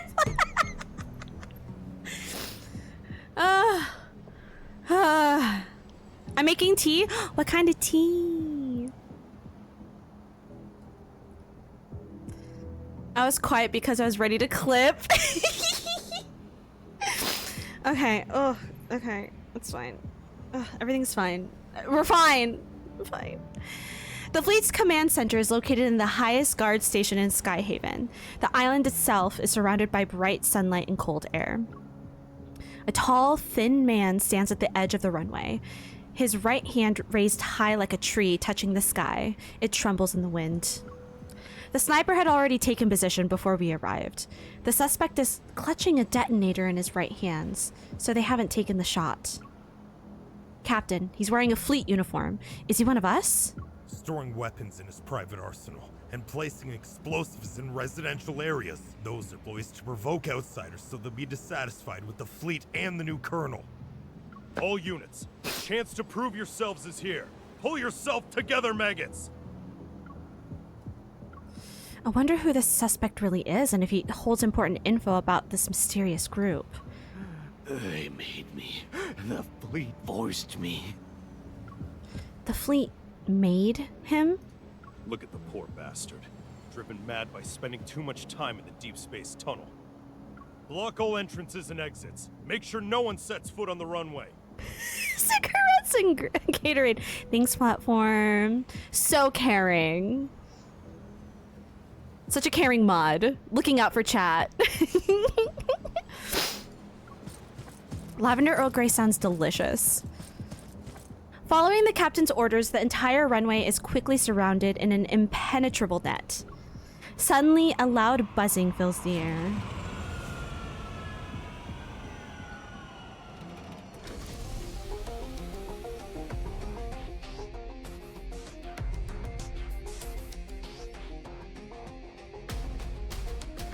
Hold on. Hold on. Hold the fuck on!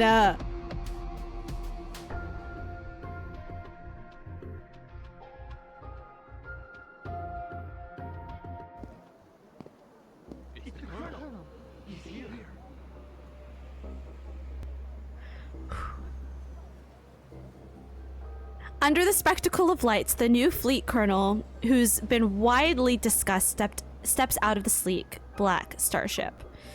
In an orderly fashion, he approaches the man at the edge of the runway. His words are muffled by the wind. Joseph, you were chosen to be the pilot of a year-long deep space tunnel observation mission. Your outstanding performance 3 years ago was proof of your capabilities. His voice sounds familiar.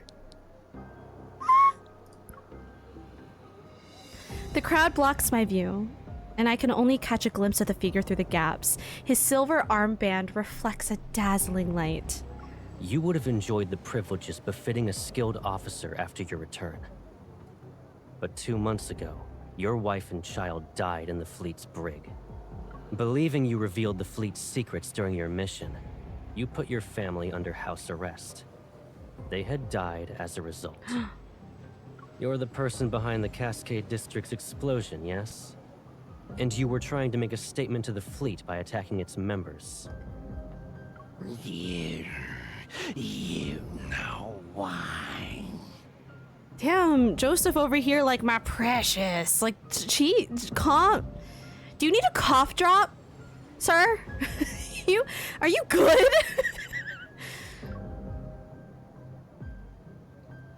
Joseph sounds as if his vocal cords have been torn. Oh, okay. His voice unpleasant to the ear. Exactly! That's what I was saying! And yet the information I collected tells a different story. After your mission ended 2 years ago, you were suffering from the effects of long-term exposure to cosmic radiation. Your memories were severely affected. Hence, you received a prescription for the psychotropic drug Cybazin at the medical center. But you went ahead and increased the dosage on your own. You probably weren't aware that a Cybazin addiction can lead to cognitive dissonance and confusion. That's why, after your overdose, you accidentally killed your wife and child. Oh shit! When you recovered, you created a lie to escape from the pain of what you've done. He speaks calmly, and then everything becomes quiet. No, that's not possible. You made me do it. He literally has moments of sounding like Gollum. You planted a mind control device in me. It's that chip.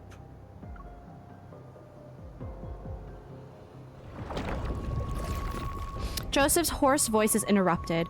Reality instantly distorts behind him as a black hole appears, its edges blurred. Enough. You don't need to defend yourself anymore. As soon as the Colonel finishes speaking, the man and the detonator are consumed by the black hole in the blink of an eye. Damn. It quickly closes and the clear sky reappears once more. But now the edge of the runway is empty. Lock down the command center. We still have an unidentified traitor with us. Is it me? Are you talking about me? Whoops. The order is cold and everyone snaps out of their daze. My palm starts to sweat. Knees weak, arms heavy. Something about mom's spaghetti. And my heart races. There's only one thought in my mind. Ooh. Ooh.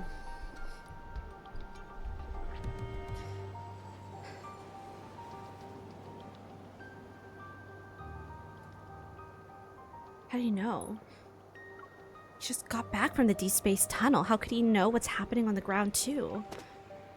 Since no one's paying attention, I quietly turn around, but before I can move, I feel as though 1,000 grams have been dropped onto my shoulders. I can't move. This evil is... Caleb, please, I'm really just going out to buy some snacks. It'll be fine. It's raining. And did you forget how you came back home injured? That was when you went out to buy snacks too. You should stay here. Makes a move, jumps him in front of whatever deity this game worships. Exactly. Let me koala him.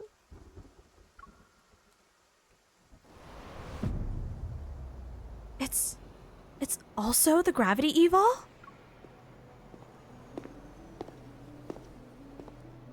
The sound of footsteps stops behind me. A long shadow is cast.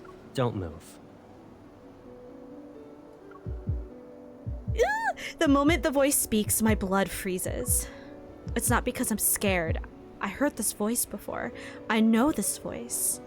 Colonel, I'll immediately start an investigation into her identity. No need.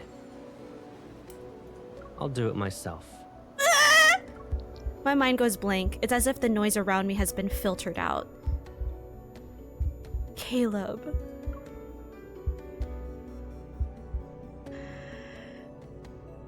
Ah! Why? Why would you leave it on a cliffhanger like that?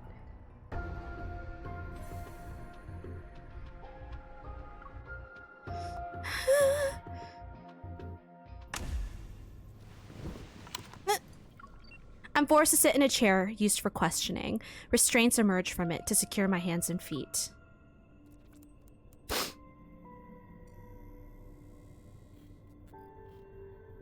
This is the interrogation room on the fleet's starship. The Colonel will question you himself. Good luck. Oh, I'm scared. But also kind of excited. After the door closes, a harsh, incandescent light, did I say that right? That was a big word for Elmo, shines down from above. And another light behind the one-way glass window opposite of me turns on. I can only see a blurry figure. I said it right? Guys, I'm so good. I don't know what I did, but I need to be questioned too. Yes. I said it perfectly? Hell yeah. So proud of me. And another light behind. Okay, I can only see a blurry figure. Remember that one word with cock? Yes, yes I do. How could I ever forget? You just saying cock. What was that word though? Wait, I don't actually remember the word. Does anybody remember what that word was? I'll start asking the questions. Please cooperate. Show me your face, bitch. I have it clipped. It's in my clips. The icy air in the interrogation room gnaws at my chest. I take a deep breath and try to calm down. Colonel, I'm a small fish. Why are you personally interrogating me? You've deceived the entire fleet with a fake identity. Can you really be called a small fish?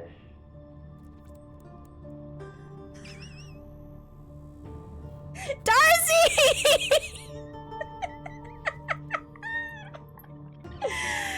Please! The glue cock? Yes. That exact.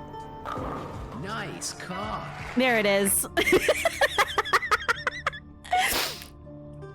You deceived the entire fleet with a fake identity. Can you really be called a small fish? Do you know what happens to people who pretend to be a fleet officer? I don't know. Despite figuring out who I am, you didn't attack me. Instead, you brought me to an interrogation room. Either I committed a more serious mistake than pretending to be an officer, or I have a secret that piques your interest.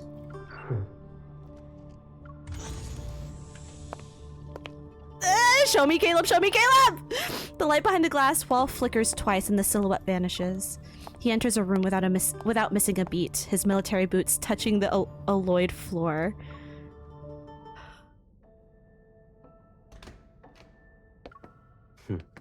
If you understand the situation, then let's go ahead and have a nice chat. Is it really you? Okay. Show some respect to the Far Space Fleet's colonel. That means he's definitely part of that group. How can a stranger look so similar to Caleb? I can't believe it. Sir, have we met before? You seem familiar. You're wrong. But you look exactly like someone I know. Watch your mouth. There's more than one pair of eyes observing you in this room. The camera. If he really is Caleb, could there be a secret behind all this? All right. Smart move. Good. Let's get started then. What is this? An interrogation, Let's of get course, started and a then. thorough inspection. That's... Once we're done here, I'll return it to you.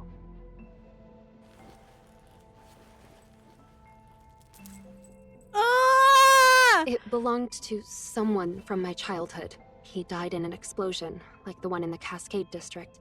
I miss him. Sir, can you tell me something? If that person hadn't died, would he support me even now? In the Far Space Fleet, there are only soldiers and officers. Then, what about you? Will you support me? Do what you're told and don't cause any trouble. You won't get hurt then.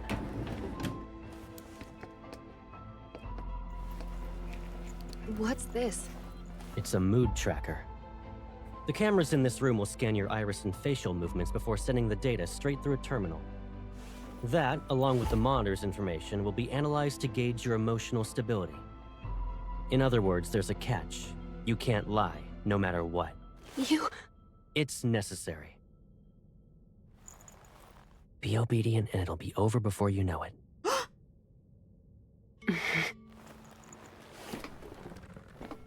Oh. Oh, okay. Okay. Did you pretend to be an officer just so you could investigate the Ether Core? Be honest. What? He knows about the Ether Core? But... I don't know. I told you before, you're not allowed to lie. This is doing a lot for me. Recently, there was I a need to large hold on to energy something. explosion in the N109 zone related to an Ether Core. At that time, you disappeared without a trace and didn't check in with any organization, but you weren't punished upon your return. Our intel suggests you were in the N109 zone. I don't understand. Allow me to remind you that we are in Skyhaven. We're above the clouds, and even the World Evol government has to abide by the fleet. Your survival here, and your chance at being able to leave this place alive, depends on your honesty and willingness to follow my orders. I'm calm. I'm so calm right now. I'm so calm right now. Again, did you come to Skyhaven for the Ether Core? Is he really Caleb? Answer me. Remember, the camera is watching. You must tell the truth. The camera. He's reminding me that there's surveillance, so I can't say anything.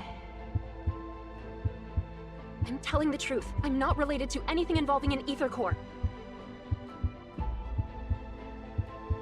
This is your last chance.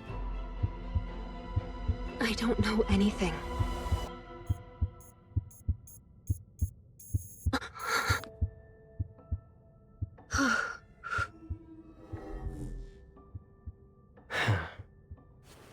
You passed.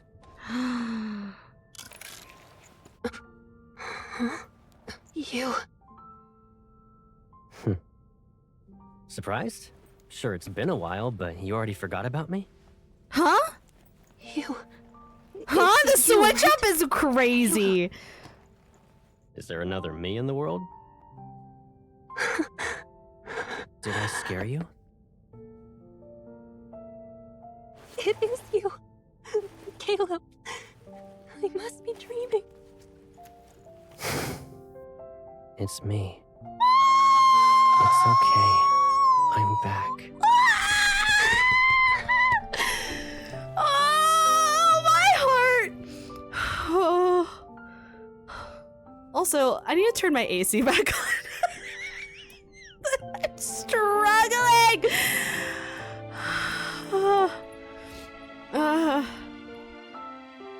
Okay.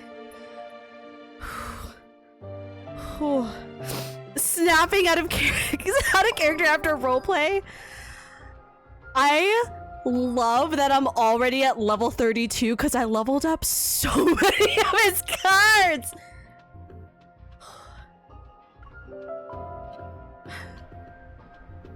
I can't hold on. I need my air conditioner. This is a lot.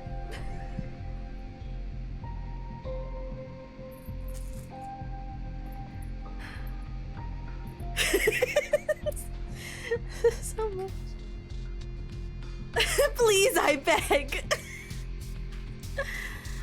Wait, I can't do these calls right now. No, I have to do main story. Caleb, baby, I love you. We watched him or right now. Later. I'm so sorry. We gotta do this later. I can't. I know. He's so needy. No, we need to get through main story and then we catch up on everything. We need to get through main story or we're never going to get through it. Guys. Guys.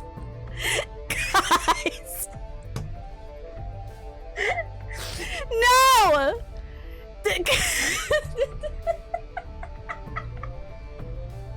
Whoa. Whoa.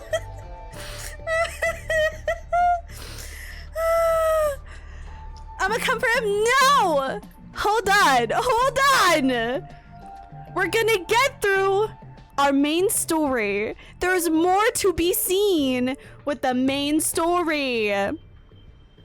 And then we will go through our so many voicemails. You just got... Damn, chat! Burn me at the stake already, what the fuck?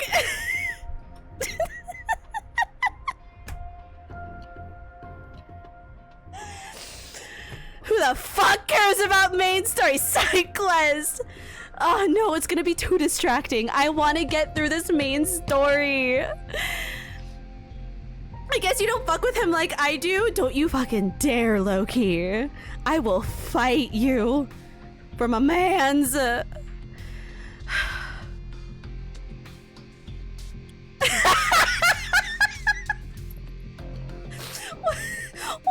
I completely missed that. What the fuck?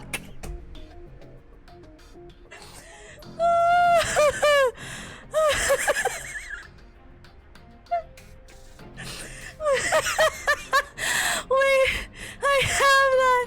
I love that so much.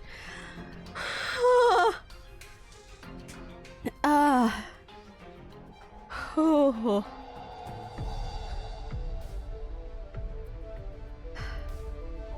Anyways.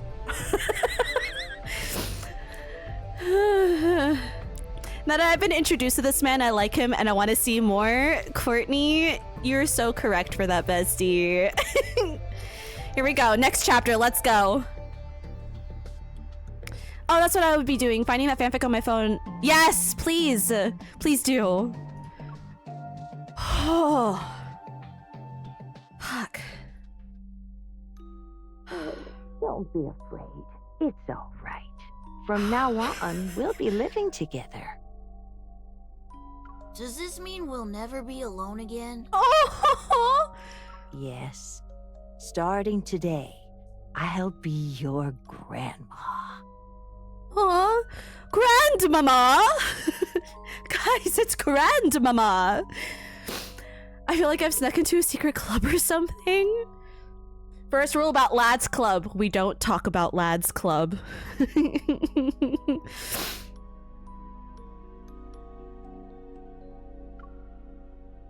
Grandmama. In the empty void, I see everything is like a painting's... What?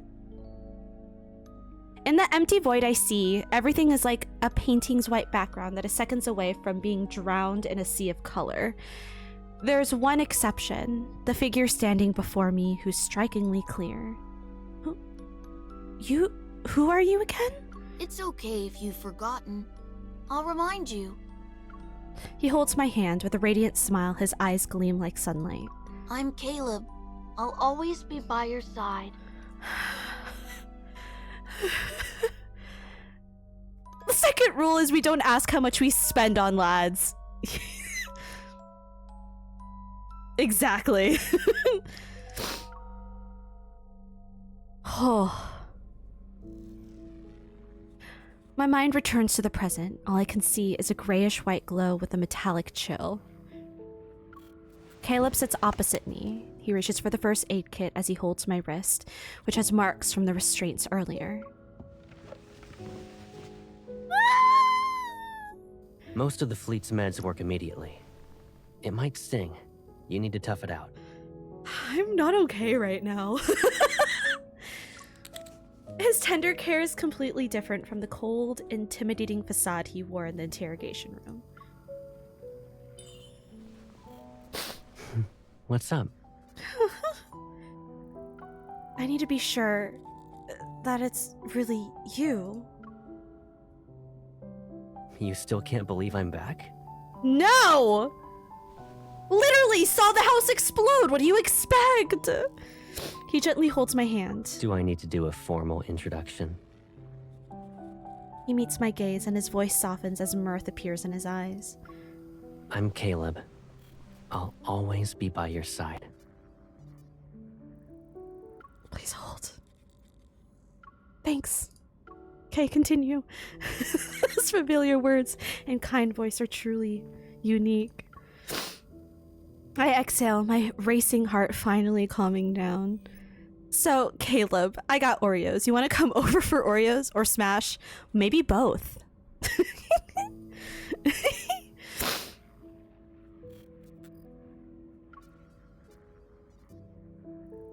I don't think it's supposed to be like a pat, pat, pat.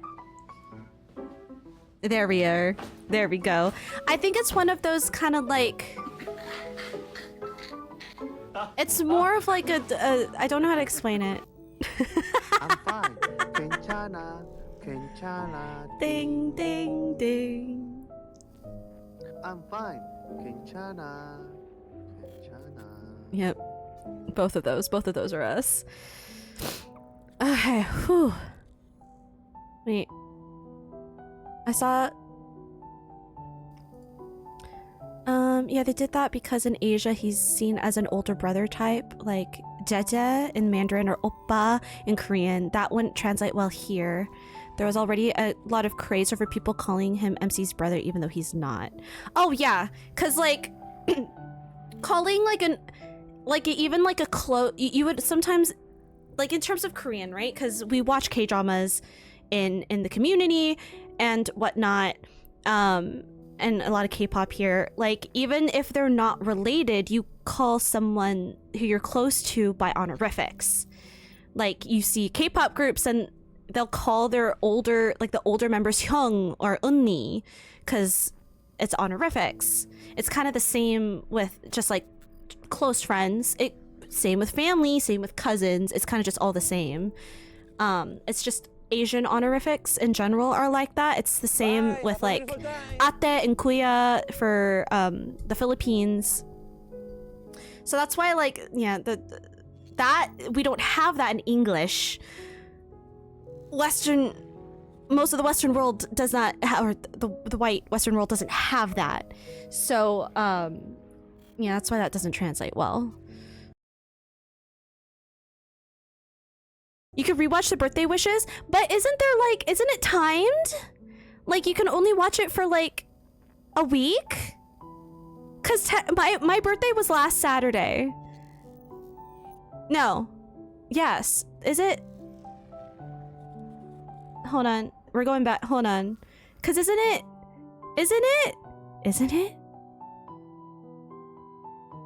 Hold on.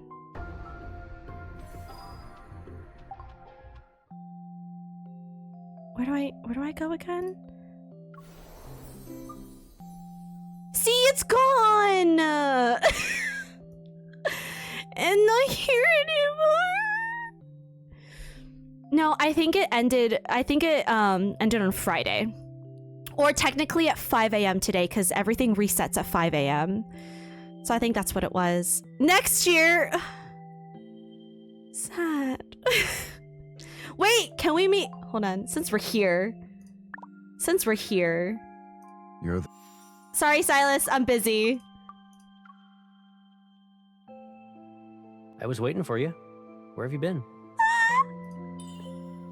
You said you liked this place, so I figured I should check it out. It's your secret hideout? Well, looks like there's one more person who'll keep your secret.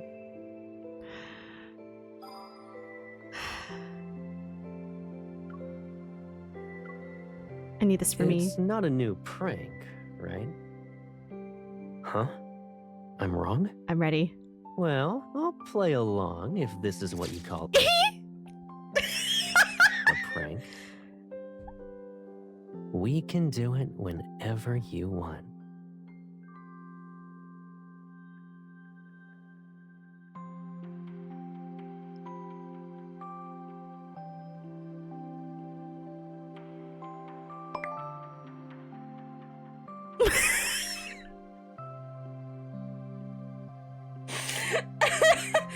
Wait, I was in shock. I didn't save the voice line. Hold on. Okay, I'll be on top now.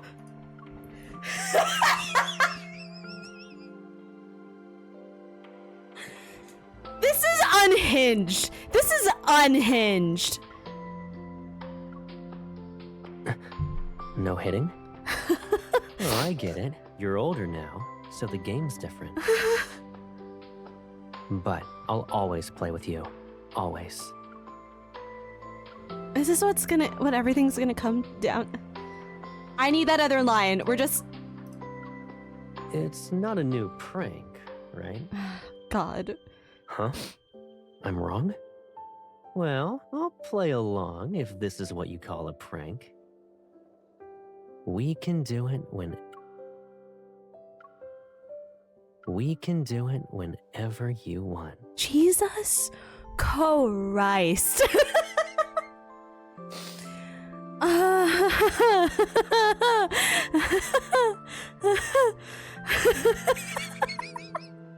Loki, exactly. We really should have made it that Val would start crying during playing Love and Deep Space. I mean, I really thought I was gonna cry during K-Pop Corner because it was Lucy, but dear God. Oh. Where is my fan? I have a fan. I think I need it. Hold on. I have multiple. Where is it? Oh, it's here. Wait.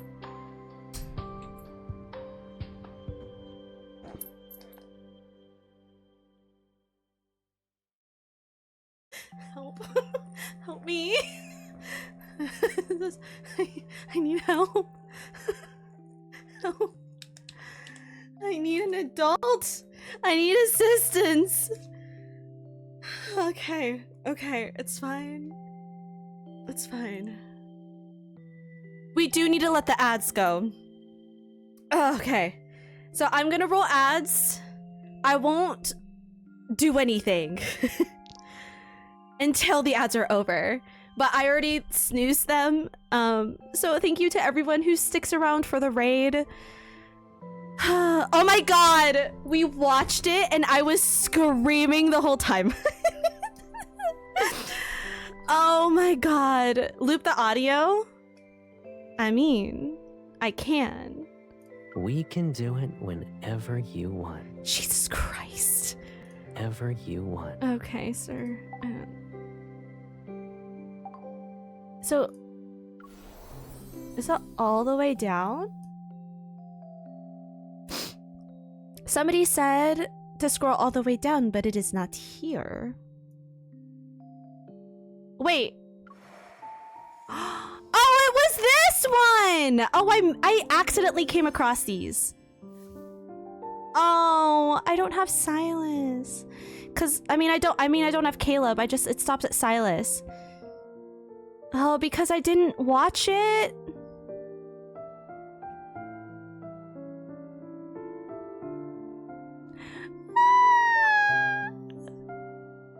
Man, a whole year? A whole year?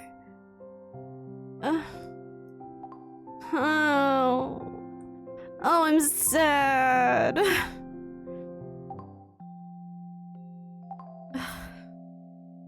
I'm also just so unwell right now. Since I'm here, I have not done any of my... Since I'm here. I didn't do my dailies today.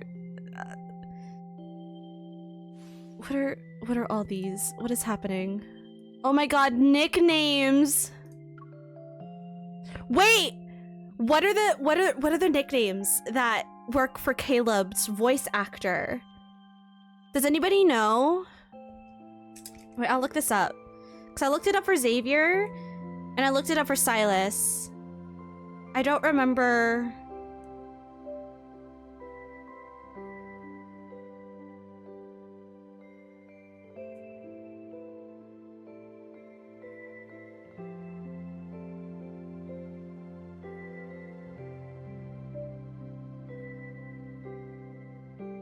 That cannot be right.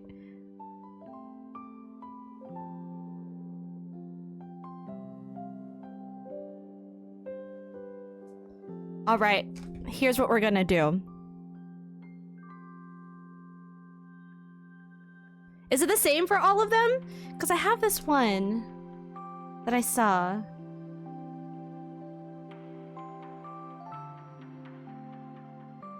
Hold on.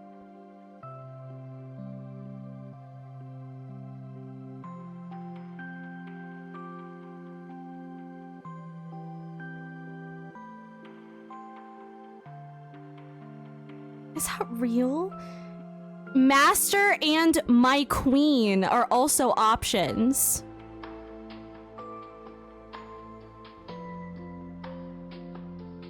Apparently.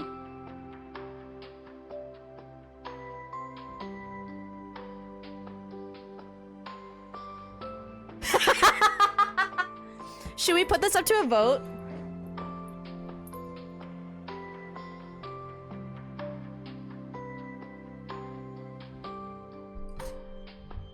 Those are newer? No! Not the blatant no! No, I'm putting it up to a vote. But here's the thing. I'm gonna let y'all spam it with your channel points. That's what's gonna happen. What are we changing my nickname to? Good night, son. Thank you so much for the raid. Thank you so much. I hope you have a wonderful rest of your time zone. Also, good night, Cat. Have all the good sleeps and all sweet dreams. Oh, that's what you do.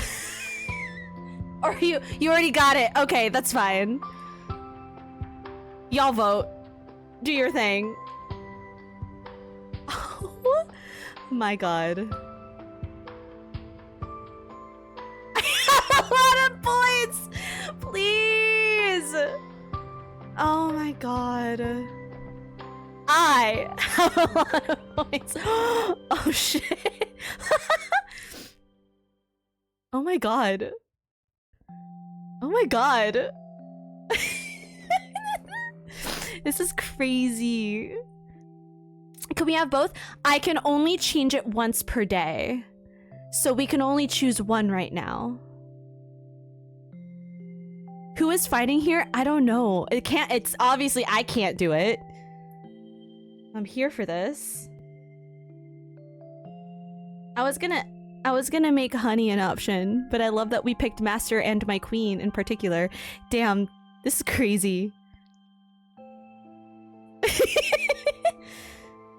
Some people really like Queen. From what I saw in the text, it might honestly be a nice one too. Those are the two Supremes. Honey is for later. That's fair. Xavier calls me Honey, so. Uh-oh. I think Master might be winning.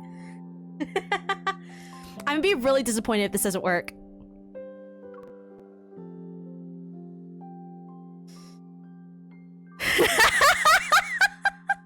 God damn!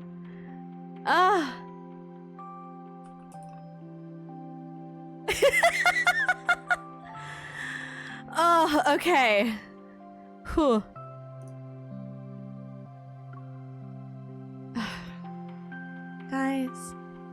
Guys, it's gonna pop. So it's not guaranteed it's gonna be the next thing that pops up. I'm scared. Do you want to boss me around? Why not? I mean, of course you can, but... You've been doing it in your own way for a while, Master.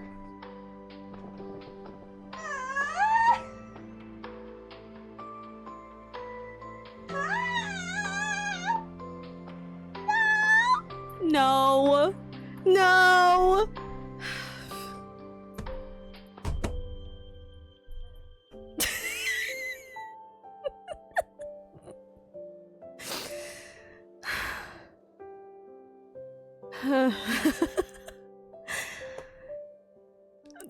We were doing something. What were we doing? I've completely forgotten.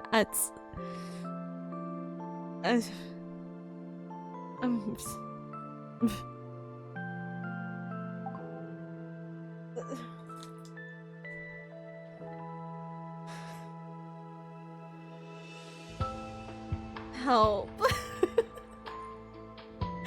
Help.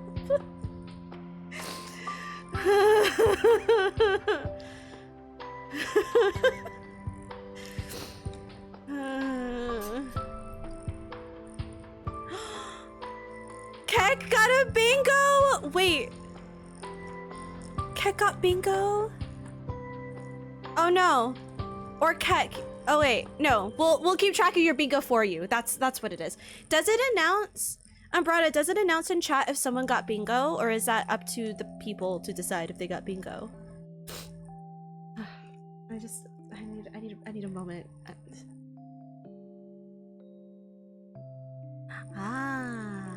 Did it announce Keck that Keck won?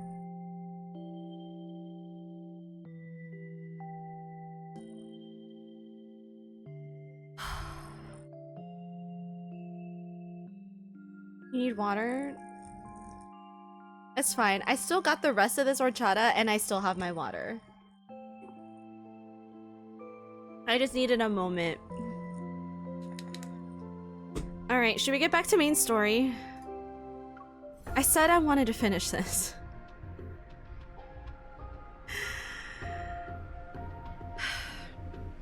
But also, we could switch to DBD for the last hour. We should do DBD so we could get the DBD. We should actually do DBD so people can get their bingos. I'm gonna do this for the bingo. Yeah. I won't stop at, I think I need to go until at least like 1:30 anyways, because I started a little late. I need this for me, guys. I can't do this. I can't do this. I will bring this game back. Not next week. I'll bring it back first week of May. I'll do it maybe Wednesday for the first week of May. We will finish main story.